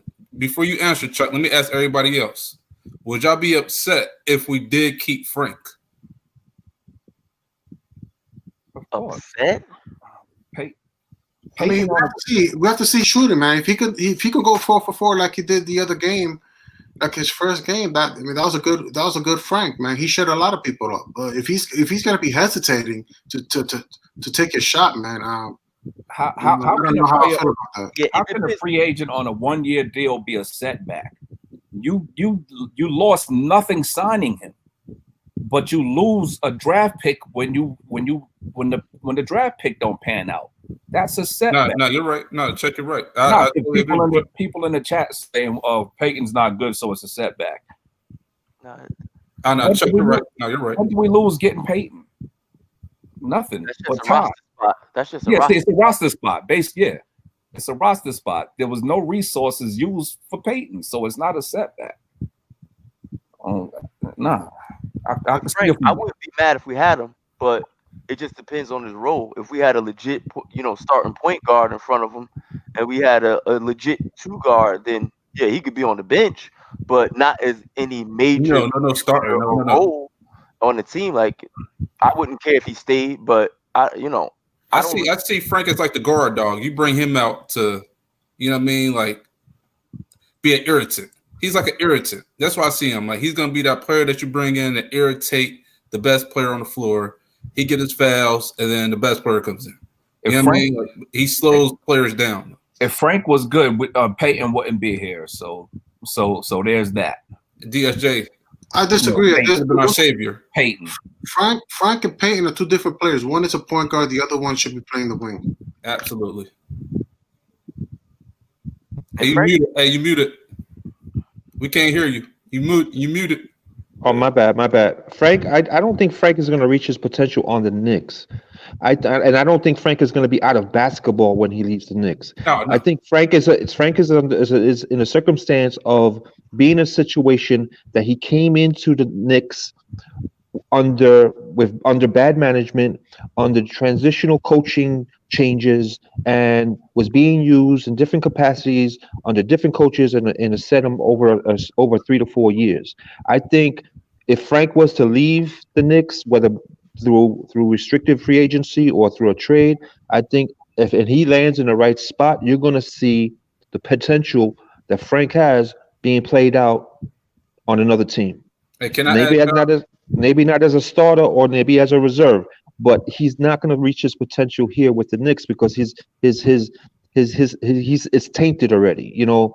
Either by the fan base or by the front office. But in my view, I hope Frank goes to another team because I like Frank, but I don't think he's going to reach his potential. I think that he missed the boat reaching his potential here with the Knicks. Yo, we was just talking about the whole fan base cheering for Frank when DSJ was on the floor. The dude has not taken advantage of his opportunity. Like, I mean, I'm sorry to say it, Frank ain't it. Yeah. I believe that Frank, we've seen what we got in Frank. He's a marginal player who's spotty and can't stay healthy. He's an above average defender, slightly above average defender, and that's about it. It ain't no super high ceiling for Frank. Every piece of tape I ever seen about Frank in France or here, he's just been okay. That's it. This is it. Like, this is it. We see what we got in Frank. He might do a little better with something. He might have a couple good nights, but he's never going to be a player that's just this stand out in the league that, like, Joker's trade for like a Lou Will or just a great role player, Andre Iguodala. Joker's like that. He's not going to be that. He's just going to be a roster spot. And when you use an 8th pick on a roster spot, that's a fail. Correct. It's a fail. I believe it. It's a fail, especially when Spider Donovan Mitchell was still on the board. Mm-hmm. Oh, nobody's seen that coming. Phil, they worked them out. Look, I know, but I'm just saying, 15 teams missed on that one. 15 teams didn't need a point guard. Shh. Yeah, but isn't Donovan Mitchell playing? Isn't he a 2 guard? Charlotte could have used him. Everybody could have used him. That was down on that. The top 15 could have used him. The top 15 didn't need a point guard. Yeah, they would have used him for him right now. But nah, Chuck, you're right. Just to get back to your point about this Frank situation, I mean, the AK just killed it. He hit a home run with his take. I mean, flat out, that's it. He's a marginal player. He's above average defender, and he's too spotty. And if he wasn't getting so injured so much, we could actually see what he's improved on this year, but we can't even see that. So I think he missed on his opportunities. That's flat out the truth. He missed on his opportunities, and it's unfortunate because everybody's behind him. Everybody's behind him, and he messed it up. He flat out messed it up. And what's so crazy is I really wish DSJ was as market, his market value. I wish he would have turned out because I loved watching DSJ. I used to love watching DSJ. And then he just got injured and just injury. He just got the injury bug. And mentally, New York is just savages. They just killed him mentally. Well, I think Halliburton gonna make us regret not taking him. Oh man, yeah. Him and Vassell. I would have liked to Vassell either too, sure. But yeah. Halliburton balling. All of that remains to be seen. We see it right now. The best ability is availability. Let me ask you a question. Not knowing what we know now about Donovan Mitchell, would any of y'all draft a 6'3" shooting guard coming out of college? Because that's in essence what Donovan Mitchell is. He's not playing point guard for Utah. He's their number 2. He plays point guard sometime, and he was point guard before. He's a combo guard. He played it. He could play it though. No, he's a generational player. But he's using him primarily as a point guard, no? Conley is playing the point. Conley is playing their point guard. No, I stepped before before the first year he was playing. Yeah, but don't forget they brought in Rubio to cover the one guard before. Yeah. That's what I said before. So they were using primarily Donovan as a 2 guard. So my question is, not knowing what we know now, that's where I'm trying to get to the point of why he was picked 14 or 15, because a lot of teams were not going to use a pick on a 6'2" or 6'3" shooting guard. He ended up being he proved to a lot of teams they were wrong. This is true. But not too many teams are going to pick a 6'3" shooting guard. He's a generational player, and we've seen it in college. Yeah. Well, yeah, a lot of teams missed out on that one. It's not just the Knicks. A lot of teams missed out on it. That's what I said. Hey, Phil Jackson reached deep in the bag pulling for Frank. I'm just saying. I'm not saying that Mitchell was the only guy we could have took off, but everybody was like Frank Ntilikina. Nobody even knew who he was. Yeah. Nobody knew who he was. That's true. Yep. He was in his overseas bag because he caught magic with Porzingis, and he went back in there, and he came up without a rabbit in the hat. Yo, he went on measurables, the wingspan and all that metrics. Yeah. Exactly. That's why he didn't look at Mitchell. He probably didn't even look twice at Mitchell. Mm-hmm. He probably went something in the likes of B.J. Armstrong. Don't need so much. Set up the players. Occasional shot here. He was in his Chicago nostalgia. So can we agree that Bullock, Frank, DSJ, those guys are going to be traded before the years, I would hope so, because I think they need to make they need to get rid of some. They have to lighten up this roster of youngsters that are not playing and get something back for them.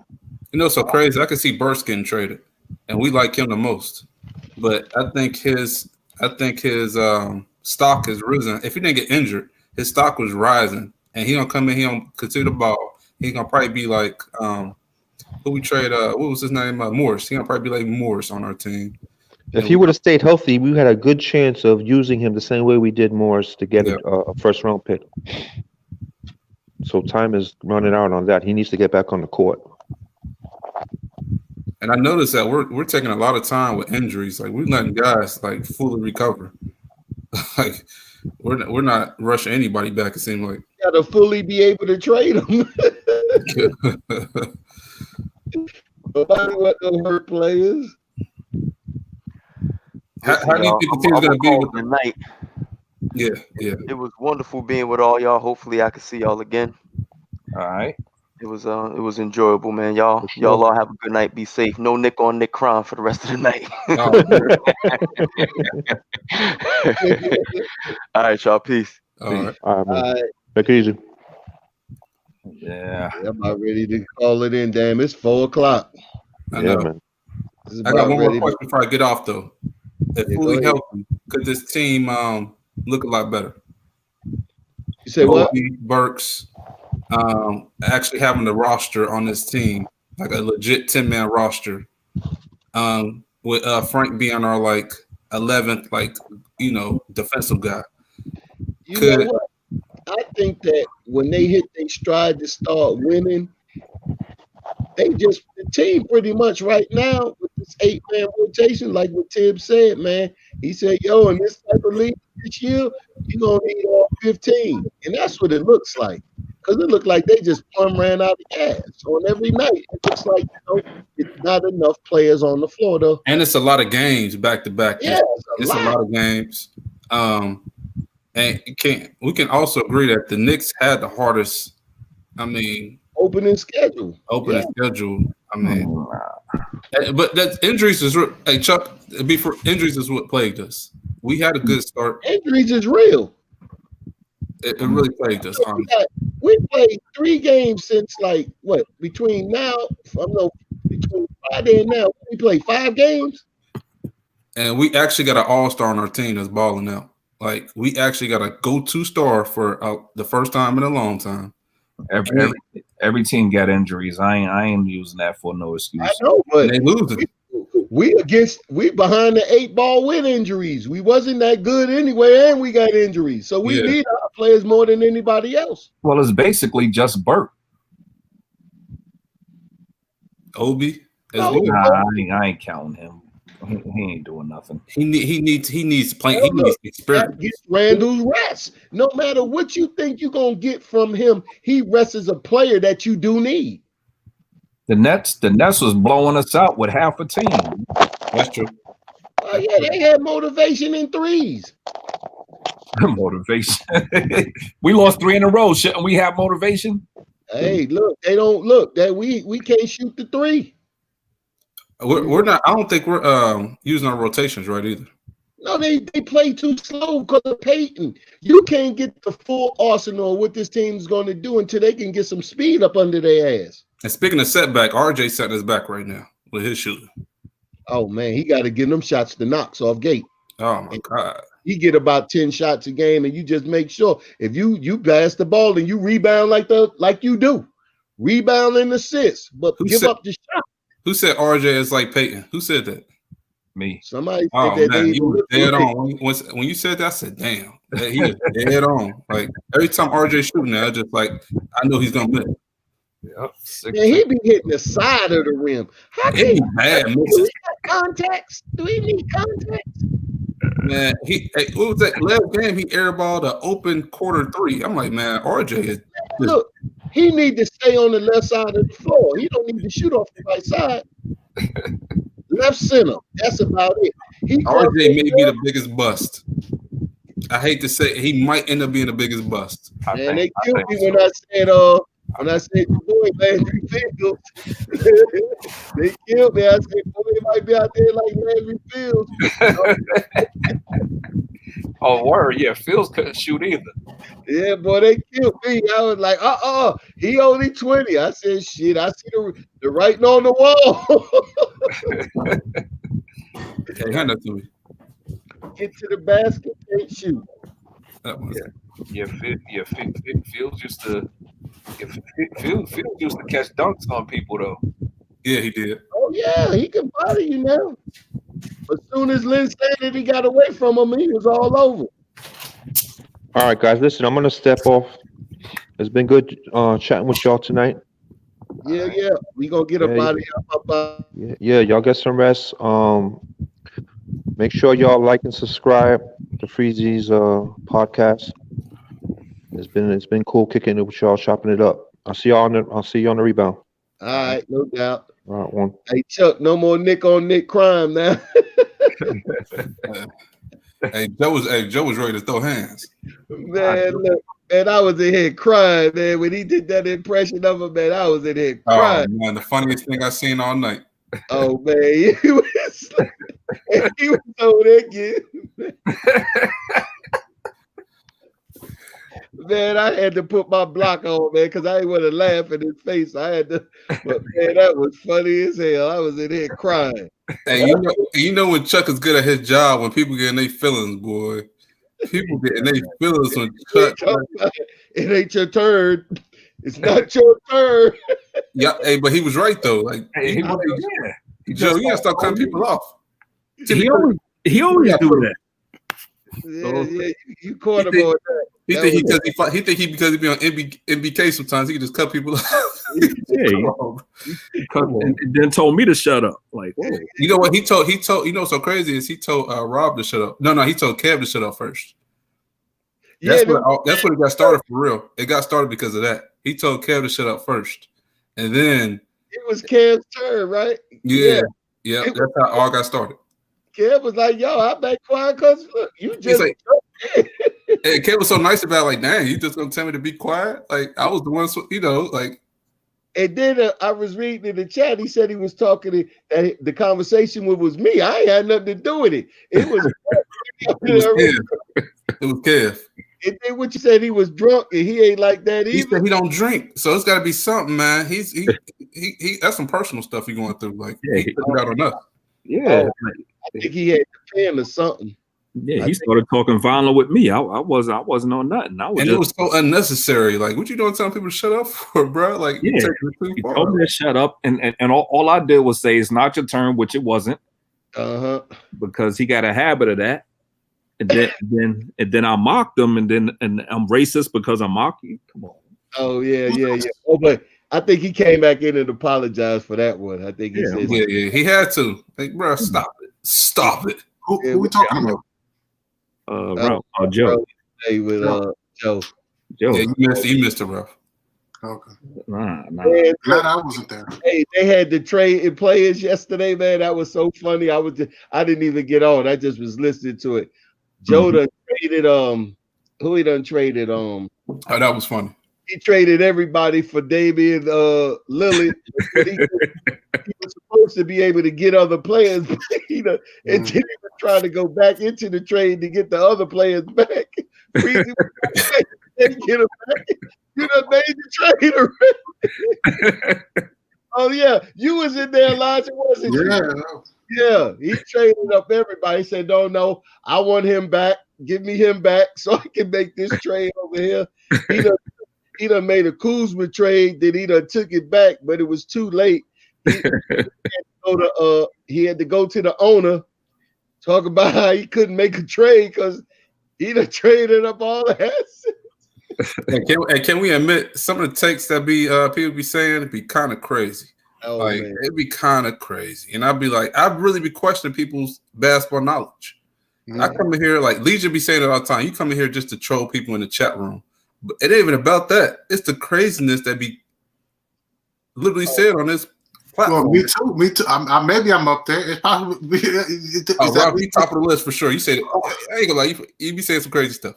Oh, which one? Which one was crazy? Too many names. But I will say this though, Ralph. You consistent and you keep coming back. So I give you that. I think I'll stay there. I don't want nothing in the draft. He want everything to be traded or whoever you get on your team, they got to work out. That's pretty much what Ralph. You talk about a draft pick with him, somebody with a lottery. Oh, he don't want to hear that. No, not right now. Like if it's mid-season, but some people want to fade for K day one. Like I ain't gonna lie, that is kind of crazy. That is kind of crazy. I ain't trying to hear that. And Mark getting mad. If the Knicks was winning, boy, Mark was like, he was so mad that he was winning. Oh man, every time I seen him on Twitter, I come at him. He say something crazy. I don't care how long ago I ain't seen it. I'm coming right at him. He be like, oh, it was disgusting. Now everybody back to normal. See, that's what I was telling you. I was like, man, don't you even go there. Oh, Randle back being the black hole. What did he do? That's what I wrote to Mark a long time ago when he said we should. He a KP lover. Oh yeah, man, and he came back tonight too. Oh, Mark was happy. He came back tonight against Charlotte. They won. He put up a nice 16. Oh yeah. Well, let's see. Yeah, let's see where that go. Like let's see if he can last through the whole season. Yeah, right. Let's see what he do. Because right now it look like, man, the best thing is, like I said, Them knees is done. I look at that trade. I don't even look at what we got back. I look at the position. Who's a better player right now, Randle or KP? I got to say Randle. Yeah, Randle. Randle's going to have a better year. Money. Randle. Money. Okay. So if we win in the trade, that's how we win in it. Mm-hmm. We got that position at less money. You think if we stay like this, Randle gonna win out? You say what? You think if we stay like this, Randle gonna win out? No, I think he's cool. He'll stay if Randle want to feel the love, and Randle will stay. He's gonna get the love this year if he keep playing like this. He don't want to bounce around. I think Randle. Well, and we got him for next year anyway. Yeah, for the low. Yeah, we still got him. So at the end of next year, if he keep on and we can work something else, get another player in here with him, either through the draft or do anything else, get somebody else in here. But I'm glad we ain't go in on that Harden deal, because we could have put it off if we wanted it. Harden cupcake away from busting out his jersey. I'm good. You know what? I don't even think all of that's real. I don't think that's real. What's real? His weight? His weight. I don't think that's real. I don't even think that's real. That man beard got 2 inches wider because of the face fat, man. You crazy. Hey, I bet you, man, he gonna whip himself. Look, if you want to get out and you know how to get out, you better come in looking one way. You come like. So you think it was strategic? Man, look, he dropped 35 points the first 3 games, letting you know that, okay, y'all know what it is. And then he started that bull.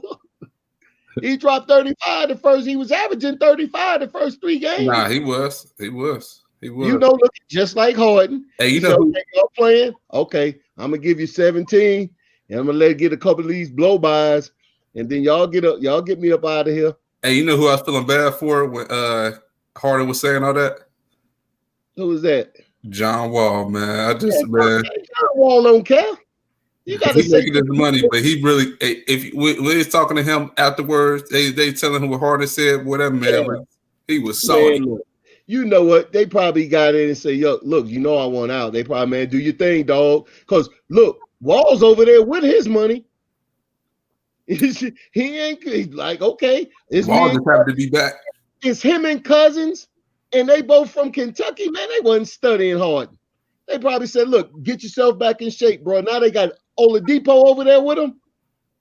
They bounced back nicely. You got Walls, Oladipo, and you got Cousins. And Cousins coming off the bench. Yeah, but, Cousins gonna work his way to that starting lineup right quick. Wood looking nice though. Wood looking nice as well too. Yeah, he go. Yeah, they got everything. He can snatch the middle. That's a quick rebuild right there. Hey, how crazy would it be if they go further than when they had Harden? How crazy would that be? Man, look, he over there counting his money. He say, okay. What if the Nets still lose? How about that? What if the Nets don't? It's championship or bust for the Nets now. Oh man, for the next they got Harden for 3 years. They got Garnett for the next 2 with an option. That'll be, man. But Kyrie, man, he's stinking it up. I don't know what he doing. I think Kyrie knew he was coming. I think Kyrie was like, I'm gonna chill, sit back so I don't get injured. I know it just seemed just the way it didn't make no sense. Now it makes sense to me now. I think Kyrie knew he was coming. So he was like, look. But he didn't have to do that.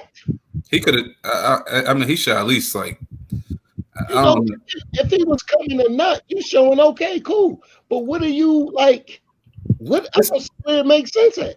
This whole Erykah Badu type thing he doing, man. Like I'm this black supremacy. I don't know BS that Kyrie on right now. Man, get him killed.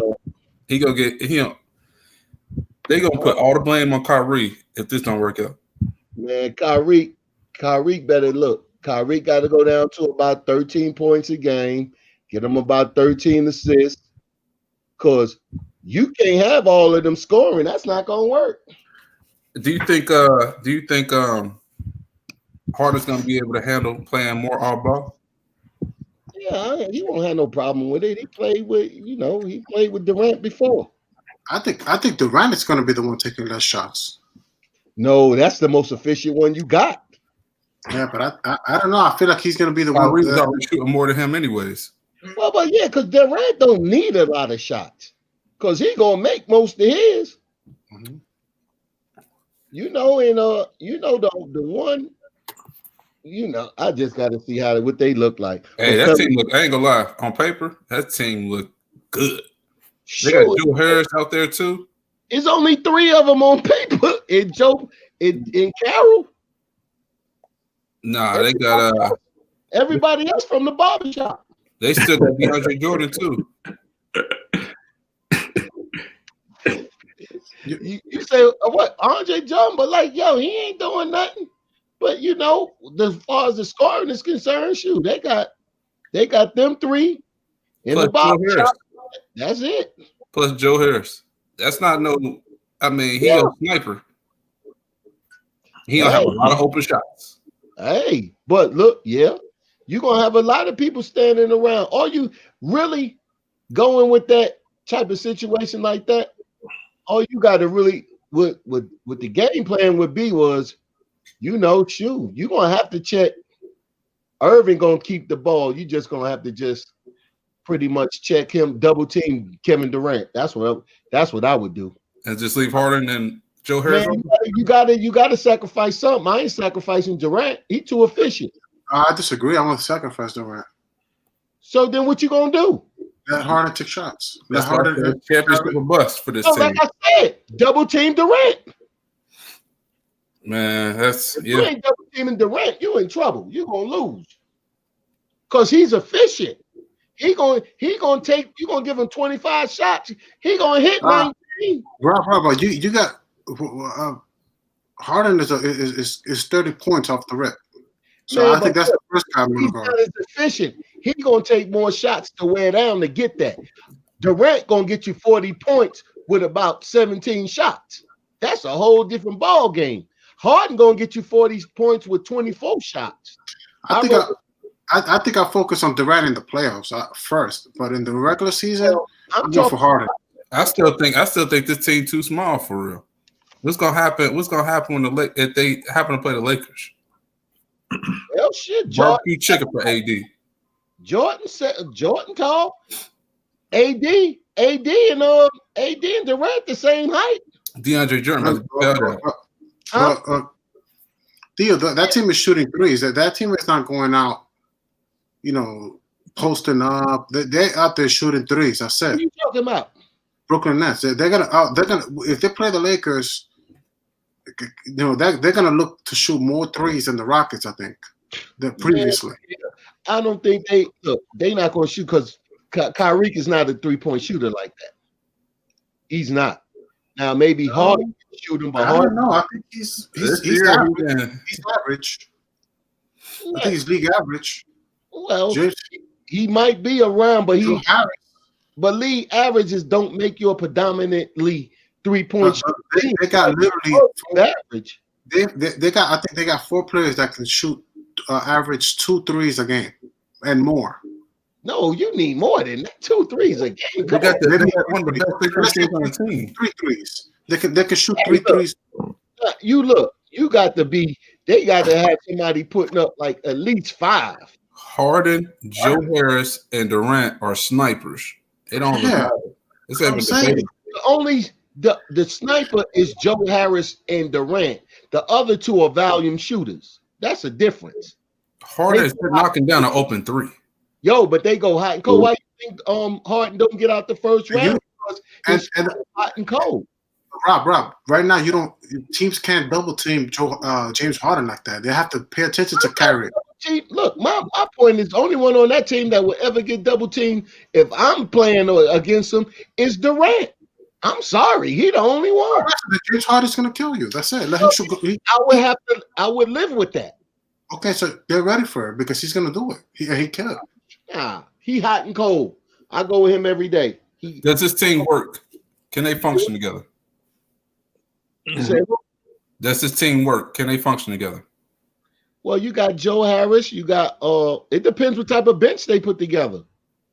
They're gonna pick up 2 more players because they gave up 3 and got 1 back. So that's 2 spots. Yeah, so like I said, it depends what players they get. Would you pick up a Michael Beasley? Would you pick up a Tyson Chandler? Would you pick up a I wouldn't get nobody like Tyson. You know who I get? Jamal Crawford? Gasol? I'll get Mike Cornette, the one we used to have. Yeah. I'll Luke. get him. Luke Cornette. Oh yeah. With the 3, I'll get him. I'll get me you need another guard. They need another guard. Then the next one have to be a guard. They will have to. They'd be better off with Amari Spellman. Nah. You know what? They might go after him. Nah, they don't want him. That's trash bin right there. Well, I can see them getting Beasley. I can see them getting Michael Beasley in the G League. Yeah, but that's why he can get picked up from the G League. They give him some work, get picked up. I'll go after somebody like Swaggy P. No, they need a center though. They need to replace Allen. Yeah, they can. Like I said, Tyson. They can go get Paul Gasol. But what about DeAndre Jordan? DeAndre Jordan's going to would be a good pickup too. DeAndre Jordan's going to want to start. They need a backup. Ain't no Okay, problem. so you have to need a backup because DeAndre Jordan's going to want. Yeah, we already established that, Ralph. I get Paul. He can play the 4 or the 5. I go get the Gasol brothers, and you look forward to beating your brother at the end of the year. Hey, that might be the move. That might be. He would be a good backup. Yeah. You go ahead. You go do that. Then you go look at I get Swaggy P and Paul Gasol, and call it a wrap. Ooh, how crazy would that be? Yay! You're gonna have to put something out there. I think that'll get you out the East. I would be even upset they got Michael Beasley. I think he'll ball too off the bench. Michael Beasley. Yeah. Trade him. Hold on. And hold up. The Nets still have Spencer Dinwiddie? No, he hurt. Yeah, he injured for a year. So they still got him, right? Yeah, he's on the team. Wow. Yeah, this team is deep. But he ain't playing. He keep everybody though. Yeah, he out for a year though. Yeah, he tore his ACL. Yeah, he got an ACL tore. He done. He done for that. But yeah, you gotta. That's why I said I go after old Swaggy P. He in China right now, about to ball out. Mm-hmm. And he gonna be in shape. I wouldn't be surprised to pick him up for the playoffs. Oh yeah, they might. Might put him on now, let him get back in shape, because that's one thing they're gonna have to do. They're gonna have to play a lot of players because they still got Shamet. Yeah, they deep. Yeah, they still got him too. Yeah. They didn't really give up too much, but a lot of draft picks. All they draft picks. Swapping picks, but they done for like. Let's hope one of these guys don't get majorly injured. Oh. Yeah, they can't afford that. Can't afford that because it's gonna be right back to load on the other two. And I gotta say this though, man. Swaggy P, and you got me kind of hyped with that. Even if they picked up they need a center though. Tyson would be how crazy would it be if they got Tyson coming off the bench? Yeah, but Tyson is more like Jordan, but you want that stretch. You want that Gasol dude. You want to just play defense and pass the ball. I know, but you would want some scoring too. You would want I would rather have Gasol than him. I don't think you need scoring. I disagree, man. I disagree, Rob. You don't need scoring with Brooklyn, man. They got all the scoring they need. But I'm just saying, when those are resting out the game, when one of them are resting out the game, you can have somebody with that leadership and can stretch the floor and can play the 5 and the 4. I think right now they're so loaded that since they got the kind of snipers they got, it makes more sense just to get a DeAndre Jordan kind of center and just keep it simple. Like that position is one of the few positions that is really more low maintenance than you think. Yeah, but I would want Al Gasol's the best choice. Let's be real. In the playoffs, I would want Anthony Davis to have to work extra hard. You got Durant on the cover. Then when Durant out the game, then now you have to cover Paul Gasol. He's gonna work hard, my man. He has to deal with Kevin Durant. And who's gonna do Harden? Who's gonna do Kyrie Irving? Not him. LeBron shuts down Harden every time. Okay, so he shuts down Harden. Who's gonna shut down Kyrie? They got Caldwell Pope. They got some defenders. Culpable. Ain't nobody gonna stop Kyrie. Nobody gonna stop him. Look, nobody is Kyrie's the wild card. down, but you can contain him. You want to? Not really. Not if you have Kyrie Kevin shoots himself out of games. I ain't gonna lie. Kyrie be shooting himself out of games sometimes. Hey, Not In if the you do. playoffs, when he was Boston, he shot himself out the game. Hey, look, if they play the Lakers, I got the Lakers. I don't even care about I got Brooklyn, man. I'm sorry. it. Wow. I think Brooklyn, there's no way you get a team to mesh the first year. We've seen this already with Wade, LeBron, and Bosh. We've seen this already. Yeah, we seen the show, but then we also seen Boston do it. Garnett when he first came that first year. He do it also, so you know. All of them better than Bosch. But your boy is okay, so it's something to watch for. You know, Kyrie ain't gonna make nothing easy. He's not gonna make nothing easy. I won't be surprised if Kyrie just come out of nowhere and just retire. I want to be a philanthropist. Like what? And look, that boy crazy. he got a philanthropist. First, you got to get all your damn money out the contract. Hey, nah, he ain't gonna. I'm just talking, but But that's what I'm saying. That's what he said. He going for philanthropy. He gonna be needing somebody to help him yo behind if you go ahead there with stupid. Yeah, but he just needing to get in the game. hey, how crazy would it be if we got rid of DSJ? He goes to the Nets and just ball out. I like the Frank idea to the Nets because Nah, they how don't. crazy would that You don't be? need a shooter. You don't need no scoring. Well, That team, they can have one piece that can score maybe 6 or 10 points, and Harden's like, well, I don't even need your scoring, whatever.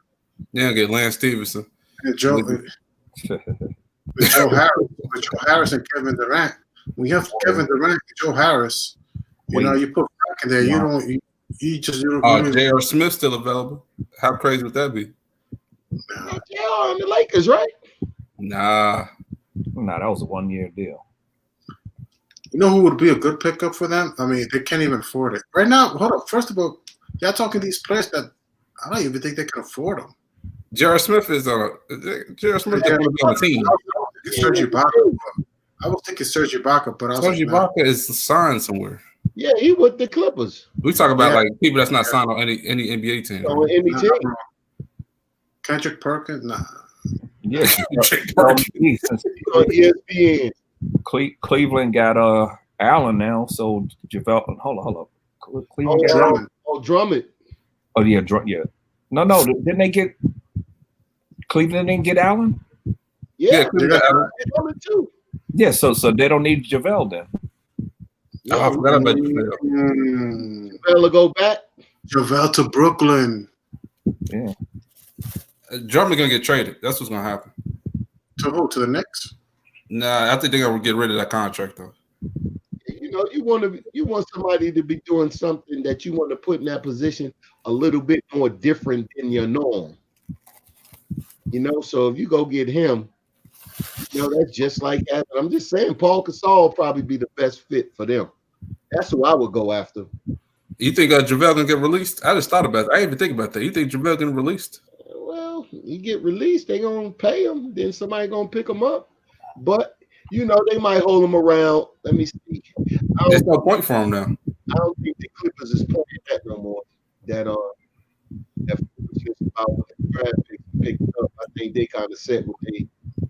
We'll see. We played on Friday. I'd like to see Drummond go to Denver. Who?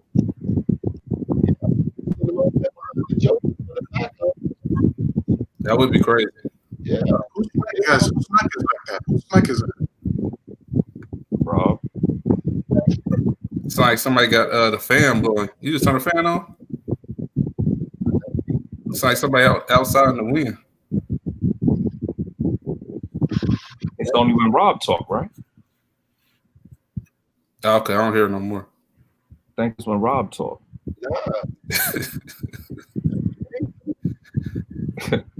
No? No. Hey, you think there's gonna be any more disgruntled players? As we went through the first 12 games this season, you see any disgruntled players coming from any of these teams? No, I don't see enough with that cachet to really be disgruntled like that to really make a difference for somebody. I don't know. Bradley Beal's like one of those players I don't know. Unload JR, Frank, DSJ, and give him the Dallas pick. And too much. That's too much. That's a mellow deal. That's too much. No, DSJ and nah. We gonna unload the whole team. We need Julius Randle. I ain't say Julius Randle. That you just said JR. Yeah, I say your boy RJ. RJ, okay. RJ. JR, this boy had dyslexia. Yeah, RJ. Yeah. I thought you told my Randall too. No, we keep Randall. We can't take Bill by itself. No, RJ's gone. See you later. Yeah, we can't take Bill by itself. That won't even help. Bill and Randall would be something. And then we still got Knox. And we got a shooter. We can work her. We can work then. Actually, I would like that team. Yeah. Well, we still would still need a point guard, but still got to have a point. Yeah, that's true. But yeah, man, nah. Yeah, we can run that. But I don't know. Yeah, he might want out from Westbrook. Everybody, hey, look, if the next person leaves Westbrook, nobody needs to bring up Westbrook coming to New York because there's a reason why. They not winning over there. You got him and you're not winning. Man, that boy dropped 60 and they lost. Man, that is crazy. Yep. That's what happens. That's what happens. You go and mess around, catch the L. Yep.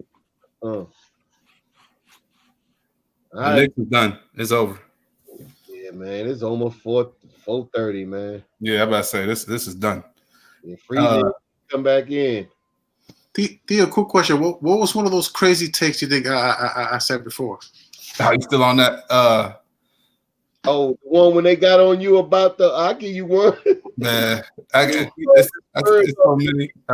Organization. When you call the Spurs organization, the Knicks organization, Freezy came all the way from South Alabama to get you. One of the most disrespectful nights. Yeah. Damn. I thought he was coming to your house with the belt. That was wild.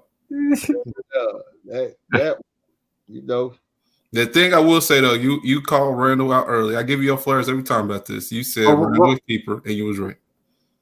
Cool. That's the only thing that's been helping you for real. Huh? That's the only thing that's been helping you for real. Mm-hmm. But what's another one that's like, yo, man, this guy's really crazy? Is there another one? Yeah, go to the videotape. They all up there.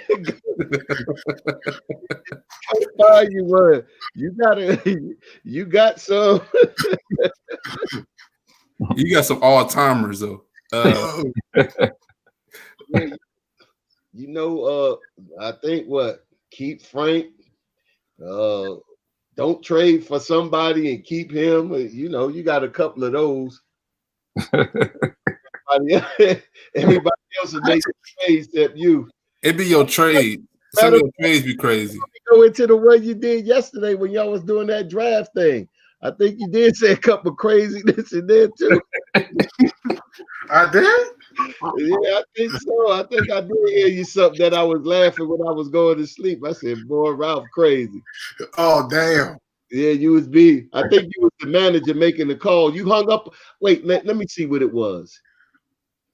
The call came in from who did the call came in from to talk. Somebody wanted to talk about Dallas. Mm-hmm. Did you do the Dallas one or was that Joe? I did a Pelicans one. Okay. Who did they you didn't want to give I don't think you wanted to give up RJ in the trade for what's my boy name? Brandon Ingram. Yeah, Brandon Ingram. Oh, that's wild. No, there was no Brandon Ingram RJ trade. Was it what it was? It was RJ and Ben Simmons. And And you didn't want to do the trade? I mean, I would, but I have concerns about his knee. Like right now, he's not playing because of his knee. So I was like, I gotta you hung up on the owner, and then he said, "How you gonna hang up on the owner? You can't call back after you hang up." No, I just disagree with the whole. It got to be 3 superstars. I don't know. You know who I really wanted in that deal, though, man? I wanted Anthony Edwards. That's somebody that I was like, yo, we got to get this guy. And I couldn't get him. That's what I got front. Like, I was kind of upset. Oh, he just pulled the JR and didn't know what the clock was. I wanted to trade Obie for Anthony Edwards. That's what I wanted to do. That's interesting. Man, anything with Anthony Edwards, you got to include RJ. Nah, I mean, RJ's a small. Look, you can't have them both on the team. RJ plays a 3. Look, Anthony Edwards and RJ the same size. You got an interchangeable player, so you wouldn't want to remove one of them. You removing? I'd rather just move Obie. I'd rather just move Obie for Edwards. And I stick it out with Edwards, Randle. Edwards for Wiseman or something going that way, so you can get you a center. Yeah, I did, but Freezy wasn't gonna let me do that. Hey, let me ask y'all something though. Is this somebody that we won in the off season that you glad that we didn't get now? That I wanted in the off season? Yeah, that you're glad that we didn't get now. I didn't want nothing. I just wanted the team to play. This Westbrook talk, man. I'm so happy with you. No, I didn't want him at all. I wanted Gordon Hayward. I think you remember that, Theo. I want him on the East Coast. Gordon Hayward baller, but not for that price. Yeah, but every shooter is good shooters cost money. I wanted Chris Paul. I wanted Chris Paul. I was okay with Russell Westbrook too. I mean, I didn't want him nowhere near us. I wanted Buddy Hield. That's crazy. Buddy Hield is so overrated. I would have signed Bogdanovic. A good shooter. I like Hield's contract because it went the other way. He started at 24, but then he started descending down to 18 to 20, then 18. I like the way his contract was going. Do you think he better than Randle? Huh? Do you think he better than Randle? No, he would have been a 2. But still, though, he getting paid like he a star. No, he's not better than Randle. I don't think so. That boy would have made the Knicks would have hated Buddy Hield by the end of the season. Nah, Buddy Hield hit shots. Man, he's a chucker. That boy was so mad. Like that boy. Hey, he 40%. He's a better Quickley. What do you mean? 40%. He's a older Quickley. Putting Quickley and Buddy Hield in the same conversation is blasphemous. Yeah. Well, I'm trying to say a better shooter, because Quickley's taking a lot of shots. Just put it like one of your takes. He would have been. That's one of them crazy takes. Yeah, he would have knocked down. Sorry. That's what it is about Ralph. Ralph will slide something in, and we just call him crazy. We just ignore it. Like we just forget some of these takes. Well, I wasn't trying to compare. I was trying to just put that. Man, I'd rather see. But I should have said it like that. I'd rather see Buddy Hield taking shots than Quickley or Austin Rivers or. Buddy Hield's a starter as well. Yeah, I would say. I should have said it like that. He probably better than RJ. Yeah, he would have been taking more shots than RJ. He would have knocked him down. You could have traded RJ there and got him. I wouldn't have been mad. No. I don't know. I think a lot of Knicks would have been mad. You traded our future star. Oh, okay, well, when you find him in the future, bring him back. Because right now, I'm taking Buddy Hield. Would you say it's a sophomore slump, though? You think he's going through a sophomore slump? Nah, he can't shoot. Man, he can't shoot, man. Y'all he gotta find things that he can do separate, like a Paul Pierce step back, something he got to find that he can do, or he gonna be working hard all the time just to score. I said he need to change the game to be like a Rip Hamilton. We just need to throw him through screens. Man, you're crazy. Yeah, mid-range shooter. That's Knox. Rip. We need to transfer him to Rip. You done turned Elijah now. You say he can't be Rip. That's a shooting technique, style, touch, everything. Yeah. Like you trying to tell, you might as well tell him to be Reggie Miller then. I would say he should be shooting threes. He needs to be mid-range game. No, but see, Rip get hit. Man, look. Hey, look, we trying to get him not to be Landry Fields. Or you moved all the way to Rip. You should have said DeRozan, and that's a stretch. Yeah. Jalen Rose. That's DeRozan played over the rim. He above the rim player though. No, he wasn't. DeRozan? Rose, one of them savvy, you talking about Jay Rose? Yeah. Deception players. You know, get to the rim, make a basket. You know what I'm saying? I think you guys are underrating RJ though. I have to say, like, he's gonna be solid. I think we're overrating RJ at this point. Yeah. I think and his defense ain't all that either. We overrate his defense too. Yeah. Y'all just didn't overrate the pick. I ain't gonna lie. I hope. Yeah, everybody thought 3 was gonna be. You know, he just was like he was right next to the 2 best players, man. I'm telling you. I actually wish we would have got Hunter now over him. Who? Hunter. Oh man, I don't know. Well, you gonna find out. Look, RJ, man. Hopefully, man, he gonna be all right. You know, it's not out for him yet, but he got to figure some things out. And he's getting a coach. He need. You know, he might need Jesus. It's tough to watch RJ right now. I'm telling you, I know one thing. He better stay on the left side of the floor. I know that much. I'm just glad he don't be sulking, but I know it's getting to him. Like, oh man, you see him start to hesitate on his threes. Hey, He start to hesitate. Start showing body language. Y'all definitely gonna turn on him. That's what y'all like about him. Y'all say that's the alpha. Yeah. You play more like the omega, though, but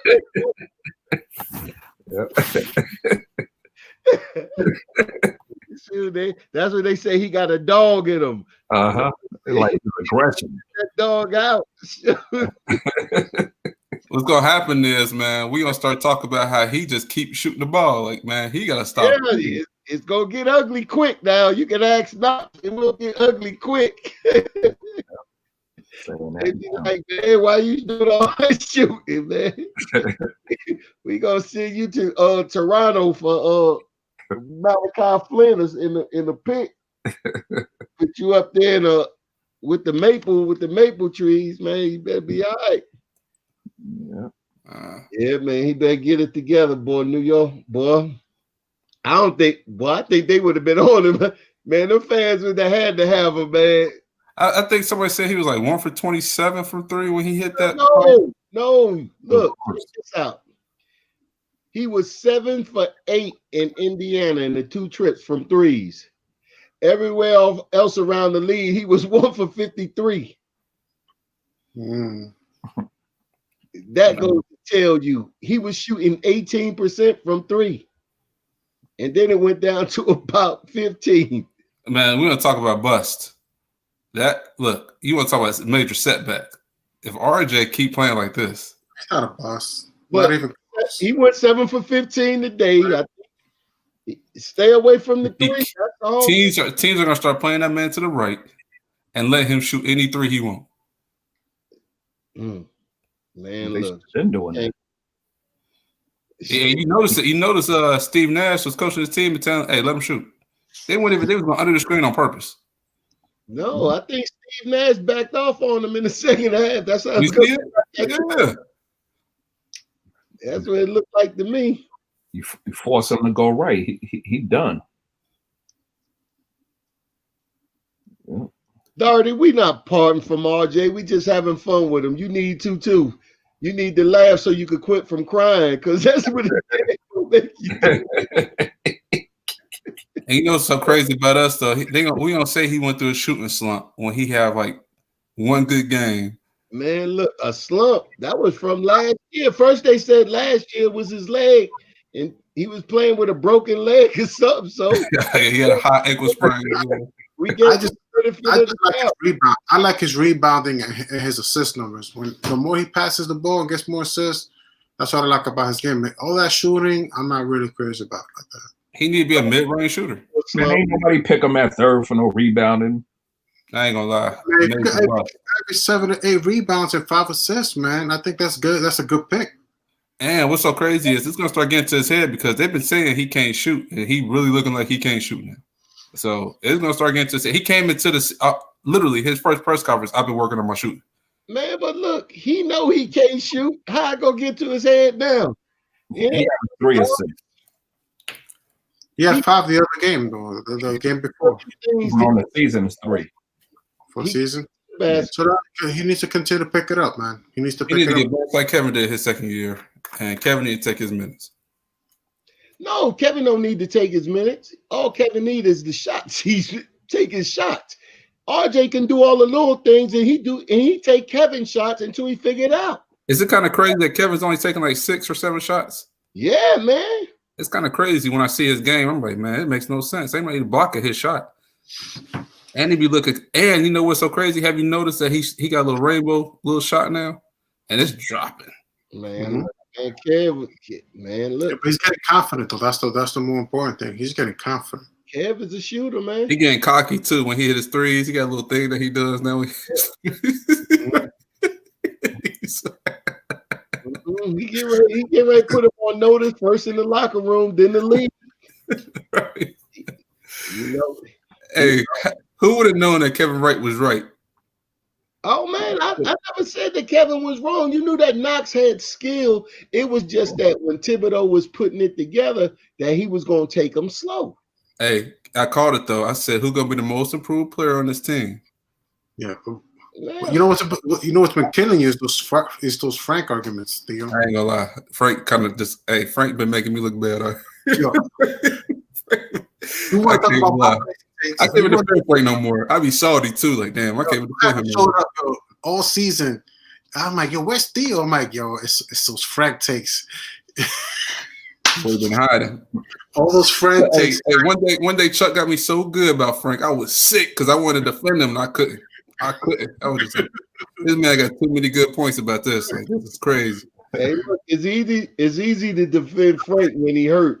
Because then you can always talk about when it's easy to defend Frank when we talk about DJ, but anybody else is over. When he playing, he gonna show you the next day that you can't defend him. That's what happened. So Julius Randle started balling.